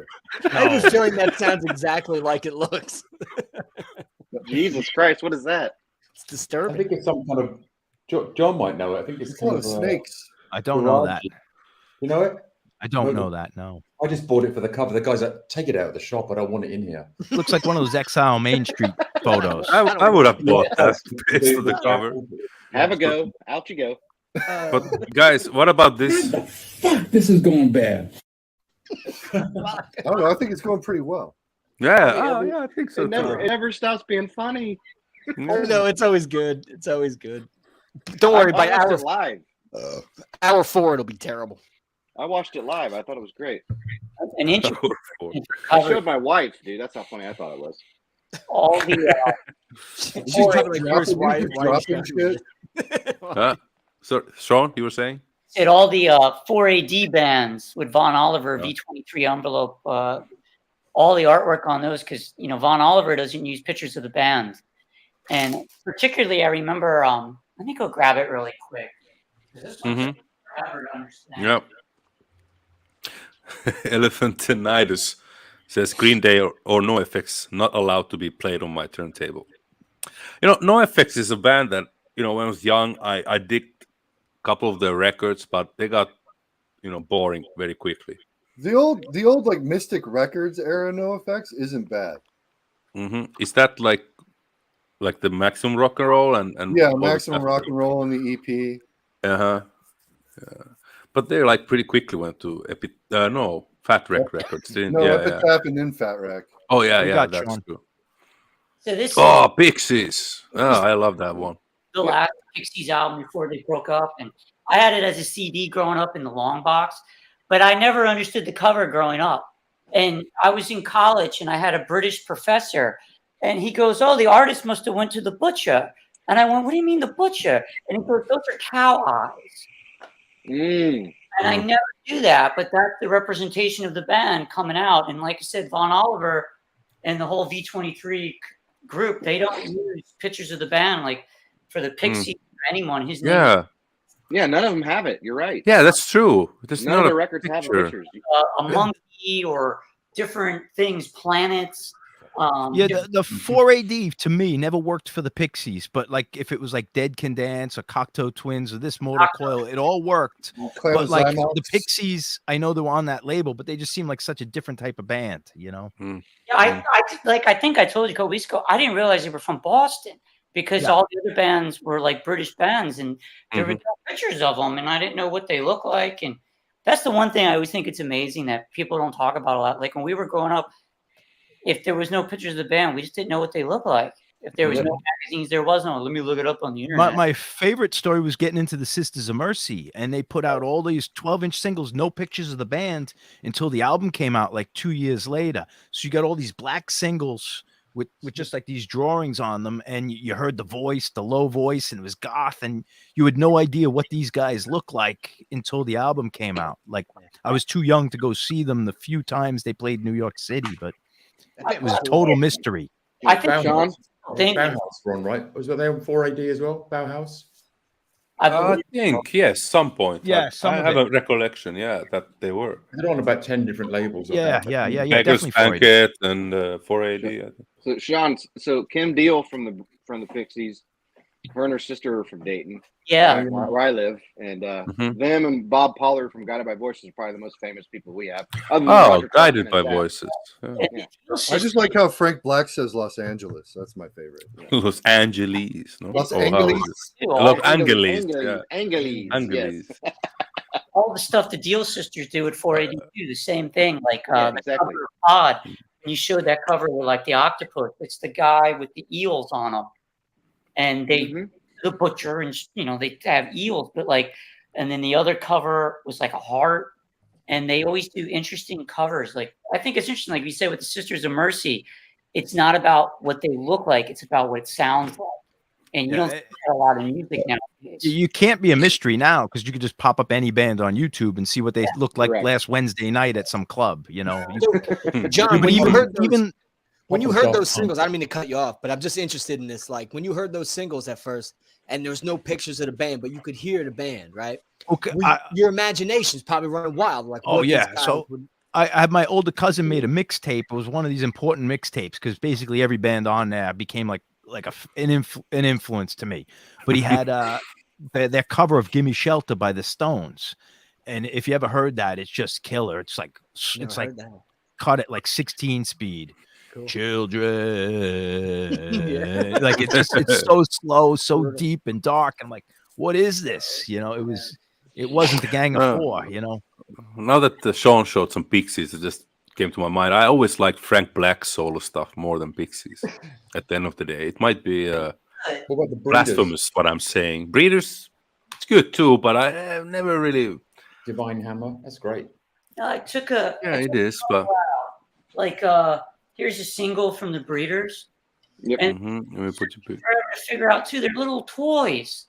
And that's a really cool cover. Yes. And I had this as a CD for the longest time because Jay Masker.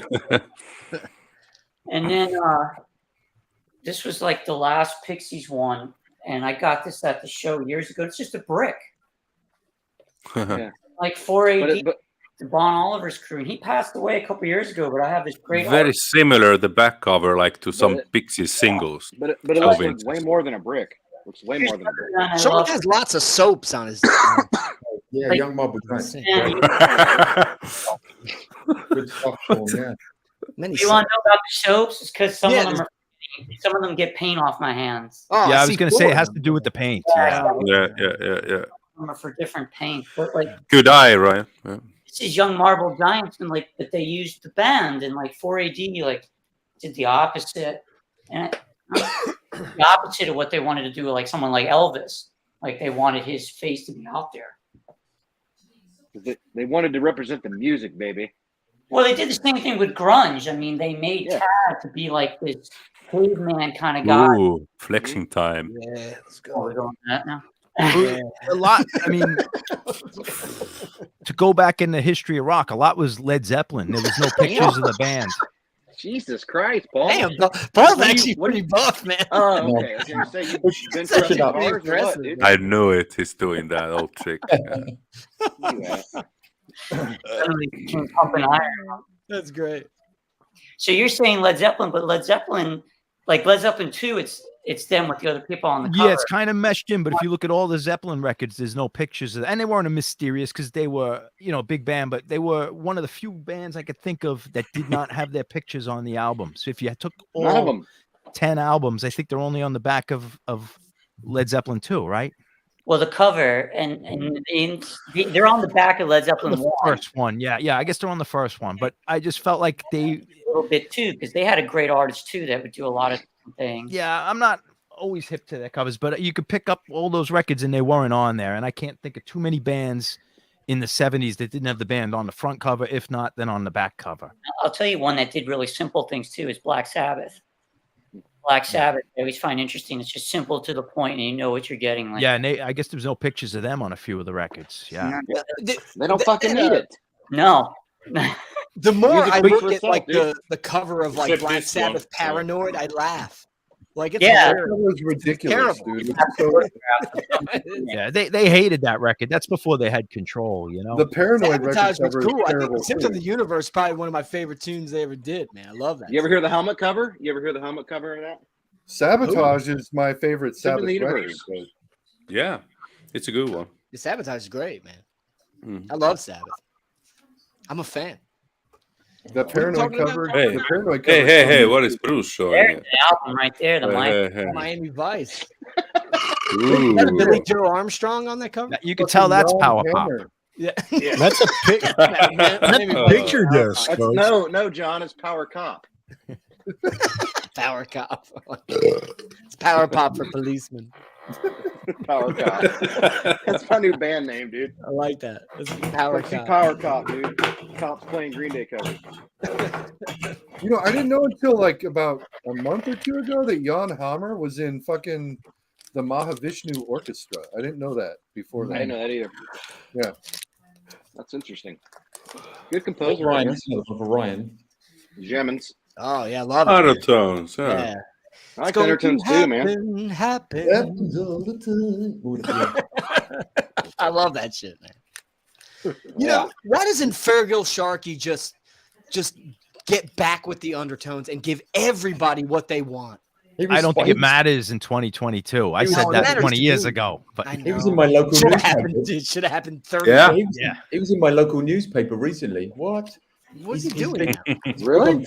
Cleaning rivers now. Yeah, he's like the head guy of like a fishing dock for the environment. Yeah. He's a movement man. That's like one of the great mysteries to me. Like the undertones still play, and I saw videos. I said I don't want to see this with some other guy. Fergal was everything that made that band unique. His voice is so unique. Yeah, they don't have that. Yeah. Talking to my mate Sin about the undertones today, he was saying how they got royally screwed over on all they're the worst contracts ever. Really? And they all live like in the equivalent we call them council houses, like projects here. Yeah. They got no money basically. Wow. Such a shame. You know, Teenage Kicks is probably one of the best pop songs, rock and roll songs ever. Absolutely. Man. Really, like one of the best ever. Agreed. It's just 100%. Unbelievably good, man. It's up there with Skulls. Yeah. Wow. I mean, from the moment the snare kicks in, it's just so simple. It's so pure. It's so good. See the way the drummer holds best chords ever used. He plays standard, doesn't he, Paul? Oh, it's so freaking Gentlemen, I'm gonna bow out and I'll try to join you a little later. I got some. I got to go run out and do an errand. All right, John. Be good, man. Thank you for joining us. See you. I'll try to be back in a little, like a half hour. Cool, man. All right. See you soon. We'll be drunk. Why does somebody like say Mikey jump on here? Yeah, I'll put the link there. Come on, Mikey. Here, man. That'd be cool. Miss you should get up here. Come on. Grab your pair and get up here, man. Come on. Yeah, we dare you, Miss I'm gonna you. go. Come on, folks. I'm gonna be on the Doctor and the Kid show, and she never. I'll be showing Green Day records later. Right. Come on up, Mika. We should just take a minute to salute everybody who's watching and who came up for the 21st episode. We're now legal to drink, and it's the first episode on our brand new channel. How are you guys alcoholics the first day? That's crazy. That's great. Man. Indeed. I have nothing to drink, so I just. Oh yeah, antibiotic man over there. Yeah. Oh come on, play a risk. You're kind of old. I drank 2 beers, man. Hey, when the doctors tell you not to drink with a drug, they're just telling you drink. That's when you do it. They want you to have a good time. Yeah. I just want this infection to go away, man. So drugs always go better with fucking alcohol. You don't miss it this way. Yeah. It's not going to go away until it's pulled. Where's the infection at, brother? I know. Is it on the cack? Is it on your cack? Huh? No, it's on this fucking panel. On your cack? The infection. Where's it at? My doctor's a drunk. God, man. The infection is so on much his for green subtlety. day. On this screen, Yeah. Coming from you, that's rich. See, this is where I miss like Paul's British sense of humor. Yeah, my doctor's a drunkard. I was asking my doctor, I was like, is it okay to drink with antibiotics? He says, does it say on the alcohol cannot be taken with antibiotics? I was like, and I said to him, like, I just made some beer. He goes, you made some beer? Bring some next time. Yeah. So I brought him a couple of bottles of beer that I made. Yeah, and then he charged you for the bag that it came in. Yeah, right. It's a different culture, folks. It's different. Yeah, when they tell you not to drink alcohol, you know I it's forgot gonna be better. to tell you guys. I saw last Friday, Total Hell came to Memphis. They did like a pop-up show in Memphis. And it was fucking awesome, man. That band rules. It's Drew Owen. He's in Sick Thoughts and Trampoline Team, and it's like his metal punk band. Oh, they were great. You showed the record, right? I showed the record. Yeah. Hey, you step up and be somebody tonight. Hey, Tonight, she's saying, but it will be a well thought out planned thing. There's no such thing on this stream. Why? And then Smiley's. Well thought. I don't know. I think she's messing with us. It makes me wonder what the plan is. I don't even know what the plan is. I would. This should appear. I mean, we got a guy who's talking into a beer bottle. You know? Yeah, exactly. I need to somehow save that. That's great, man. Yeah. Jesus. You did it so nonchalantly too, like you didn't realize it. I like how Sean just picked it out, man. The teacher, you know. Yeah. Hey, Sean, how many students have you had, like in your lifetime, that have done something like that you picked up on? I'll tell you the funniest story. 30 minutes went already. 30 minutes already. Wow. That was a quick errand. Let me guess. Wife took care of it for you? You got off the hook. I had to go pick up my daughter, but someone's dropping her off. So. Oh, that's cool. Perfect. Oh, nice. Oh, I hope it wasn't that guy. A Gary Glitter getaway. Oh man. Gary Glitter taxi service. If you're talking about court, he didn't win. And he All right, Sean, bring it back, man. So, I'll tell you something kind of funny. This is when I first started teaching, like 20-something years ago. We had a student like near the lunchroom, and they came up to me and said, "So-and-so is stealing ice cream sandwiches." There's no one who I ever worked at that sold ice cream. It was, and I go, "Really?" So I go up to him, and you could see it like dripping down his pants, like all over his pants. And I go, "Did you steal ice cream sandwiches?" And he's like, "I so see it." And he like lifts his shirt up and swear he had like 12 of them around his hand. And they were just his pants. Oh, that's amazing. How did you know? Like it's melting. You're eating ice cream sandwiches. Ice cream running down your legs. Oh man. Oh, no. That'd be an uncomfortable rest of the day, man. Having to yeah. I mean, that wasn't a well thought out plan. Hey. That's kind of the weirdest thing. Like I've seen that a student's done. Like, hey guys, sorry, but it wasn't premeditated. Look who's joining us. Marky calling. Mikey. Yeah. Hey. First appearance. Welcome, brother. Welcome. The machismo is here, baby. Come on. Yeah. Hey, yeah. Fellas. That's for elephant. There's an answer from John to elephant. Yeah, raw power. And here's the question. The Elephant Man says, question going back to the 80s, coming out of metal and found punk and hardcore. Did anyone come across raw power from Italy? Screams from the gutter. They were heavy as F when I heard them. John's Make me big for 1 sec. Yeah. Yes, I will. Well, give me 1 sec as well. On the inner sleeve, this is a live show from the Paradise. This is a Boston club that's still around. But my wife went to this show. This is before I knew her. But she saw them in the late 80s. And they played Boston a few times. But I didn't move to Boston until 89. But so that's actually a show when they came to Boston. But they were pretty well known. Yeah. But this is the only record I have. Raw power. Mikey Bananas, man. Let's go, baby. Let's go. Let's fucking go, man. I'm usually too fucked up to get on here with you guys, man. Like Saturday's my it's not just alcohol on the Saturday nights a lot of times. Say no more. Man, I went on the Jesus Christ when I was on with Randy and doing the Hydra stuff and Mr. Bizarro. I was on fucking Neptune, dude. Yeah, I was on Neptune. I was asking motherfuckers about what's your and actually I'm at least fucked up enough to ask now what's the best fast food fish sandwich. That's what I let in with. And I'm still kind of wondering I mean, that's great. You know what? Fuck, this is going bad. Need a beer then. Hold up. I gotta grab a first. Now I can start drinking. I don't have to drive. So the best fast food fish sandwich, that's got to be fucking. I don't eat fish, man. I don't like that shit. Oh yeah, Ryan. I don't eat fish either. I'm allergic. Man. I'm allergic to it. Out the window with that seafood shit, man. I can eat shellfish. I like shellfish, but I can't. No, I'm allergic to shellfish, but you don't fuck with fish? What? Nah, fuck. I can't eat it, man. Fish fucking suck. First of all, you know how many times I've been rushed to the hospital as a youngster, You're man. a jerk. Really? Fish tastes terrible. Up and all yeah, my sister is also allergic. Seriously, Randy, I call it shrimp roulette, like because I got poisoned by shrimp. So I didn't know if I'm allergic to shrimp or I had bad shrimp. But you guys ever knew anybody that? The insects of the sea, man. That's the insects of the sea. I can't eat it. That's you guys ever known anybody to like one at a time? One at a time. Sorry, one at a time, Mikey. You guys ever known anybody that like ate so much of something that like the doctor's words were your body has built up a toxin? Because my dad grew up. Man, we're in the South. We fish at the coast and shit like that. Not counting alcohol. No. And my dad would loved fried fish, like Southern style fried fish and shit. And we'd go to the coast. What the hell happened? He would eat spots, which are they're fish about this big. Catch them off the coast, and my dad would eat them solid for 3 hours. He was a skinny motherfucker. I mean, just a little bitty guy, but he would eat like nonstop. But then all of a sudden, he starts puking fucking every time he eats fish. He goes to the doctor, and they're like, "Your body has built up a toxin."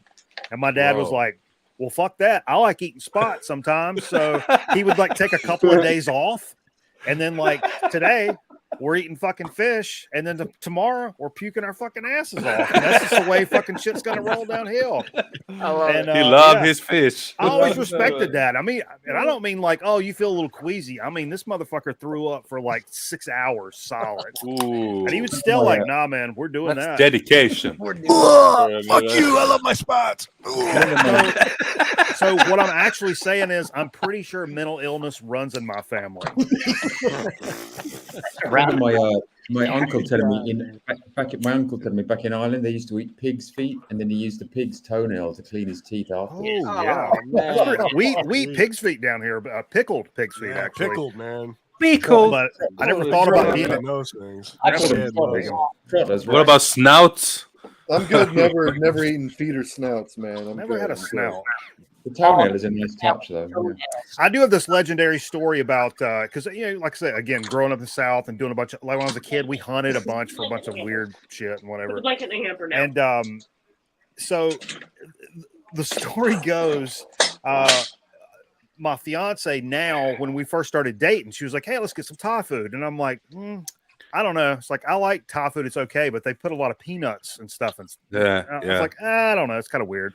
And I was like, and I really don't like peanut sauce. She was like, why not dip a spring roll in there? And I'm like, yeah, I get it, but it tastes like fucking peanut butter, and I'm good. Yeah, exactly. Yummy.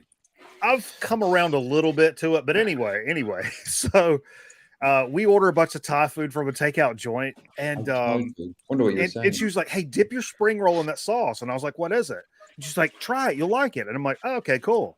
And I dipped it in, and I'm like, it's fucking peanut sauce. Like, what did I say? What the fuck did I say? That was my one thing about Thai food. I don't like peanut sauce, and you trick me to eat it for why?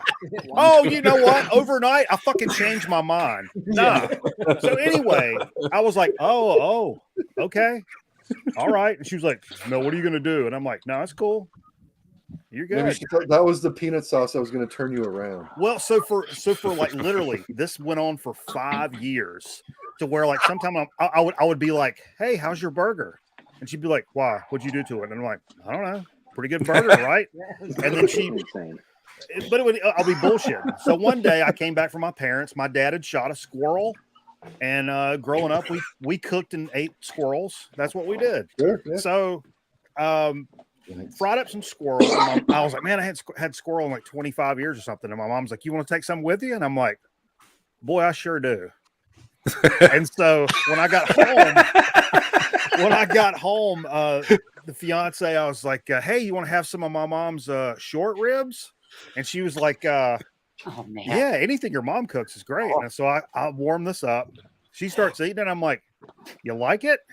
And she was like, yeah, it's good. But she was kind of stammering around a little bit. And I was like, how are them short ribs? And she was like, oh yeah, they're all right. And I'm like, those are some of the shortest damn ribs you'll ever eat in your life. And she's like, what do you mean? And I'm like, how's your squirrel, bitch? And she went, and started pulling shit out of her mouth because she's from up north. She didn't know nothing about eat squirrel. And that was, and I was like, remember the peanut sauce? And she said, that was fucking 5 years ago, you psychotic motherfucker. Like,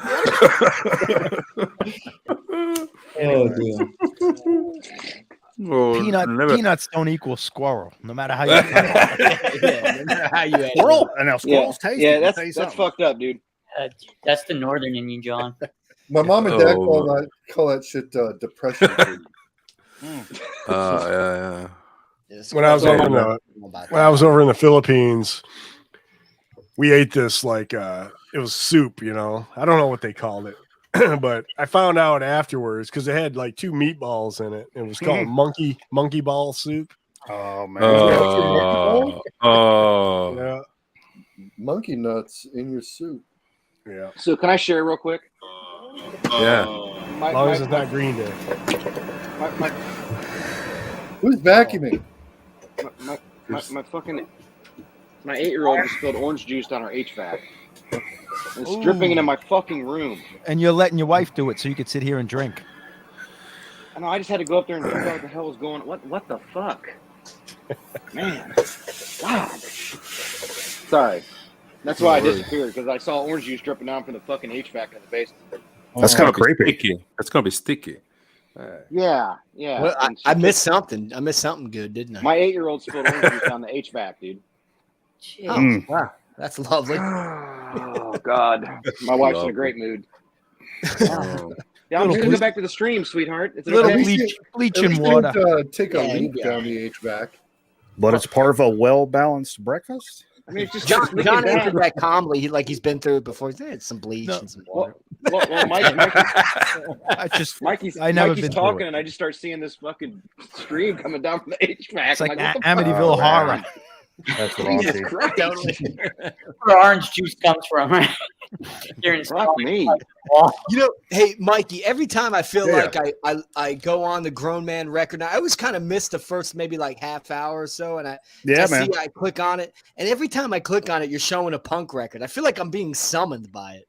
That's funny when I do that sometimes, where I'm like, or I'll mention this stream or something, and then all of a sudden people will pop up because I've bought, 2 of the Schizo 7 inches and the Eater record when Bruce was talking about it but I'm always fucking cookied out of my goddamn mind. But I do keep an extra tab up when you guys because I don't know a lot about that shit. But you guys mention something rando, I'll pull it up on YouTube and shit, and I'll like listen to it while you guys are talking. I'm like, I did that with Eater, and I was like, oh fuck that. And I immediately went to Discogs, and I was like, ba. And just bought it and woke up the next day and it was like, shipping notification. And I'm like, oh yeah. Speaking of pig's heads, right? Yeah. Hey, Mikey, the one record I was really pumped that you got was that Civic record. Oh yeah, man. Yeah, that band's killer, man. And it really is. They're playing in Memphis in September. They're playing Goner Fest. I can't wait to see them, man. Really? That's fantastic. Yeah, that's a lot of breaths of fresh air from down in that part of the world. Like, hey, Alex, it's pretty impressive. Hey, long Alex, time no see. How you doing, man? Good to see you. But John's yawning. That means it's over. Hurry up. Play the Vinyl Richie. Save it. No, I was out late last night. I drank last night too. Worked today. What happened to Bruce? I had a couple last night too. I think it was like Wednesday night. I was planning on like just chilling out, hanging out, and then your stream came on, John, and you guys are playing. Oh, Aaron's stream, yeah. You and Aaron, yeah. And I said, "Oh man, I gotta start drinking for this. This is fun." No, I tell you what's fun is like going to work and being sitting in the office and shit, and then I see like John's live spinning like 7 inches at fucking noon or something like that. I'm like, oh man, this is like, it was a Monday, and I was like, man, this I had the day off. Yeah, that felt good, man. Yeah, it's a lot of fun just taking random singles and just popping them on. And I was stuck in like pissed off at the chicken sales from downstairs mode, and I'm like, man, come on. And then I start checking my YouTube shit. I'm like, oh wait, and next thing you know, I'm like listening to records, and I'm like, yeah, this day's all right. Everything's gonna be okay. Yeah, everything's gonna be okay. Yeah. What happened to Bruce? He's cleaning up the orange juice. Let him take care of that. That's orange juice, Bruce. Orange juice, Bruce. New channel name. Orange juice, Bruce. I like that. Do you still have the prize time video? You got that somewhere? Stevie. I forgot what that looks like. Yeah. Well, here we go. Here you go.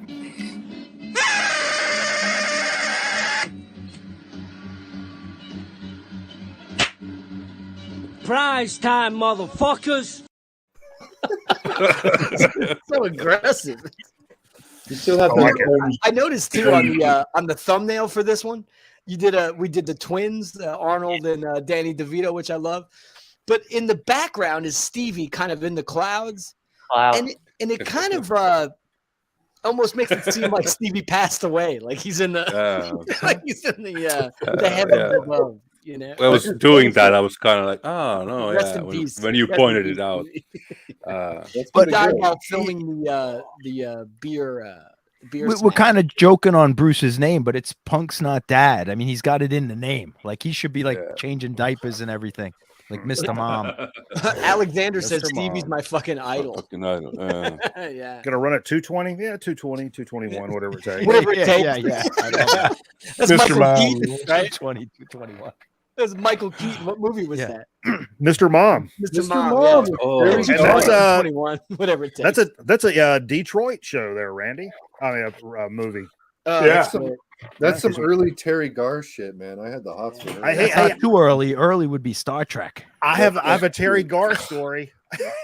Elvis movies too, so we used to do this 30-minute program for this TV station I work for, and it was like a community affairs thing. We had some hand job come in and like host the show every week, and sometimes he would do like super lame stuff, and then every now and then like a celebrity would be in town or like from some event or whatever, here because of juvenile diabetes or whatever. So anyway, Terry Garr was in town for some shit like that, and he was like, guy I work with was like, hey, I'm going to interview Terry Garr for this for the show. It was called On the Record, and I'm like, oh, that's cool. I was like, hey, look, man, tell her I've seen Mr. Mom like, I don't know, 180, 190 times in my life because I fucking love that movie.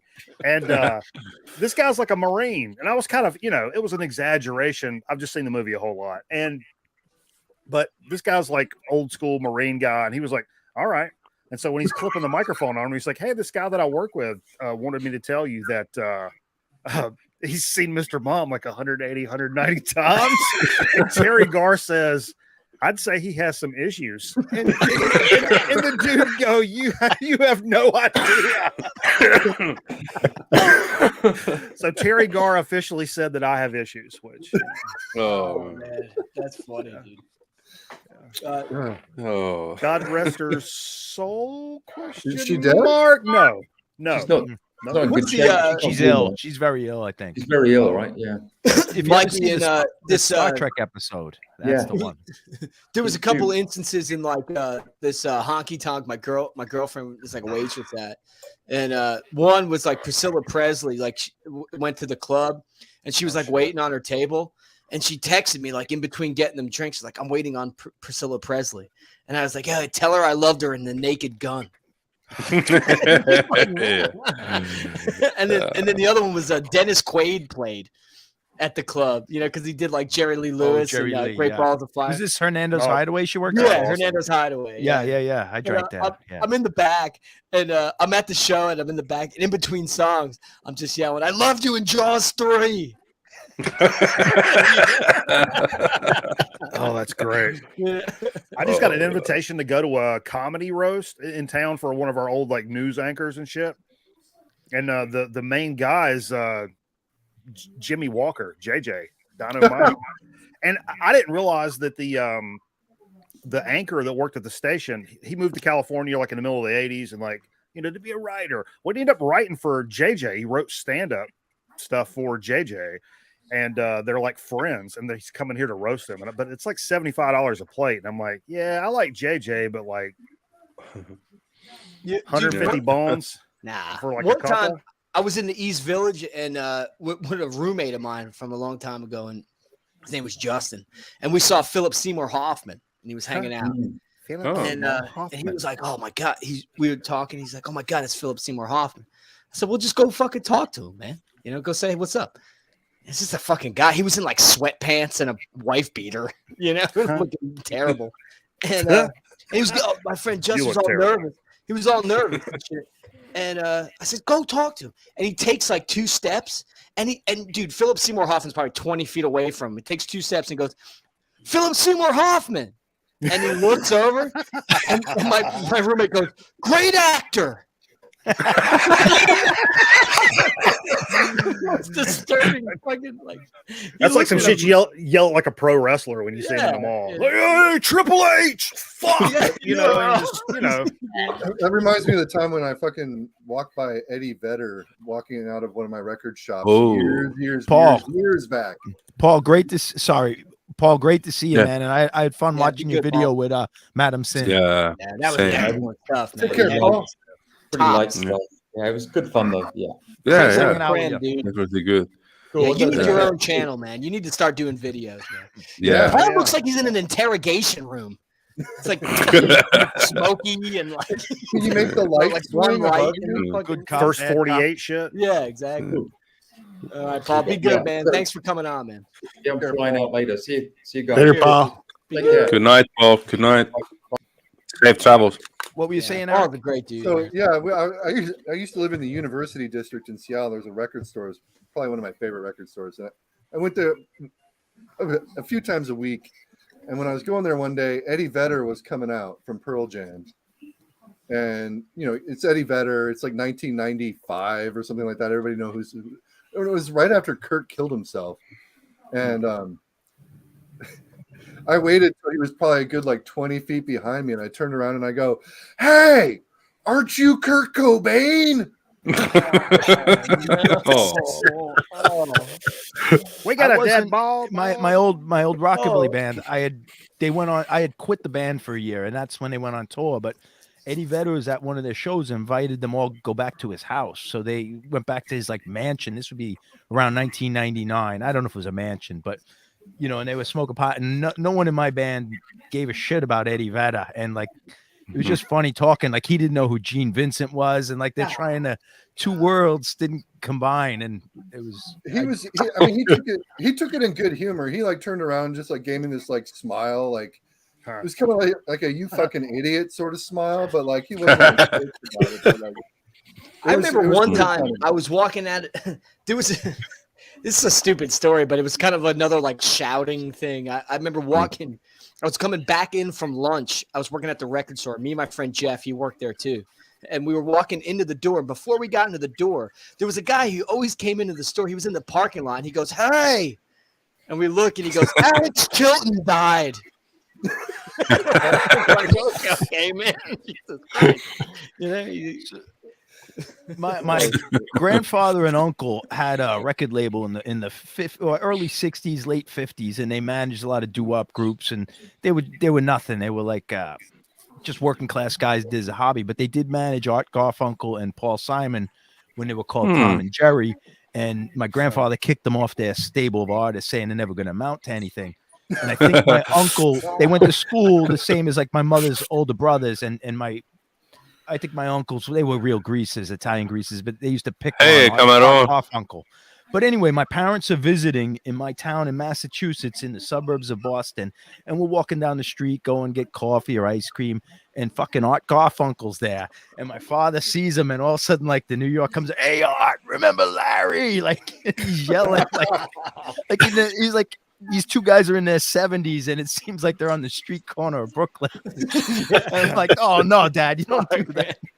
John, I remember one time, man. I was in Garfield, New Jersey, and the disconnects were opening for David Johansen, and I was like really pumped, you know. And we played our set, and then David Joe went on, and it was after like the second song, and this guy in the back just goes, "Hey, David, you still owe me $20." Oh, man. Yeah, I would have asked him to play some Buster Poindexter. Yeah, there you go. Something ruthless about the crowds in New York and New Jersey, you know. Hey, you were great in Scrooged. I used to get I loved you in Scrooged. when you know, in the 90s, when I had like the pompadour and like there wasn't too much rockabilly happening, people would say, "Hey, you look like the hot guy." Buster Poindexter. Oh man, fuck. Did you change your hairstyle after that, John? Like the shoe fits, wear it, forever. It haunts me forever. Hey, I had a rat tail way longer than any person should have, and it may or may not be in a frame right now. I feel like rat tail. Neither here nor there. I love Mikey, man. Squirrel ribs, rat tail in a frame. Hell yeah! Did your rat tail end in a thunderbolt on the back of your head? I didn't go there. I did shave a band's name. I used to follow this band called Of Dying Dreams, and it's a long name to carve in your head. Well, no, everybody called him ODD for Shit short. wrapped So around when the guy was like, I had like around the like long hair and a ponytail, but I had it shaved on the sides like the fucking hunky kid from Home Improvement. Joe Dirt. And on the sides, I had ODD like shaved in there for a little while. I had vanilla ice steps, baby. Oh yeah! Oh wow, nice. Love it. I did the Brian Bosworth cut back in the day. Dude, I literally took a picture of Brian Bosworth to the barber without my mom didn't know, and sat down in the chair. I was like 11, 12 years old. It was like, you know, bass and deer head on the wall, like barbershop. And they're like, "All right, what can I do for you, young fella?" And I pulled this picture of Brian Bosworth out, and he was like, "Oh, Lordy have mercy." And my mom looked around the corner. She was like, "Oh, no. I was just say no more, it. fam. Say no more, fam. Oh, that's amazing. Yeah. That's some bumpkin shit there, dude. Yeah. Mikey, where'd you grow up? Did you grow up in North Carolina? Yeah, that's North where Carolina. You're at, right? North Carolina. Yep, Okay. like the Greensboro, High Point, North Carolina area. North South of the border. North Kakalaki. Mikey Cameron says I'm going to get Mikey's rat tail tatted on me, but I'm going to get the frame tatted too. I got this. Somebody let me show some of the coolest piece of VCLT, because Cameron actually said he would tattoo this for the first tattoo. Check it out. Oh shit! Here we go. Whatever it is, it's a mistake, Cameron, and don't do it. I don't even need to see it. Tattoo of a fish sandwich. Yeah. It's a Conway Twitty plate. Oh Nice. God. Whoa, let me put you big. Yeah, somebody Aaron Griffin sent me a friend of the program, and Cameron said he would get this as the first tattoo, and I was like, the picture of Conway Twitty, or like the actual plate? Hey man, it's only make believe, dude. He was a goddamn gear. Conway Twitty was it might not be a bad first tat. That's not a plate. That's a gear. Conway Twitty was on Sun Records. He was named Harold Jenkins. He wrote Rock House, like a kick-ass. His early stuff was killer. I mean, his early stuff's killer, and he's a good crooner too. I mean, like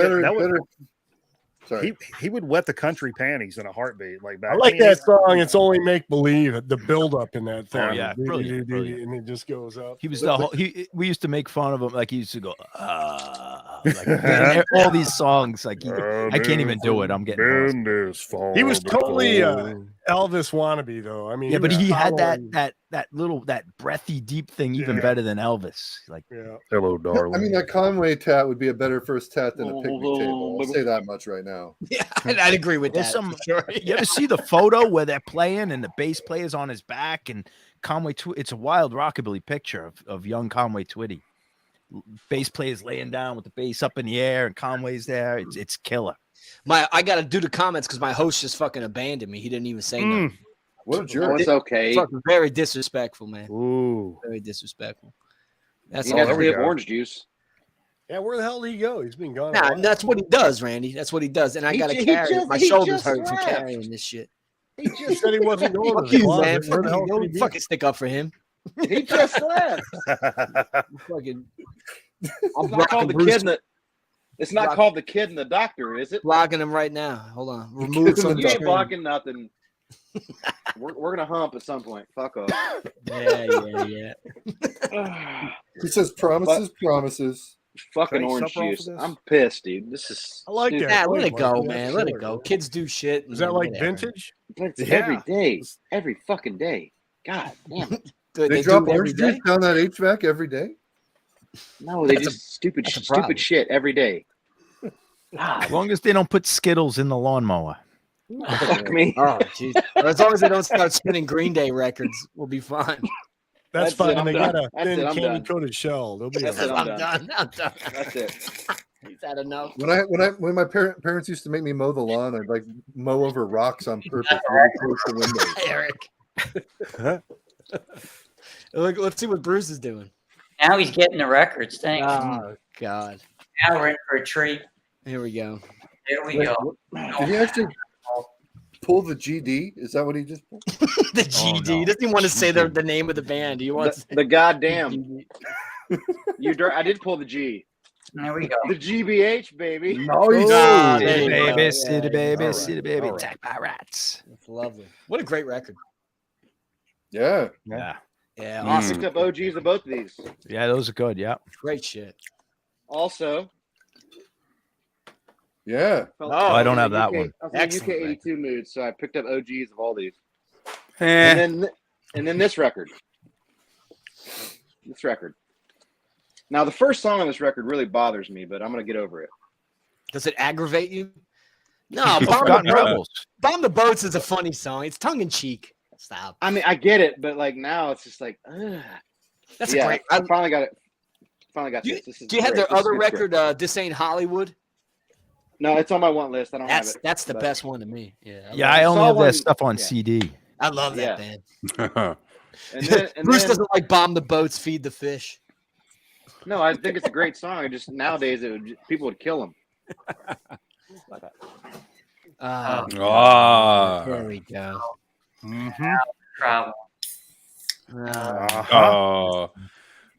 Eric got flashbacks. And of course, the best punk rock album of all time. Oh my God! Eric's car is on fire. Eric's car is on fire. Eric is on fire.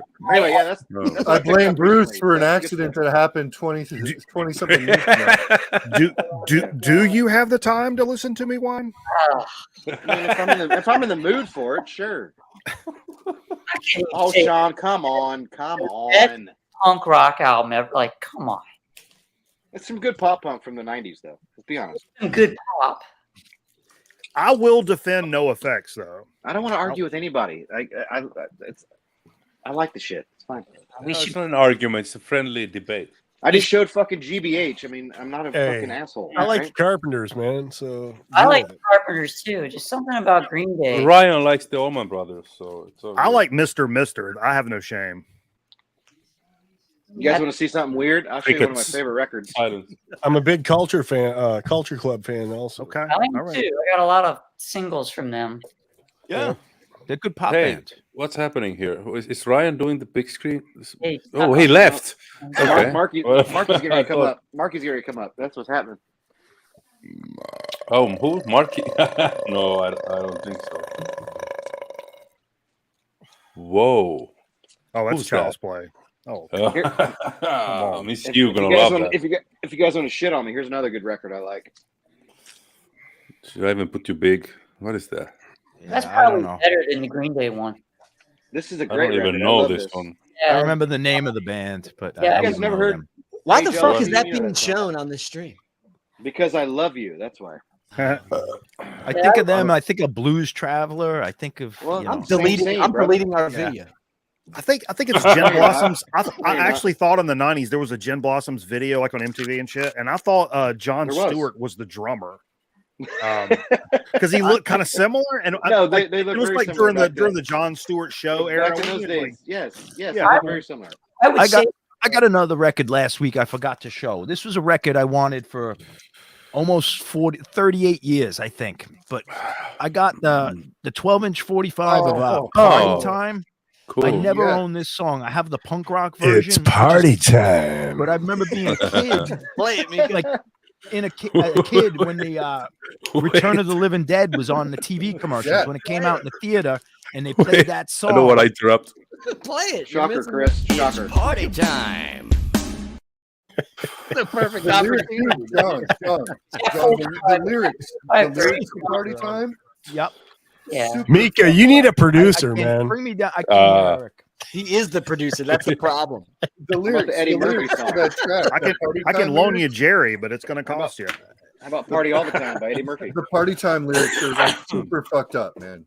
I have a single. If you read those, those lyrics, it's about like child murder and shit. Oh, it's fucked up. I never owned that tune, and I remember being a kid fascinated. I thought it was The Damned because I read the soundtrack, and I didn't own any records. This is 1984. I was 13 or something. I mean, it took a few years to know it was 45 Gray, but I own their other records. But this isn't on any of the albums. The real version, the party version. It's on a comp that I've got on tape. Oh, maybe it is. All right, I don't. Oh yeah, wait a minute. You think this is a costume? This is a way of life. Wait a minute. 45 Gray. That's Steve Soto from The Adolescents, right? And the rest of the Germs. Right. Yeah. Dinah Cancer. Yeah, that's like one of the best punk names ever. Yeah. I saw them maybe 15 years ago, and she was good. They were good. She still looked good. A great band, man. I need that audio clip of Randy saying it's party time. Huh? Randy said that? It was him. He said it, yeah. Well, oh, did he? Oh. Hey, another question that Bruce asked on the video we last did, I thought was really cool because most of us are musicians here, have been in bands. Yes, for sure. Been in bands, not musicians. Well, yeah. Good one, John. Good one. Great point. Fair enough. Yeah. It's me. I'm not talking about you, Bruce, but me. I agree with myself as well. Bruce asked, "What's a record that you wish you could show a young you, as a young musician playing in a band? Starting a band, yeah, that could guide you in the right direction." Wow, fantastic question. It's a great question. Yeah. Watch the video, brother. I'm thinking like that. I was introduced pretty much in the right age, all the good stuff, and then it influenced me the right way when I was, in bands. So I really kind of think of anything for that. Yeah, Mika, you're a drummer, right? Mika, you're a drummer. Drummer and bassist, yeah. Yeah. Okay. Right. Bruce, you're a bass player, right?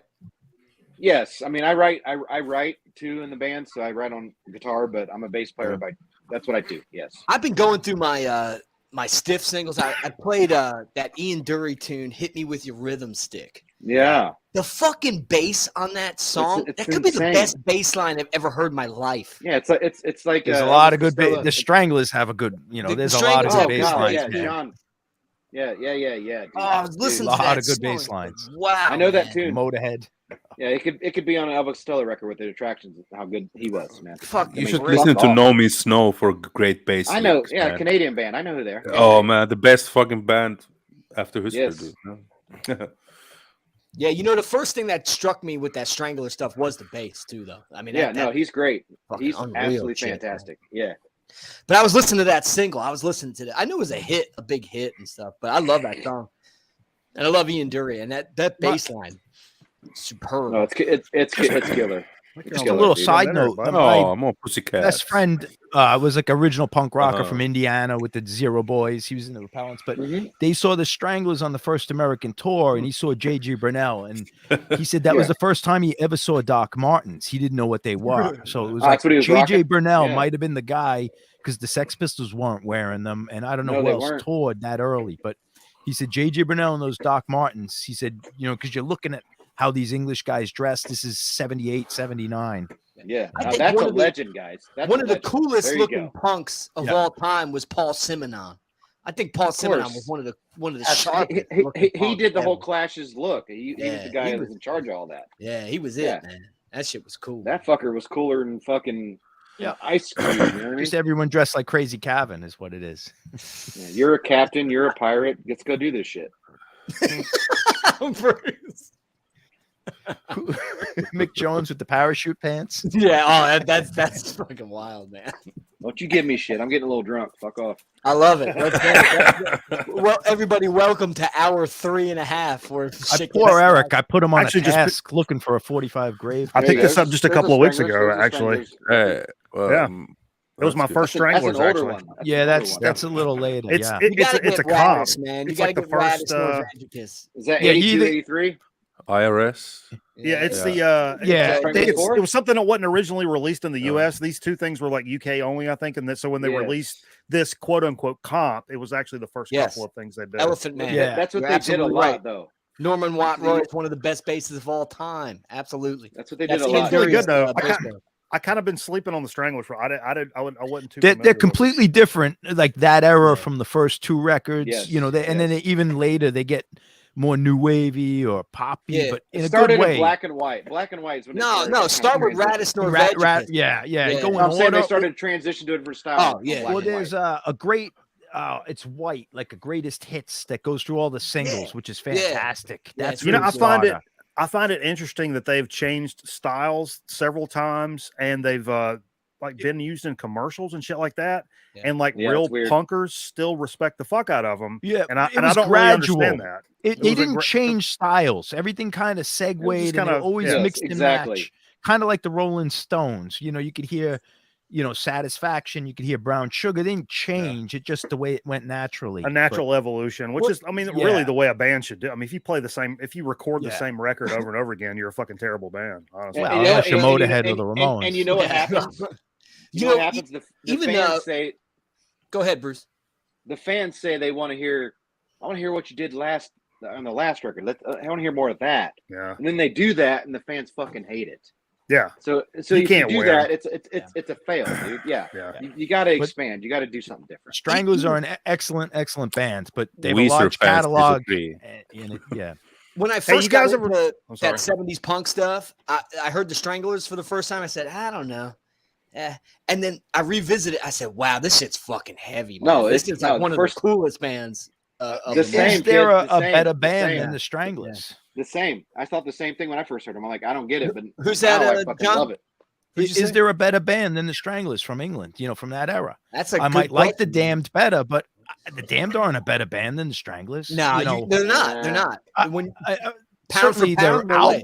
Yeah. Do you mean musically, John? Do you mean musically? I don't. I just mean as a band, what they put out, how good they were. Like they have a body of work that might be hard. That may be hard really to tell. What impressive, is that? Yeah. Well, but that's the different version of Party Time. At least I have the LP of that. It's the punk rock version. It's not. The version on this is really slow and fucked up. It's that's not the. It's Party Time where it sounds like it's party time. That's what it sounds like. The version on this one, they don't even use that lyric. Like it's not even recognizable as the same song.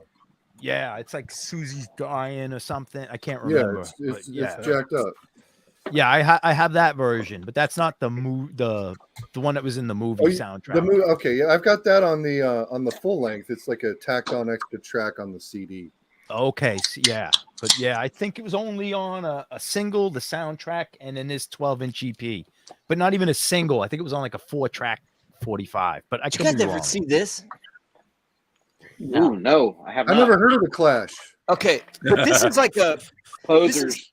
This is weird. It's like these CBS recordings from like 78 and 79 where they do different versions of these songs, man. And is it like live? No, it's like live in the studio. Okay. And it's freaking great. Actually, some of the stuff is from 76. And like Joe Strummer kind of enunciates a little more. And it's just really freaking cool, man. Weird. It's a bootleg. Like it's white label. That on a CD. Yeah, this is really cool.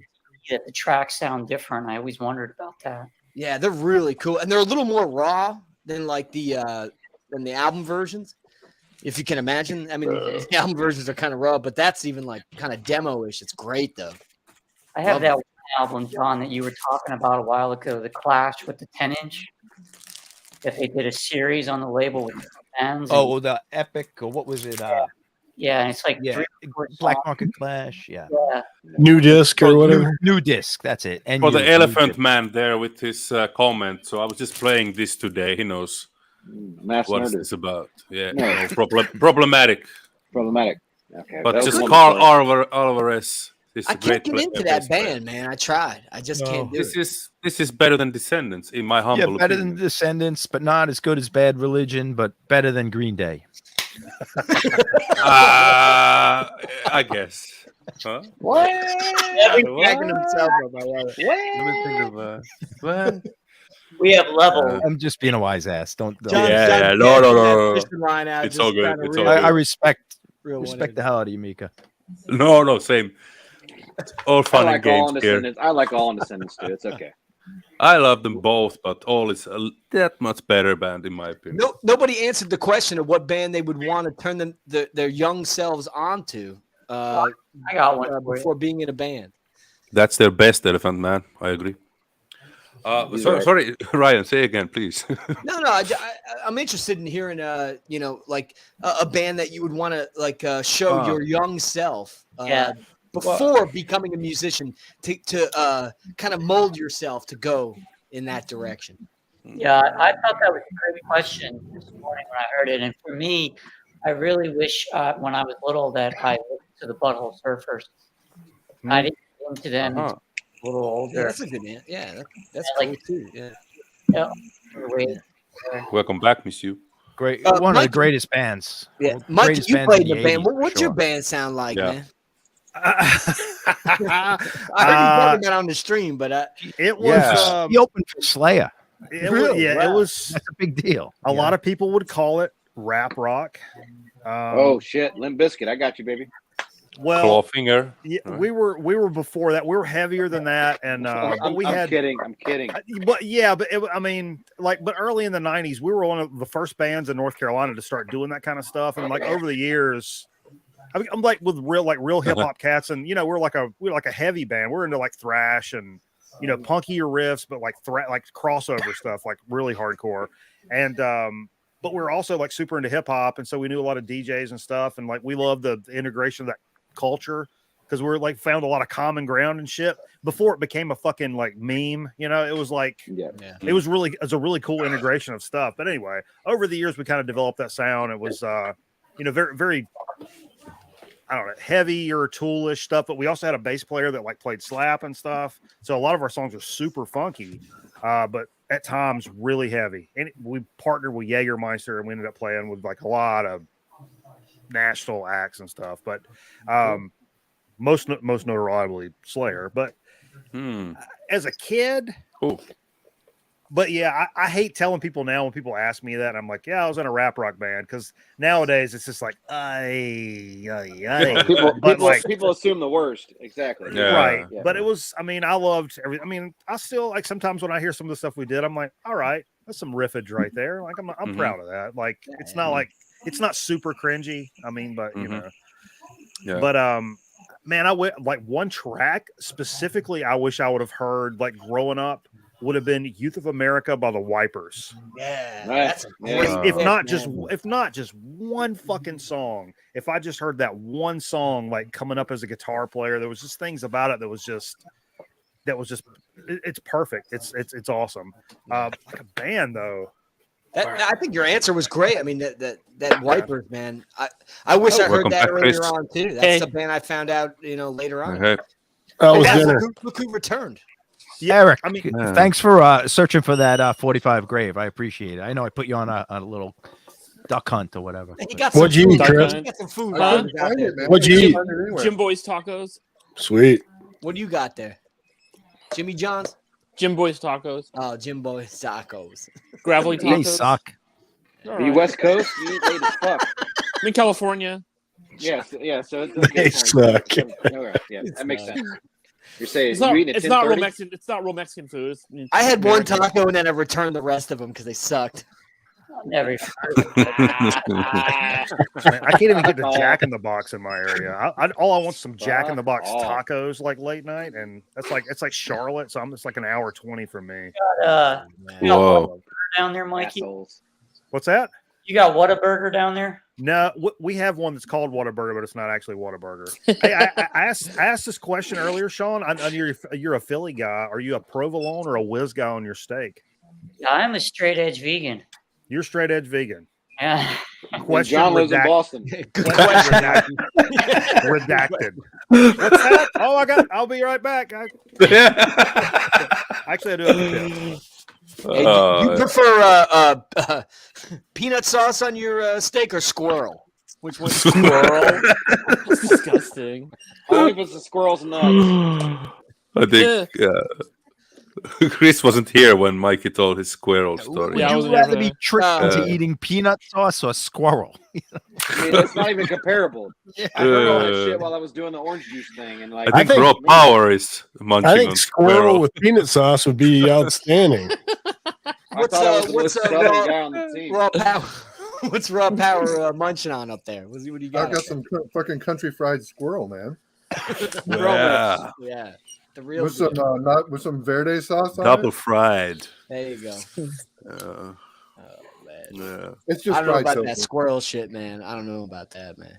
That's fucked So up. Chris, you at one point showed the CD. Can we go back to that very briefly? Yeah, that's why I know I keep the it others on. don't really give a shit, but I do. I know care, you and do. Let's talk we about. don't. We don't. Yeah, you do. Hard-ons. This terrible place. Wow, hard on. Yeah. Yeah. You said you didn't really like that, or what? No, it's not. It's different. Yeah. Yeah, the first song, the guitar is so heavy. Like the guitar tone is so awesome. Yeah, that's a great way one. better. That's a better record. Great. That is the old hard-ons. Yeah, that we all love. I would say. Well, most of us anyway. Most of us. Yeah, there was that part when Keish, I think it's the singer, the Keish, the drummer singer. Oh, that's a good one. Yeah. When he left, then Blackie took the singing. Yeah, it's not fast, goodies. and it's not. They get kind of fast and kind of spastic and just like math rock, like just everywhere. It's not like that. No. I liked it, but it's just different for them. It's just it's slower. I want to buy that actually. Have you heard Yummy?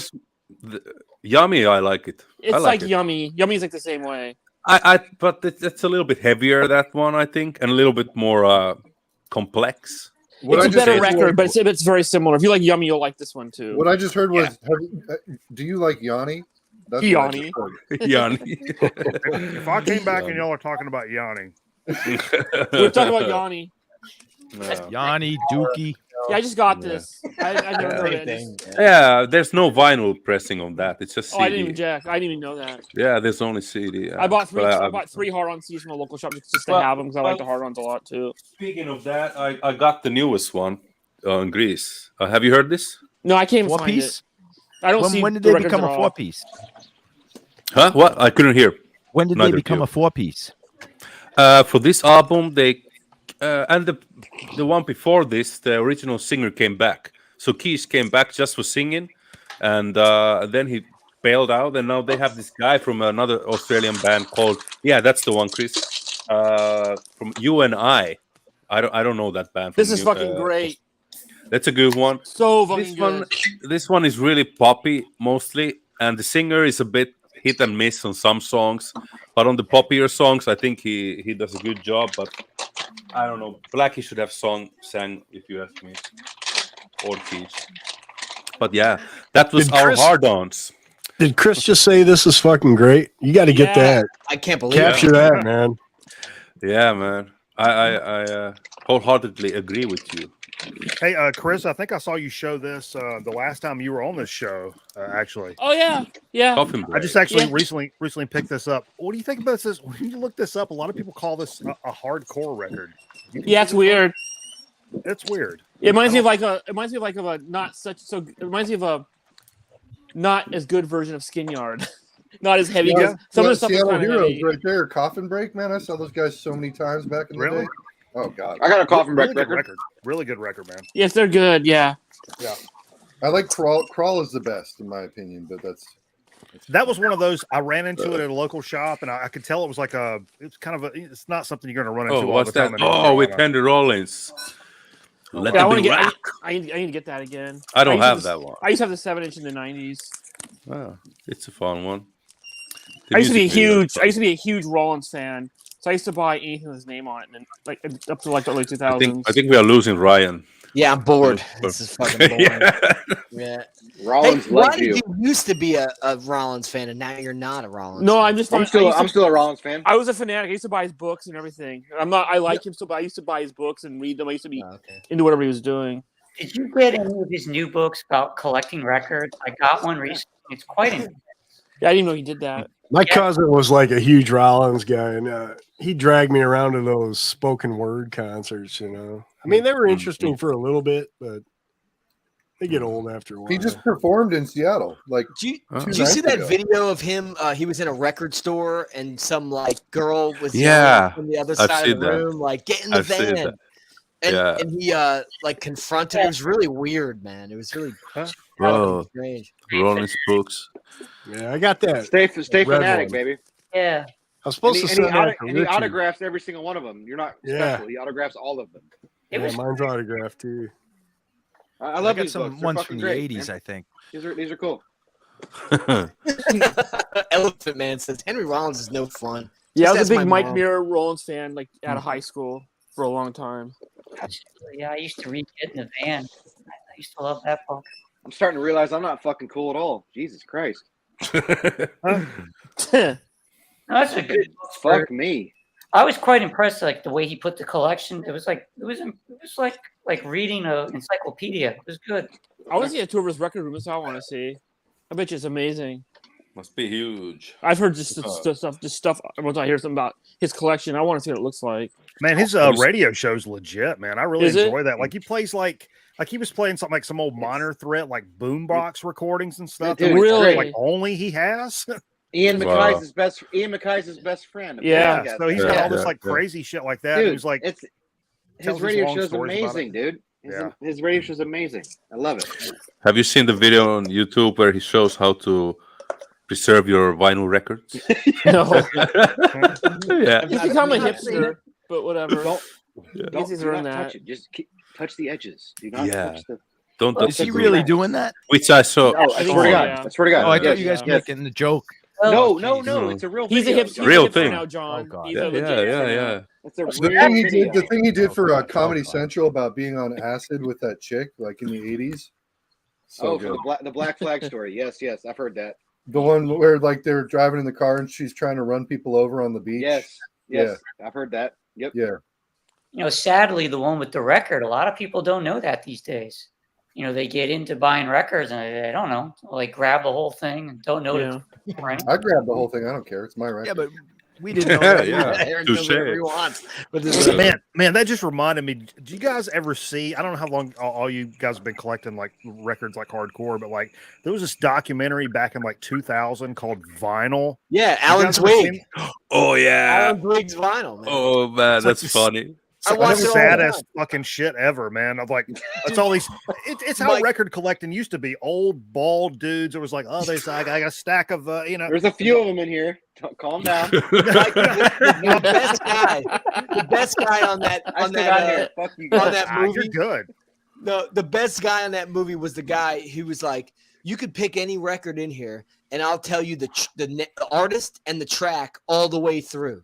Well, that's sad. And then Alan Zweig picks one and he goes, okay, this one. And he goes, no, pick another one because pick a card, any card. Not that one. Go back to the bottom. That's funny. And he goes, I'm out to collect every record in the world. Yeah. And Alan Zweig goes, that's impossible. He goes, no, I got Chinese records over there. I got Indonesian records over there. Yeah. And, it's like, oh, these guys have a sickness, man. It's terrible. Even John can't accomplish that. Come on. No, man. Jesus. Yeah, that movie. Hey, Mikey, did you see the alternative take of that movie?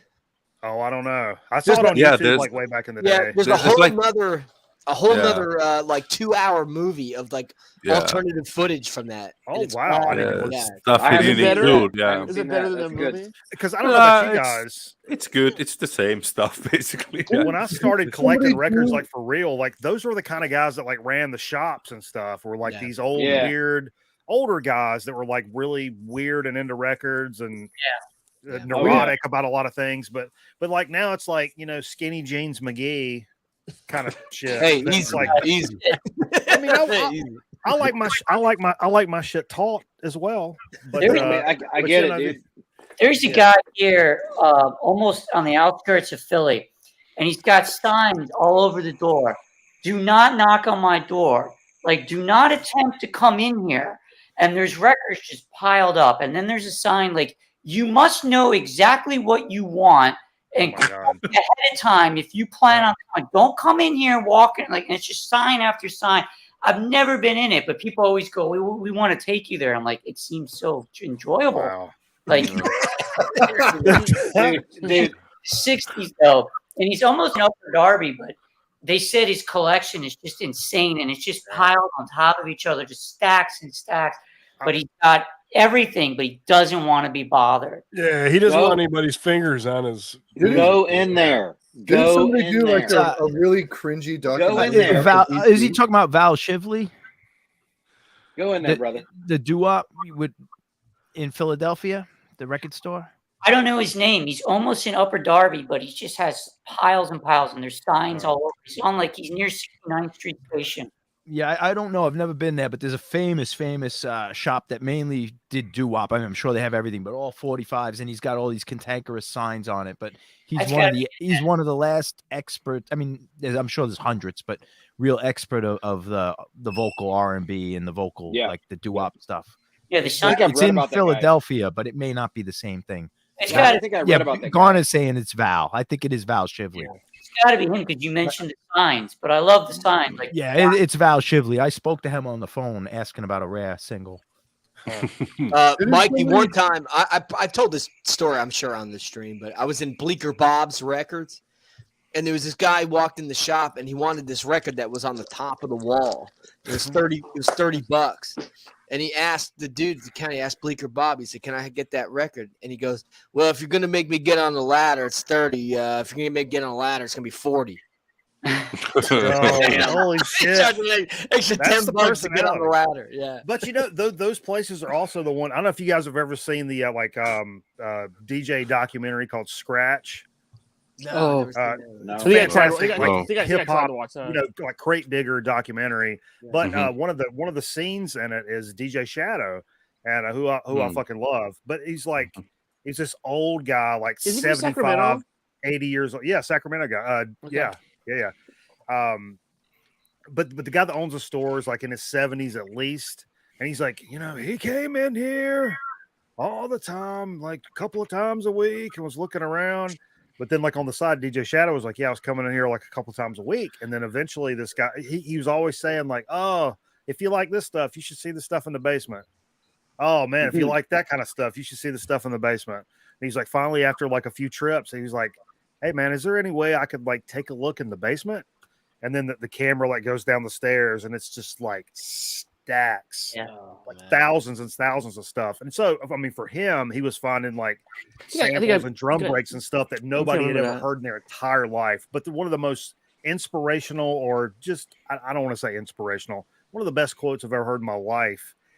He's like, if you're out here like making music and making records and stuff, he's like thinking you're like on top of the world and you're unstoppable. He's like, that's what all these cats thought.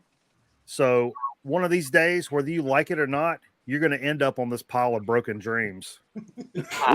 That's so sad. And as a musician, that's one of your favorite quotes? That's depressing. Dude, because true story. I'm going in Goodwill. I'm looking for records. Not shit. I mean, let me check out the fucking CDs. I go over the CDs. And there's my band. And right there on top of the pile of broken dreams is my CD and fucking. Yeah. And you think about each one of those CDs. It took them a year to write those songs. They practiced twice a week, lugging the amps to the practice space. Then they got the recording money, thousands of dollars spent 3 days, a week, 2 weeks in the studio. All this work for 4 or 5 guys. And it's just you can't even sell the CD. It's 50 cents, What about there was that one scene in Vinyl in that Alan Zweig movie where the guy goes to the garage sale, and the dude's having a garage sale, and he's talking to the guy who's running it, and he asks him what his name was, and he goes, "I have your record." He goes, "No, you don't." Yeah. And he goes, "Yeah, I do." And he names the A side and the B side. And the guy whose record it was, he goes, "I don't even have that." He goes, I got a double. I'll bring it over for you. And he made this guy's entire life in like a matter of 5 minutes. It's unbelievable. Yeah, I remember that. Yeah, it's like hitting a scratch off. Movie. Yeah, that was a really fun movie. The thing, like Mike did too, like with the pile of records. I remember there was a place on South Street that used to do that in the basement. It would just be like a pyramid of records, and you would dig through them like a quarter. But the thing about it too, like a lot of times, like you might find something absolutely beautiful you never heard of. So, absolutely. Like the first 60% of my collection was that stuff. I went to a few places around here that was like everything's $2, and they'd be stacked the wrong way, or like no genre or whatever. You had to go like take 2 or 3 hours and get in there, and you're fucking tired, and take water breaks and stuff. But come out with a stack of, especially back then when I didn't really have a collection, and it was incredible. Come home with a stack like this and get a fucking case of beer and come back to the house and just like start putting on the records and like discovering stuff. And some of it was fucking trash, but a lot of it was just like, I've never heard this band. Why have I never heard this band? It's like one of those kind of situations. Yeah, 90s was the time for thrift stores. Yeah, I mean, actually, all the times, just 90s, 80s, 70s. God knows what we missed. But people didn't care. Yeah, I used to get them 10 cents at the thrift store in the 90s, and be ditching them for 10 cents, and then a quarter at the record stores. But your CD will live again, Mike, because somebody will find it and be like, "What is this?" And then discover it. Quite possibly. It's just happened. Some guy started watching Grown Man Record Night, and it was left a comment. He was like, "Are you Mike Miller from the 5 L's?" And I'm like, "Yep." And he was like, "Dude, you're like my favorite band." And started no way. And I'm like, I thought it was one of my friends fucking trolling, because then I'm like, "Come on, bro!" Like it was Jay, man. Yeah, it was somebody, but I looked it up. This guy's had a YouTube page for a long time. He's in Canada, and I'm like, it's not even like a local. Like, I got drunk. It's like, man, you remember a fucking 5 L's, motherfucker? Put that shit on. It wasn't even one of those. It was like somebody was like, this is actually like, and some guy reached out from like somewhere in the islands, like let's get some squirrel with peanut sauce and get down, get dirty. Music, yeah, it's weird. Like, people find it. And one time I looked my shit up on fucking Discogs, and it was like, this is like a local CD we made. It's like rare, out of print, funk metal. I'm like, new metal. And I'm like, what the fuck? And it was like $99 for the CD. I want to hear it now. Just out of curiosity. Fuck, I wish. Hear it now. But yeah, it was, I was like, wow. Actually, somebody in the VC, I think it was Metal Theologian. I took a screenshot and made it close to where you could see the fucking listing, and I texted it to him, and I said, "When you are the fucking Grail, baby."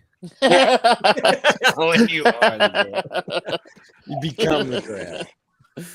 You either die or you see yourself live long enough to become the Grail. That's it. That's it. Total consciousness, man. I wish I could find somebody that gave a shit enough to give me a CD of my shit. It'll happen. I know I showed this once before, but I found my first single, I think we cut in 1997, and someone bootlegged it on this record in Japan for like club dance in like, awesome. I guess in the early 2000s or who knows, maybe 10 years later. But I bought this bootleg from Japan, had my single on it. Bootlegged your song. How does it feel being bootlegged? I was someone else put out an illegal single once before, so I kind of thought. Weird. Cool. Kind of strange that happened to you. Yeah, but Japan, I had to pay $60 to get my own song. Wow, that's cool. Yeah, no shit, right? That's really cool. Demanding royalties. Let's hey Mika, let's play the clip of the guy trying to from Alan Zweig's Vinyl trying to name all the get a look at this character. This is your future for most of you. Wait. By future, you mean tomorrow morning? or now? I don't know. Here we go. Wait, is anything happening? I think this might be me. I'm even like having a cigarette like this guy. Okay. It's a little bit of delay on my end. Tell me if the sound is like really fucked or whatever. Then. Okay, all right. Yeah. It's loading. I can't even hear anything. No, I can't hear shit. You can't hear anything? Start it over and get the No, sound. there's no sound. Hey, you got to find Mikey Bananas guy and get him on our stream, man. Jerry! This has worked before, man. This has worked before. What's happening, man? Nothing? Nope. Just subtitles. Man. You know what? I'm out of here. There's no sound. No sound? I'm out of here. The stream ain't what it used to be. The stream sucks. It ain't what it I used know, to be. right? I mean, it's fitting. We're at the 4-hour mark. I like your I know. Yeah, it was better when we didn't have a channel. Exactly. Sold out. Yeah. Fuck. Sorry, Hurry guys. up. Play the Stevie clip before we lose them all. Wait, I have too many screens here in front of me. And I am fucking not mirror displaying. Oh, Ryan, man. what about happening? Ryan? What about the thing I sent you? You all did that new promo. I figure out how to do a video. Yesterday, brother. What'd you send me yesterday? Oh, come on. I can't say it out loud. I mean, yeah. I sent you that, Mika. What? I sent it to Mika. Please. The video. Yeah. Yeah. What's that, motherfucker? For a good laugh. It was Bruce's birthday, and somebody wished him a very happy birthday. It was your birthday like 2 weeks. Oh, yeah. Play that shit. Play that shit. Where the fuck this is going bad? No, that wasn't it. That's not it. What is that called? Bruce, what is that website called? Cameo? What is it called? Yeah, Cameo. Yeah. Lionel Richie should do that. He should definitely do that. Oh, man. It's funny. A lot of us have birthdays around the same time. I feel like Mika's given up. No, I don't know. I think he's just done. The sun's coming up by him. I'm stuck with why didn't I make this work? Why couldn't I make this Who's work? May birthdays? It's starting to get sunny here, actually. A lot of us. We're all around. June 2nd. Yeah, May 9th. Time. I just had a birthday last week. 2 weeks. 2 weeks from 2 now. weeks ago. 2 weeks from yesterday. Yeah. Randy's was 2 weeks ago. Maybe 2 weeks from I was 2 weeks ago. last Thursday. Yeah, 2 weeks from this last Thursday. What's your birthday? June 2nd. Yeah, I was May 9th. So 2 weeks ago, you're 2 weeks forward. Yeah, mine was last 46. 46. Damn, you look older than that. Huh? I'm joking. I know. I asked my niece how old she thought I was. She's like, I don't know, 73. Oh my god, that's funny. After that, Eric, 46. No shit. All right. Yeah, believe it or not. I'm fucking kidding. Garner, take care, brother. This is a dye job. Oh, Garner's out. Be good, Garner. Later, Garner. Later, Garner. Later, Garner. Bye-bye. Be good, man. Take care. Always love when Garner tunes in. I'd love for him to pop up on screen, man. I love Garner. I'm 42 and I'm still pretty. Yeah, so he hasn't popped up for a while. It But are goes you away prison? pretty But quick, are you man. pretty? Are you prison pretty? That's the difference. I hope Prison not. Pretty. I hope not. I hope not. That's a band name waiting to happen right there. Yeah, that's a Prison pretty Pretty. good That's a band great name, band. Prison Pretty. I'm gonna put it on the Oh, list. wow. Here. Hold on. That's a hard band. Yeah, that's a good one. Put it Not on long after being considered prison pretty, you're going to have Sean's some doing prison vocals. farts. That's a great band name. What, prison pretty or prison fart? Yeah. Prison Pretty, funniest- I like better. One of the funniest band names I ever heard was a band called Fifi. You know what a Fifi is? It's a dog. It's a magazine wrapped with Vaseline for jerking off with. They named their band after Jesus. that. Oh God. All right. Well, we've reached an It all-time was, low. it was members of someone from Bad Religion. It was in the late 90s. They're actually pretty good, but it's You would funny think how it's hour named. 5 with this. We'll be right back. Have we found the cameo, or are we still? I feel like there's better options than a magazine. Well, fucking cat. than all that. I'm sure there is. Yeah, that would hurt. Some things that would be pretty painful. I'm just saying. Share my experience, goddammit. That's like a last resort. I wouldn't even call it the last. I'd rather hump the ground than the fucking magazine. Garner, I was not able to download the MP3s. Fuck a pile of wood. It did not work on my end. I didn't see any MP3s. What? Yeah, it was there. On mine, I didn't see them. it said I did not have access to it when I tried to open it. It said I needed access, like on the Google form I imagine. But everything's slow here in my end, man. Because you got now I you're love that we're just all on the edge of our seats while Mika's trying to find this whatever it You is. probably deleted it. Really I don't even know what I'm looking for. What am I supposed to look for? Quote of the night. I mean, Ryan and Bruce are the two who know. I sent it to him. He should have sent it to you. I don't have your fucking number. What have God you damn sent it, kid? me? Who has sent me what? I don't understand. I feel like I'm on a Teams call at work. Hey, wait a minute. Nobody sent me nothing. Hey, look. You listen to me now. Let's do by 9 o'clock. Mike. Mute your mic. Nobody wants to hear you. The team's call. The management's talking. Shut up. Yeah. Turn the video off. Okay, Connor. Thank you. I didn't know. We can hear your kids screaming. Who's talking to who? I'm lost. Oh God, it's the antibiotics. Yeah, I think my favorite thing back when I actually had to go in the office were the amount of people that would take conference calls into toilet stalls in the bathroom. Jesus Christ, really? Yeah, aggressive. Yeah, gross. They're pinching a loaf and talking about the network like it's like Jesus, man. I mean, I'll send my shit to friends, but I'm not going to talk about it. I had a friend that would only call me from the bathroom when he's in the bathroom. Like, it's the only time he ever called me is when he was on the toilet. Guys, he did it every day. He did it. I don't know why he did that. It's association, Chris. I guess. Respect him. He was my best friend. He did it every time he called me. Man, he thought you were a shitbag, obviously. Yeah, no, we were best friends. I was like, he was like family at the time, and I just thought that was weird. He did that. I called him out on it. He didn't even. He said, "That's what I do." Our old bass player would call me. And he would go, "Hey, what are you doing?" I'm like, "You taking a shit? Stop it." Like I knew when he like started the conversation with us. Like I know exactly what you're doing, and I don't want nothing to do with it. I don't want to talk to anybody who's fucking in the middle of a diuretic episode. A little weird. I don't even like talking about it. I mean, if you're fucking, that's one thing. Taking a shit's a different story. So I don't even want to talk to people when I'm in the bathroom. Like, I know it's weird. It's uncomfortable. I don't want to talk to you guys so, now. Good Monday, huh? Like, dude, no, shut up. I'm in the middle of flushing. Check out this turd. Jesus Christ, man. We had this cool ass janitor at the station I worked at, and what I a remember shitty conversation. It was a Monday morning. Ryan, we were at rock bottom, right? Yeah, we're losing Is this control rock here. bottom? Can you count the wrinkles on my asshole? No, rock bottom is religious talk. That's rock bottom. Ryan, start singing to the bottle again. Yeah, hold on.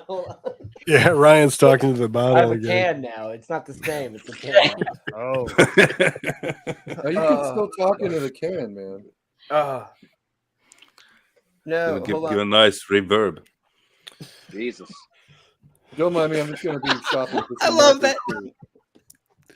too. Not that I'm gonna say it. What is happening? Do you have that fucking clip or not? What the Oh, fuck? that's really fucking funny, man. Hold on. We're ready. What Hold on. are we doing? What I don't clip? have no idea. Honestly, Video. some motherfucker, someone. I don't know. Whatever. Oh fuck, man, that's really fucking funny. Hold on. I don't have any clips to play. No, I'm sending it to you. In the I already wheel. sent Jesus it to you, Christ. dingus. I thought you But sent it to it yesterday. didn't work. Just That's start- what I'm saying. What was sent Hold on. yesterday? I didn't get anything yesterday. Did I get? I sent it to you the other day. Hold on. What the I'm hell? sending it Okay. right now. I'm sending it right It now. was fucking You yesterday. do remember how much we happen to chat in a day? I mean, I have like No, a what- mile long. What I love is I go, hey Mika, play the clip. And he's searching for like 5 or 10 minutes. And then I get a text and he goes, hey man, what clip am I supposed to be searching for?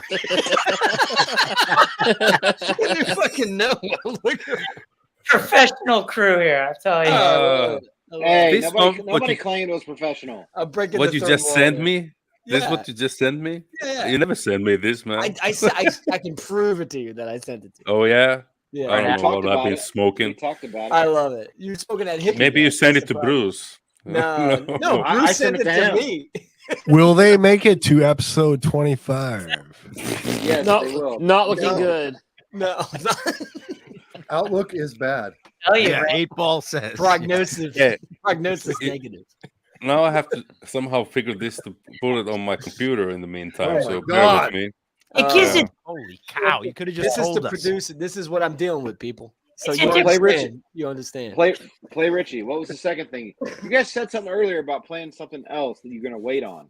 It was that was the intro to the Doctor. No, we blew our load in the first hour. He did. This is going bad. It really is. Good timing. Richie's right for once. Yeah, well, this That one, episode all was right. so good. Oh, That episode was man. so good. That's great. Best way to moment. spend a Saturday. Okay, now I get it. Give me 2 minutes and we're gonna watch it. Okay? Did Richie say he was working on a patio tonight? Yes, Yeah, he did. Yes, building he patio. He's building I mean, a what patio. are you ass working wasn't building on a the patio? Somebody was building a patio for him. He wasn't doing it. Come on. Yeah. I don't know, man. Richie's building a patio tonight. I don't build patios. I pay people to do that. Come on. I don't know. He's probably drinking a beer, watching the Golden Girls. That's probably what he's really doing. Golden Girls is a good show. Maybe he might have been, but Kids Ready might have been watching the Dodgers game. The fucking best was if that's on. That would be when his mom was on Skills Stream, and his mom goes, "Who is that?" And he goes, "That's me." It was so funny. It was so funny. It was so funny. And she goes, "You're on TV." He goes, "I'm on Jay Leno." Yes. Bad news. Bad news. Do you remember, Randy? Do you remember when his brother used to come on with the wig? Like it was just him.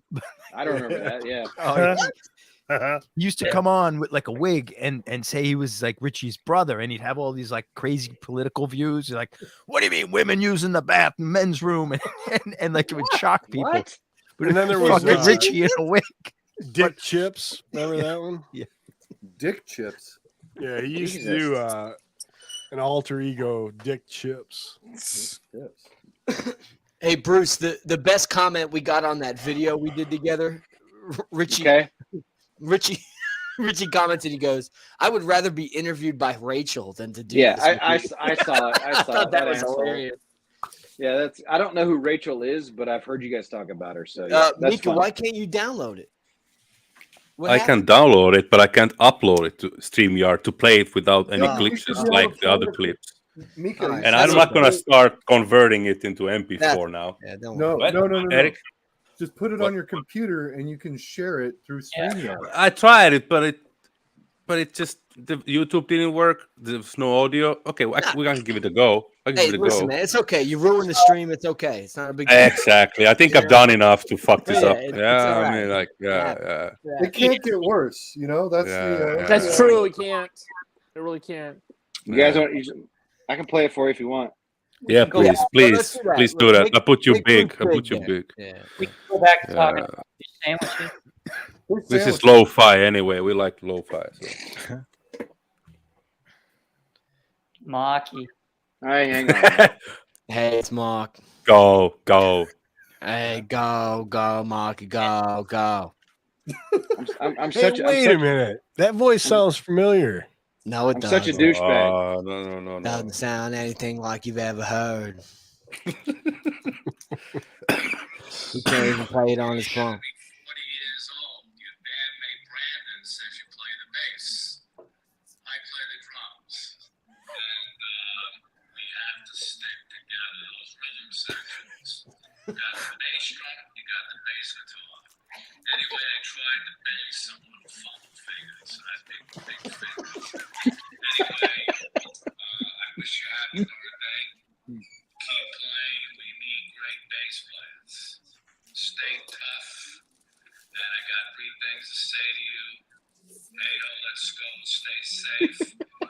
Oh, let's go. Oh, let's go, he says. Jeez. I got some things to say to you. Hey, let's go. Stay safe and gabba, hey. They were all Ramones references. Oh, my God. Here's your script. You read your goddamn script, motherfucker. They were all Ramones references. That's everything we thought it would be, too. Oh God! I think you sent me that like long time ago. I don't know. For once, they're wishing that Marky would call in instead of seeing that.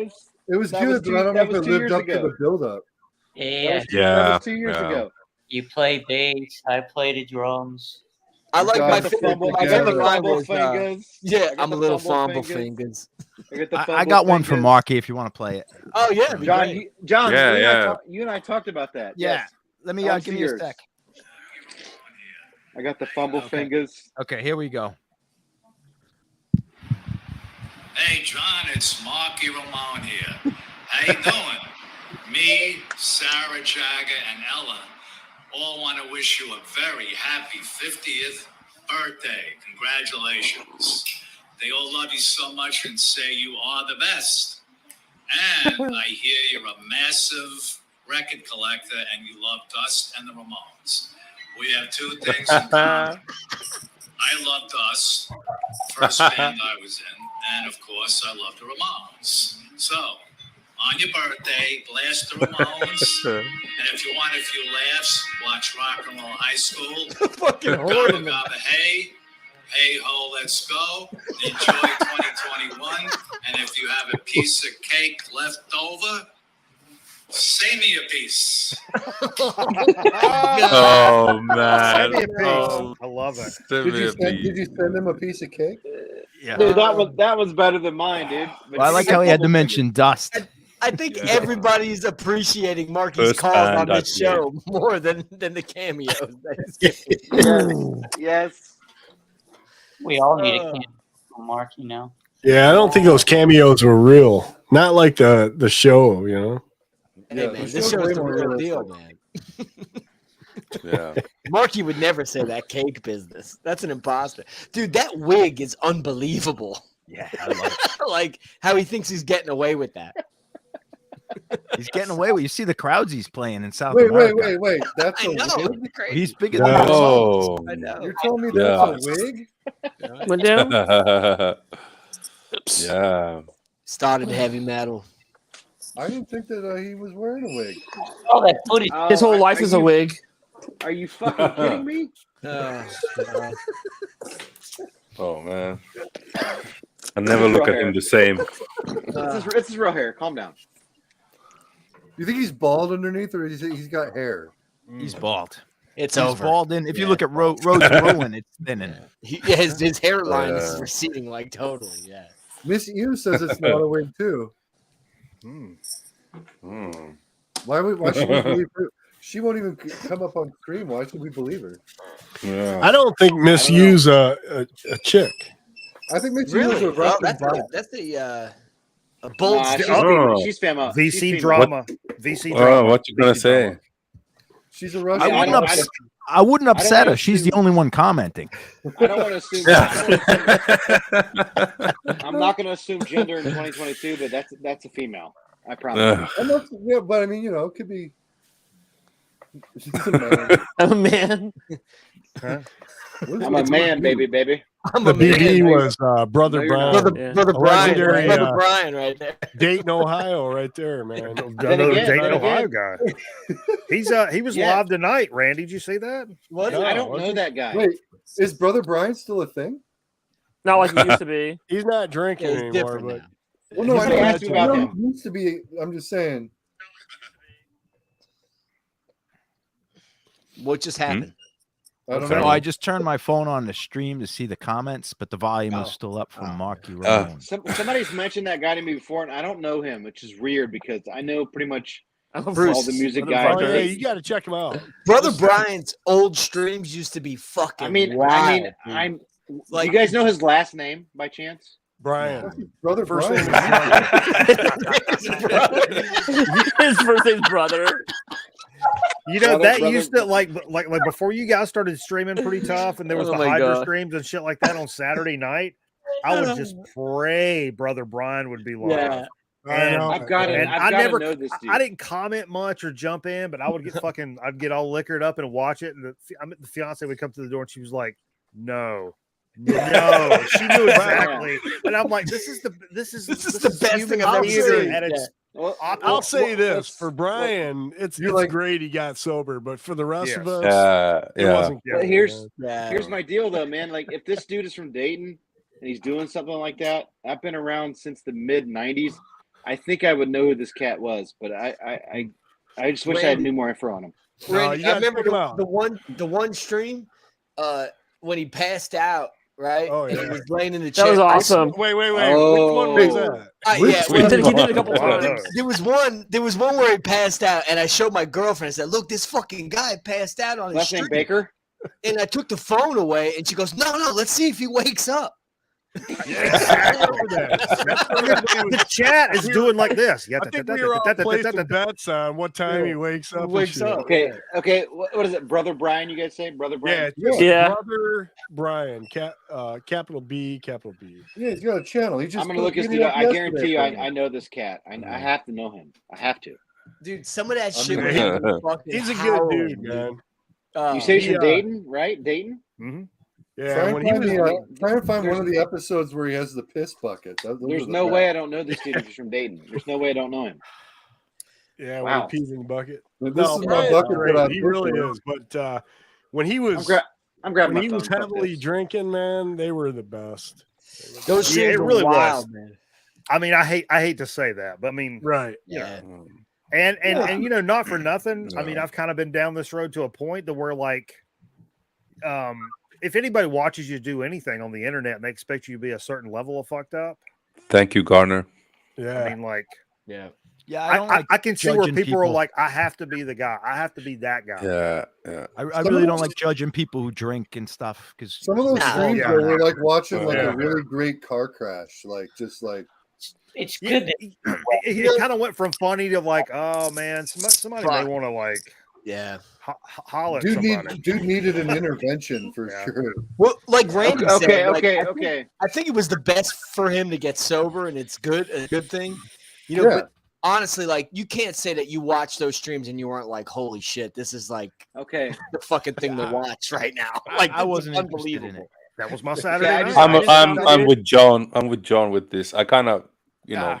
I had friends. I hung out in the bars my whole life, and you know, people. It's hard. You know, I was on the edge sometimes. You know, I certainly would be embarrassed of some of the things if it was on video. But, you know, there's always other people around me doing the same thing. Crazy shit. But I don't want to judge anyone. You know, life isn't easy. Yeah. And to watch it so much judging on video and laugh at it, it's not. I don't know. I mean, I certainly laugh and I have fun too, but it's tough.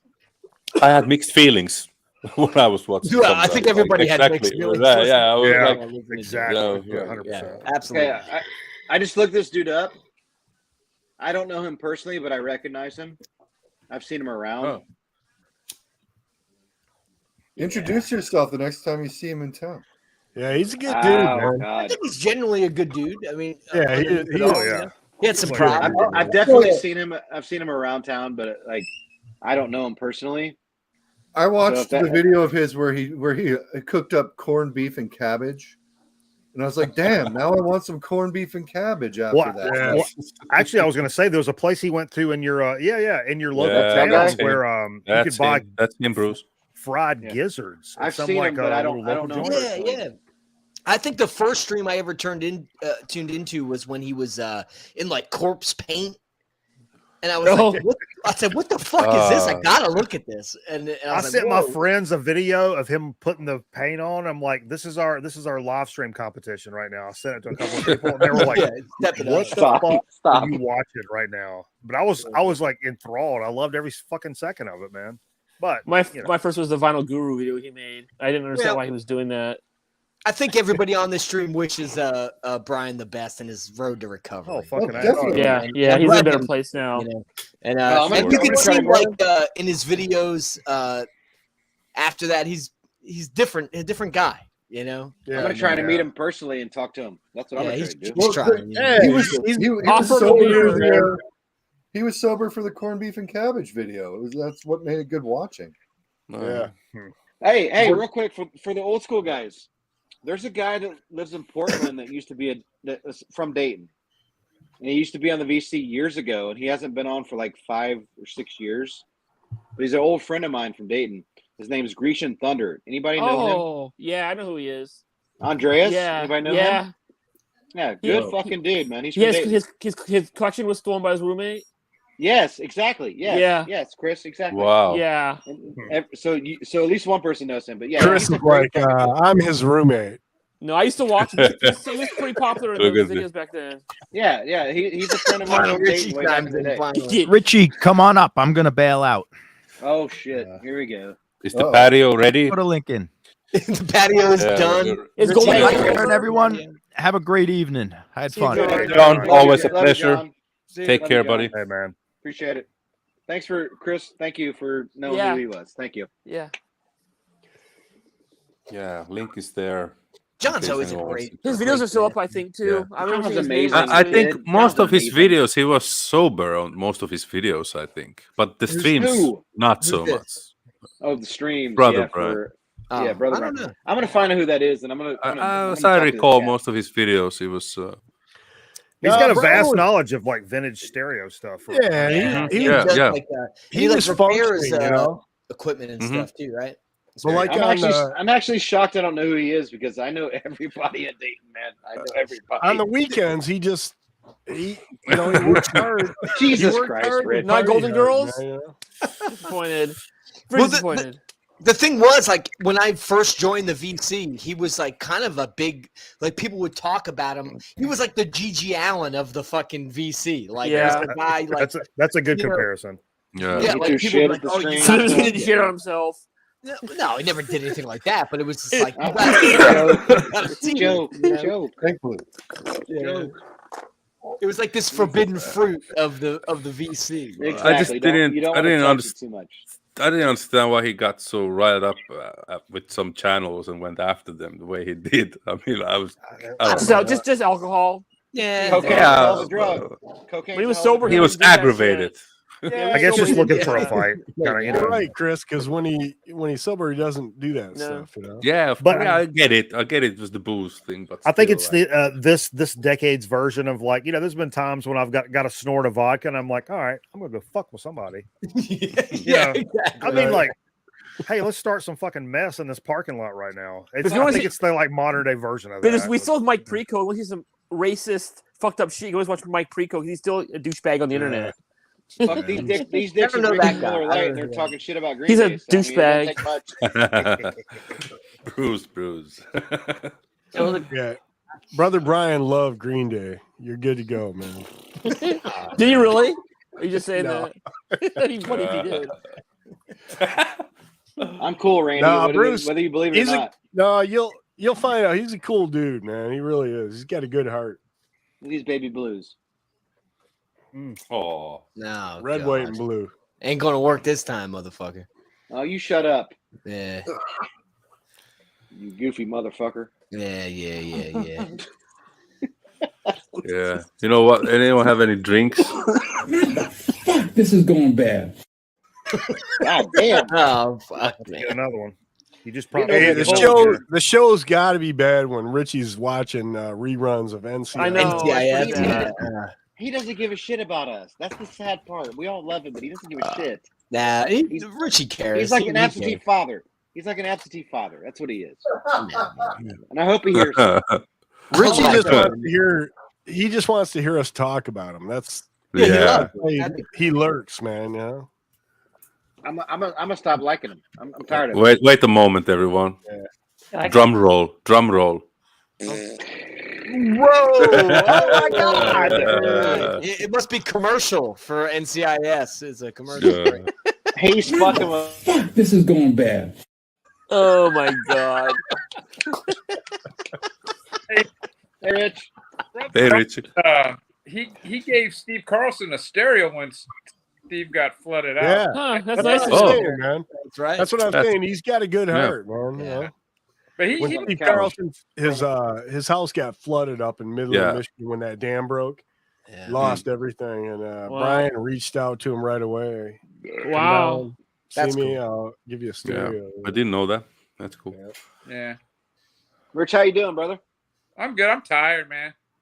Yeah. You built a patio today, huh? Fucking 8:30. What are you tired for? Whoa. I was outside all day. Build a patio. That's right. My bad. Patio out there. What are you doing? Like pavers? Do most of the work, but Rich came out really. What are you putting down? Pavers? Shit. Is it like on a delay run? No. Are you putting Just down talk slow, he's pavers? old. No, it's I froze up. What's Brian laughing at? Nothing. I'm not even gonna say it. Ryan and Mika are passing notes via cell phone. Fucking say it, you asshole. Nothing here. Nothing here. Nothing You there. see? No, don't show that. No, nothing here. Fucking say it. The bullshit. Come on, man. Don't be like a high school bitch. Oh.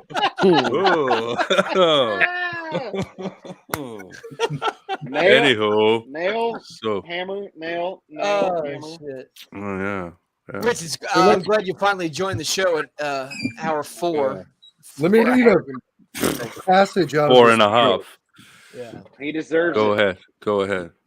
I'm not really going to read a passage. No. I think Ryan called it. He says, Richie will show up at hour 4 when everybody's fucked up. That's what he always does. That's what he always does, man. And I am fucked up, so he's right. Yeah. He waits till everyone's fucked up, and then he comes on. I'll be honest with you. I usually like going on streams unless I'm drinking, and I don't drink Saturdays because I have to go to work tomorrow morning. So usually when if I'm sober, going on a stream just doesn't seem like a good idea. But when I'm all fucked up, I agree with that. I always got drunk the night before I went to work at 7-Eleven. What's going on, man? I gotta work tomorrow. I gotta work tomorrow. Yeah, me too. Who was it that said Richie works at 7-Eleven now? No, he doesn't. That's been going back for like he doesn't. Months. Yeah.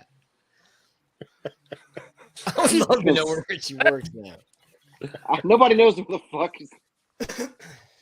All right, I'm gonna head out, everybody. All right. Oh god. See you later. Done. He's had enough. Dropping You know, like flies. when the teacher leaves, you know, Yeah, it's not going down the right road. There's nothing left to be taught. See you later, Sean. Later, Sean. Sean, good to see Hey, you. Richie, show us your new pickups, man. Yeah. Nah. Nah. Why don't we shoot one of the questions at Okay. Richie? Ryan, that video you did with Punk's Not Dad turned out pretty good. But man, don't do that shit, dude. I don't think anybody asked you, Richie. Yeah. Rich, I'm right here, dude. I'm right here.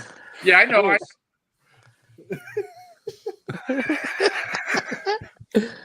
But yeah, you guys, you did pretty good. Yeah, you know, it's off pretty good. It's off the cuff, you know, so it was fun. That's Bruce see, is right dying. now my stuff's still working. I can't hear what he's saying. Anybody hear what Yeah, he's it's saying? breaking up there. I didn't hear what he said. This Yeah. right here. You're breaking up, Richie. That doesn't matter. It's funny. Oh, he's pissed now. Oh, whoa. He got up. shit. Oh. Oh no. Into the bathroom? It's still noon. It's still I was noon. going into the record room here. Yeah, it's noon. It's noon in There's some California. Funko Pops up there. It's still fucking light out where I am. What's this shit? Daylight at 8:30. That's crazy. Oh. Fucking California, baby. No, I'm in Seattle. Well, Hey, same there you fucking go. time That's zone. a great record there, man. Oh, Johnny Thunders. What you yeah. think of that Johnny Thunders there? It's Right. good. Just kidding. Yeah. Oh, that's What's cool that? too. Where? Live at the Lyceum there. Yeah. Yeah, and they had a couple of others, but when I went back, they were gone already. I know that's how Dearborn Records is. If they have them out, you better buy them because next time you go back, they're gone. You gotta be quick on that Thunder. Yep. That shit's like thunder. And I bought a jazz record, but you don't want to see that. Show the we jazz do. record, Richie. Yes, we do. Show us. Love Supreme. We love Supreme. Oh. Bitches brew. And the fart noises I love start. Supreme. John Coltrane. Oh, yeah. Only took 4.5 hours. Nope. Not Gary Burton. shit. Gary Burton. Is someone playing jazz records in the background? Hey, wait a minute. Those are Funko Pops up there, aren't they? Yeah. Huh? No. No. Apple Pops? Other cups. Okay. Your Steins. Steins, baby. They're called Toby mugs. Those records are about to fall. Sticking out over there. What's with all the records sticking out? There's a stack that's sticking out. That's true. Oh, that's next video. He can't show you those. Yeah, I'm trying to find one fucking record and I can't find the motherfucker. Stop buying so much shit. Was I breaking up in that room? Yeah. Yeah, a bit. A little bit. Who said no? No, for me it was fine. Yeah, I didn't have any problems. Eric too. You saw it. No, it was good here. Well, Yeah. fuck me then. Same. That's weird. I guess I gotta stand next to the modem or something. Who's farting? Jesus Christ! It's fucking Randy. Dude, I feel like I'm looking at myself in the fucking future, man. Right. Fucking bizarre. I wish that was my future. I wish. I'll be fucking dead. Oh yeah. That's why there's only 10 people watching. Exactly. Oh no. Fucking clowns. Oh, it's tanked. It's over. I hope the word of mouth doesn't spread too much about tonight's stream, man. We're not gonna leave it up, aren't we? Yeah, on this new channel. Are we? Oh, we leave. Okay. I mean, let's get that nailed down. Yeah. We usually let it be for a couple of days, but I think. Were you gonna pull this one immediately? I'm not gonna pull this one. Nah. I think we're gonna stay on this new channel. I think we should can we leave them all. talk about Richie? How much he's changed the punk lives here? He wants to hear this, I'm sure. He fucking hates it. He fucking hates it. Remember that last Remember that 2 weeks ago? Oh, man. 2 weeks ago, Ryan's like, man, that's a supreme insult right there. Yeah. I watched Vinyl Richie, man, the first time. That's why I got into doing videos. And Richie's like, you know what? Fuck you guys. I don't want to hear this shit right now. But why not? That's got to be plus some punk points, right? To say some shit like that. No, it made me love him even more. I mean, right? Yeah, exactly. Hey, you guys got $10, $10 each right here to spend. What we got? 9 people up here. $10 in. We'll put $90 in if Miss U comes up. There's 7 of us. Jesus Christ. Whoa. I'm good. Yeah, there's 7 of us. You're right. Oh, Randy, you better. This scenario sounds vaguely familiar, and I cannot tell that story. Guys, I Mike, don't you feel so can't bad say about that. talking into my beer bottle instead of the microphone anymore. Chill out on the bats, Randy. Chill out on the bats, man. I don't know. I don't know what's worse, talking into a beer bottle or counting. Do you guys? Elephant. You guys have $90 to spend to get Miss U up here? 90 cents. You guys can see why I never did well in life, you know. Yeah, we can see that. Yeah, we can tell. You paying shit. I always overpaid my bills, and I get up here and embarrass myself for free. Fuck that. I ain't paying shit. Holy shit. Miss you, would you come up here if we sent you some Doctor and the Kid merch? Look how fucking ridiculous. We don't even have any merch. What are you talking about? Hey, come on, hey, Miss you. Now you're just getting desperate. Hey, Miss U, I'll send you a pair of crusted underwear. I'm not even that overweight. But look at my fucking face. All right, that's it. I'm closing this stream. Everyone. Yeah, I think it's over. No. I think it's done. No. It's been See good. will one day. See will someday, and we'll stop. You know, the day that happens, I'll jump off of my deck. Whoa. Yeah. This message furnished by the National I'll jump Football off the League. patio that Richie built. I mean, I'm on the ground floor, so it's not like it's a big jump. But I'll jump out of my car. But while still, I'm driving. it's the thought. It's the thought, you know. it takes energy to get up on the railing. She's never coming out. No, I know. Never, ever, never. This fucking orange juice over here, god damn it. Oh, there's still that. I mean, I'm mad about it. I'm mad. Just so I can say it out loud, I am seriously going for the Atari 2600 pole position record. Oh yeah. But here, I'm here's the question, this close. I'm this close. Here's the question. Though. Here's the question. Yes. Is 2,000 points a lot or a little in that game? I can't remember. Little. I mean, it's like a slight. Don't hit the edge when you round on that corner. You need to run a perfect so 2,000 points isn't a lot in that game. Okay, I mean like 50. No, getting 2,000 points in that is like in Atari is like or on like a game console. How are you playing it? I mean, I remember playing that game as a kid. This is emulation. No, it's for the 2600. Okay. You're emulating. Okay. But yeah, it's we're doing it because we have like a record night Discord, and we just like we started a retro league challenge where we like pick a different like Nintendo or an Atari or whatever game every couple of weeks, and we're like, okay, I think we do like Space Invaders on 2600. Like, okay, 2 weeks, who's got the best score? And then you post your fucking score to the fucking Discord and shit. Hey, Mike, this one I got locked in, and I'm like, I may beat the fucking world record. Wow. Hey, Mikey, I went to this record store, right? And this guy's got everything. He sells like electronics, old vintage beer signs, all kinds of crap, right? And I found a 2600 setup in the console, like a case kind of thing. Yeah, with the two joysticks and a bunch of games. And this the console, it's in mint shape. I mean, probably played maybe a week. Same as the thing. I don't know what it's worth. What do you think something like that goes for with a ton of games? I mean, nowadays that's going to fetch a price. And I hate the Atari. In a store where they think they have something, they're gonna try to like juice as much out of you as they think. It's it's the equivalent of going to an antique mall and somebody saying, "I've got an Elvis record. It's got to be worth $50." Right. That's the problem. You mean all Elvis records? Well, that's what I paid. I paid $50 for the whole thing. That's not bad, Randy. I probably had 20 games. Yeah, it probably isn't bad at all. That's not bad.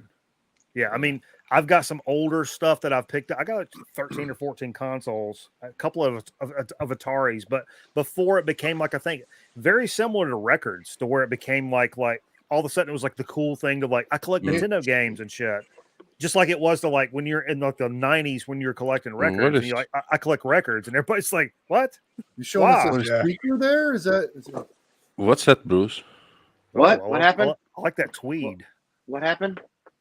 That's the vent the orange juice spilled. Is that a Sansui? No, that's the orange juice speaker, baby.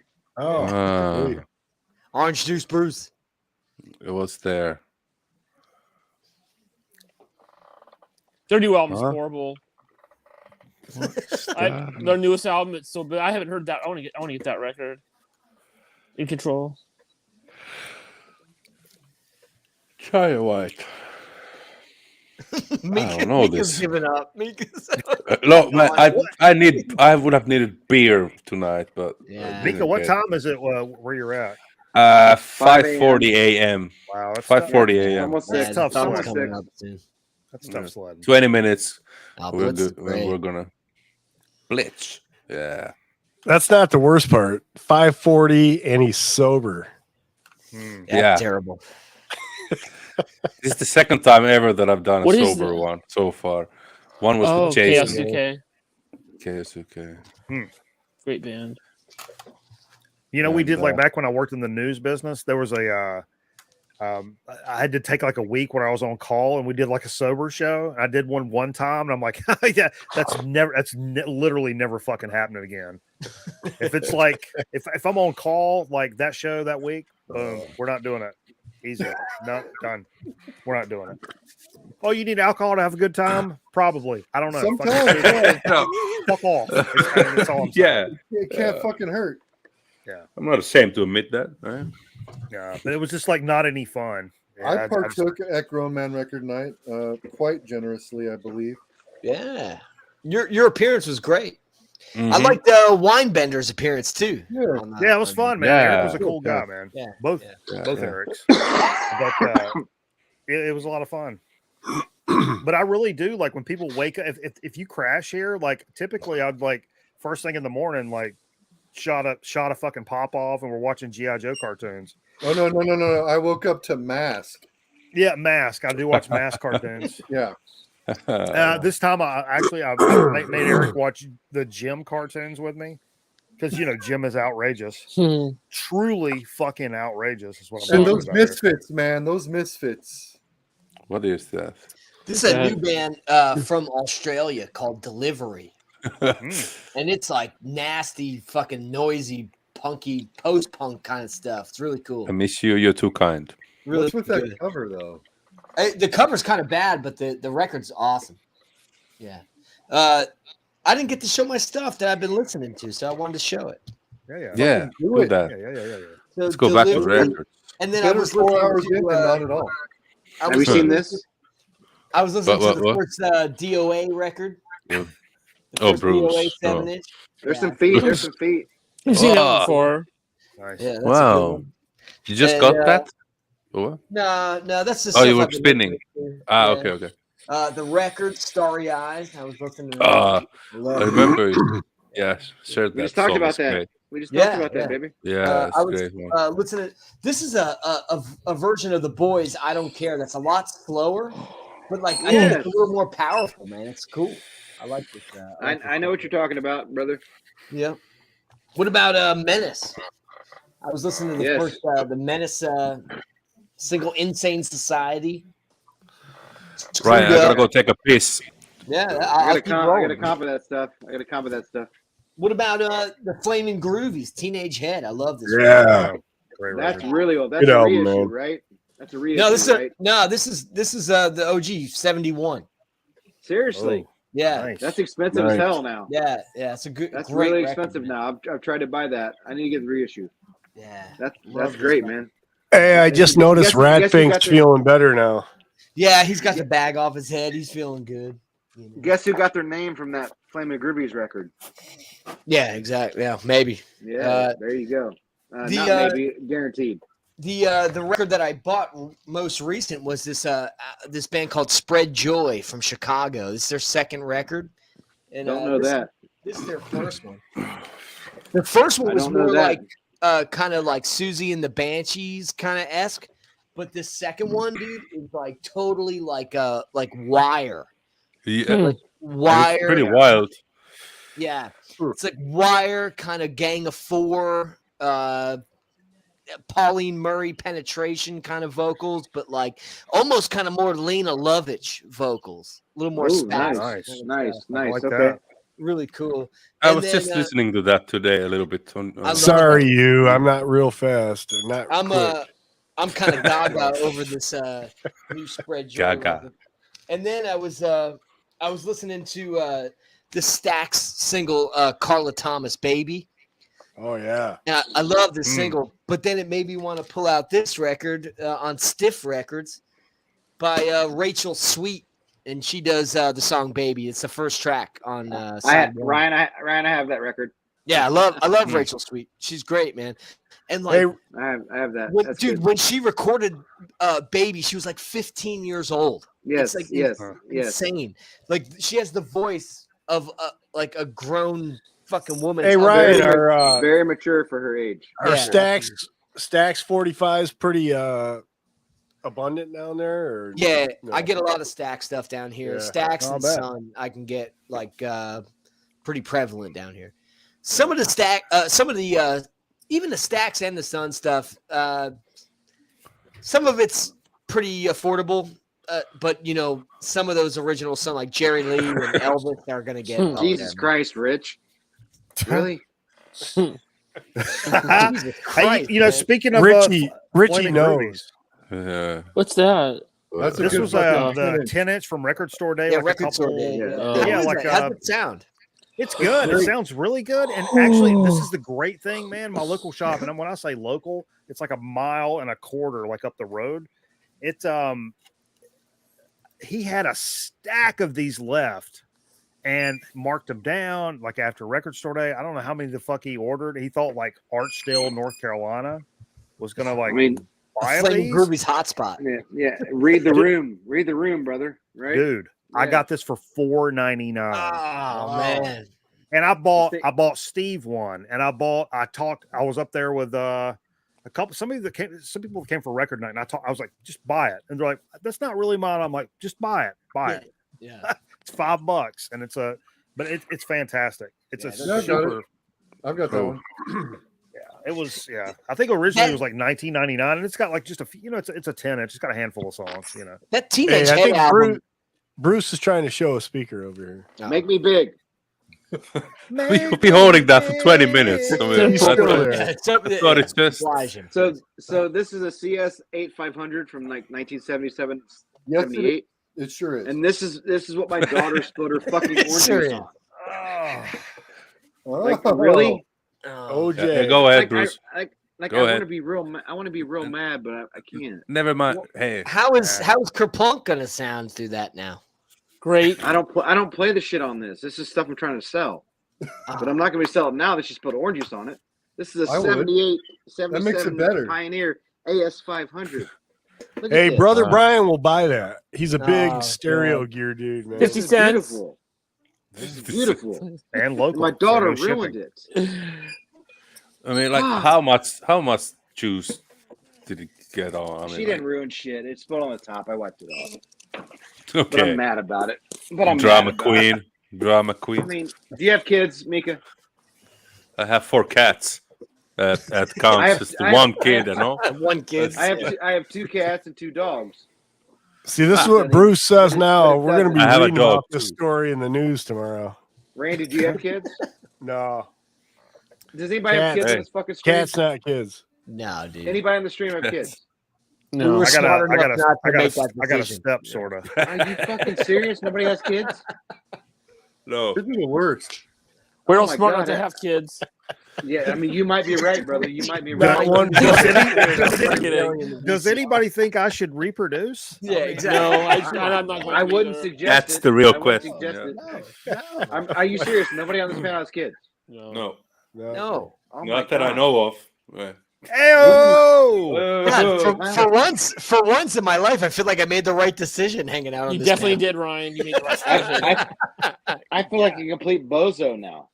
Not only did I talk about Green Day, but I have kids. I mean, I should just fucking sign off. Jesus This Christ. stream brought to you I heard by kids- I heard- Applebee's. I heard kids go 2 for for money. Just 20 like your kids. every Friday and Saturday night. Applebee's. Kids are cool, man. I love my children, but god damn it, dude. God damn it. Fuck. How much you think you want for those now? The kids? Dollar. Randy's in the market now. The speakers, man. We'll be right back. I sell them for about 150, 200 bucks a piece. Yeah, Brian will buy those off you, man. I sell them for 200, 300 bucks, man. He's a huge I don't give a vintage fuck about gear him. dude. But I don't fucking know that guy. That's just so weird. Double Like B. I should know him, but I don't. I've seen his face, but I don't know him. Weird. Hey, I Oh, pulled Miss one more Hughes, record to shut the show. hell up. Orange Juice Bruce, the stream killer. Miss you said. Yeah, Before I pass killed that, the I'm gonna stream. show I killed the stream. Hey. Right. What is Mike Right. showing here? That's a great comp, dude. That's a I've great seen comp. that. Who's shown that Fantastic. before? Vance sent me a copy of this. That's a And really good I guess comp. it's like a boot or whatever, but it's a lot of the Trashmen, the Sonics. I don't think I've ever seen him Link without Ray, his glasses on. Strangers. He's done his videos without sunglasses. Oh, You know. Jesus Christ. It's really bright in here because I appreciate proper lighting. Who's in there? Jay? No. I'm all by myself.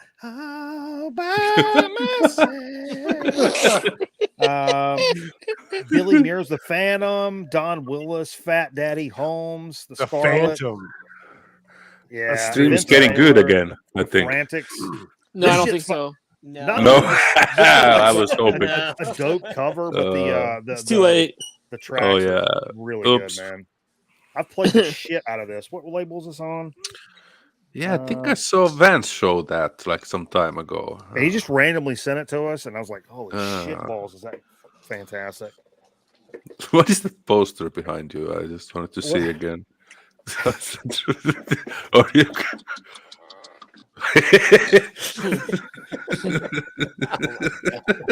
That should be a shirt. It's you know what? It's so late here that I Hey. feel like drunk, man. I just like even though I, Ew. So let's kill 9 minutes before we have to kill this fucking of stream. course, let's do that. Good God. Take my kids, please.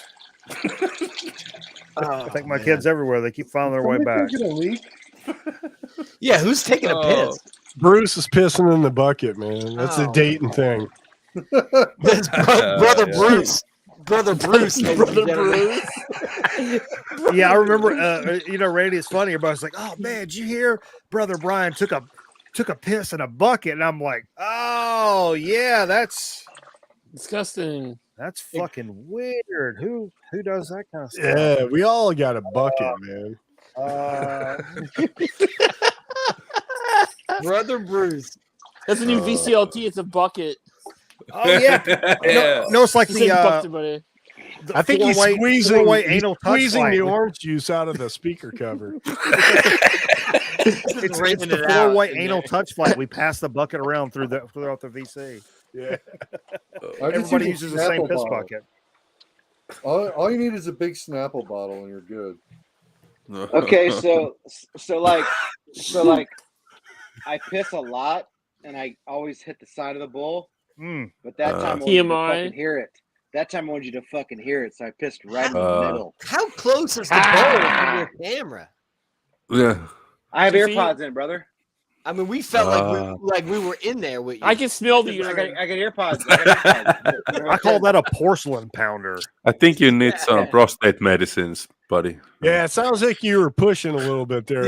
Yeah. It's like the seeds you were pushing. Oh my too god, hard. this is a new bottom. No, my piss and my piss. Now and comes my the nut doctor part of the stream. So, my piss and my nut come out the same. See the people slowly dwindling away. Are you We're pushing down to hard? 7. We're down to 7 viewers, buddy. They've been gone for hours, dude. Trust me. Oh, this is just I salute everyone who is there still hanging out with us. I salute you. It's just seven, just us. 7. It's the people on the Miss screen. you. Miss you with her 6 other accounts. I say Maybe, fuck them. Oh, good God. Oh, no, we're down to 6. Pilmer's not here, so Cameron's not here. Cameron dropped by for a little bit. Yeah, well, great. Now we're back to 8. Oh. It's okay. Whatever. Everybody loves each other. Yeah, But yeah, I pissed loud on purpose so you guys can hear me. Dr. Ash. Oh, we heard you loud and clear. No, I'm good. I got 3 more years for a prostate, baby. It's never too early to get checked. Never too early to get 45, checked. right? It's 45, right? 45, is that right? Yeah, whatever helps you sleep at night, Bruce. I heard it was 45 now. It is. That's what I always tell my doctor. You know, I'm when I bend 45. over, I say, "Hey, man, we Also still an anal love me virgin. after this is all over." I mean, I'm 42. I'm not trying to rush. Ooh. You know what I mean? Drop your shorts and bend over, Mr. Babar. I feel sorry for that asshole. Someone's going to cancel us shortly. Oh, God, please put me out of my misery and just cancel this I'll- fucking I'll- stream. Hey, let's look at the Somebody cat. flash themselves on camera, please. Who would have thought that There's the a nice 21st cat. birthday would be? Eric, like I have 2 really Yeah. cool cats, man. I wish I could. They're not down here right now, but I wish I could show you. Look at that cat. I got a black cat with really, Poor really cat. bright yellow Adorable eyes. cat. It's like a rag doll. Look at He's that. like cat. you I got- love that cat. I wish He's I a could show you my ragdoll. cats. but they're That's not his down breed. He's a ragdoll. Oh, it is. That's why. Yeah, you here. can Yes, literally. exactly. Hey, what you doing to me? What you doing? So you But I eat like while you're it. sleeping.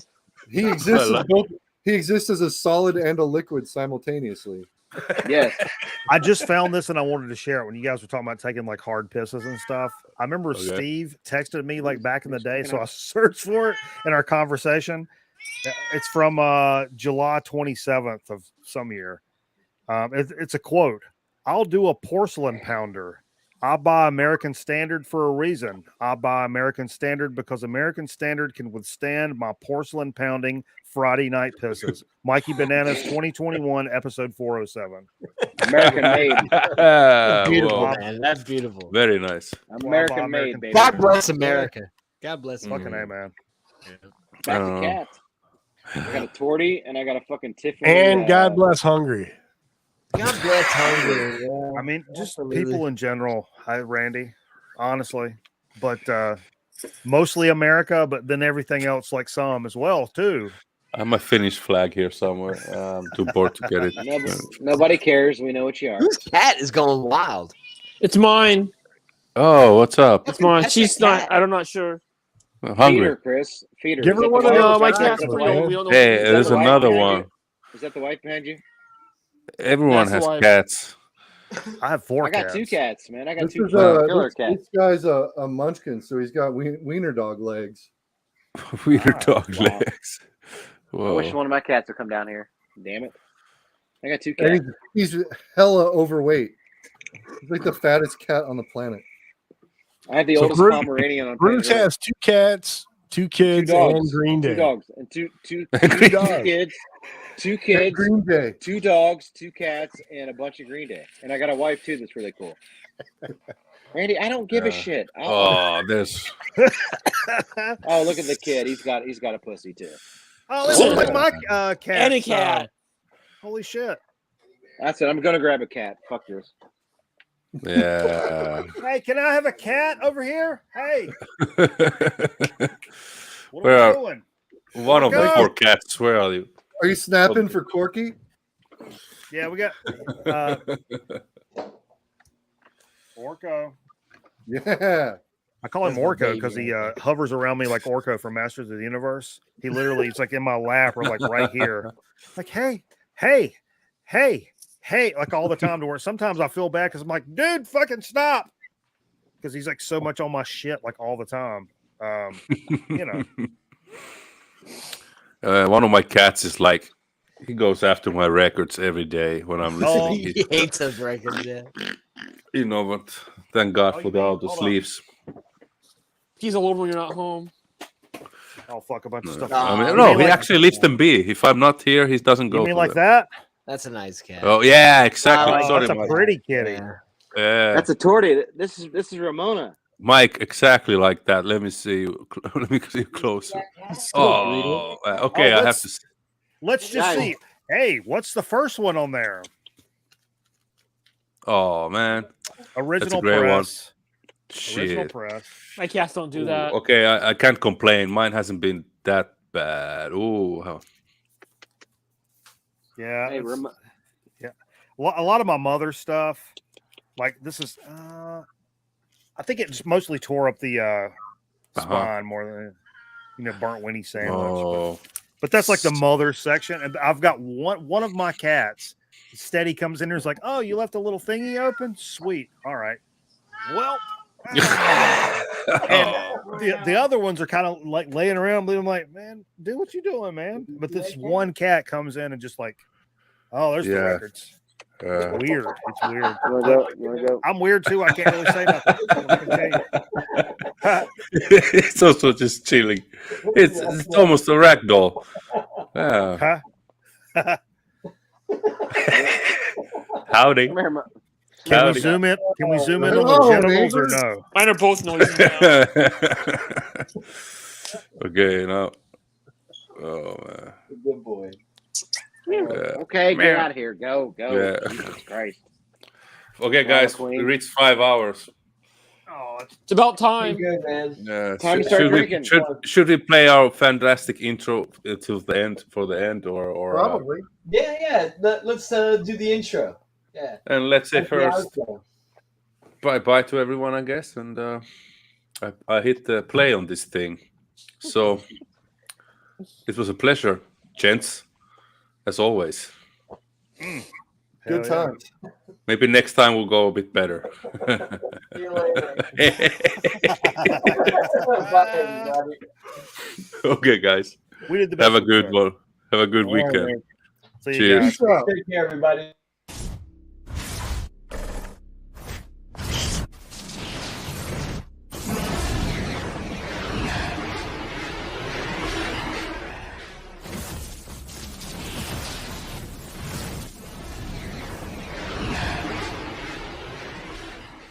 From the creation of our vast universe, we quickly understood that we are limited only by our imaginations and our will to act. We pontificated that somewhere something great is waiting to be known. That something great has finally been found. Since the beginning of humankind, man has shown great strength, will, and perseverance against seemingly insurmountable odds. From the mystifying beauty of the construction of the pyramids of Egypt, from the breathtaking Great Wall of China to the elegance of the Eiffel Tower, to the blood, sweat, and tears forged into building a nation, and whatever that is. We've seen harmony, and we've shared the horrors of war. We've seen revolutionaries, fearless explorers, the Ruddles. We've seen kings, presidents, champions, and man's undying will to be free. But you've never seen anything quite like this.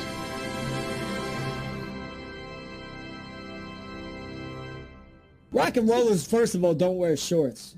But the banjo saved it.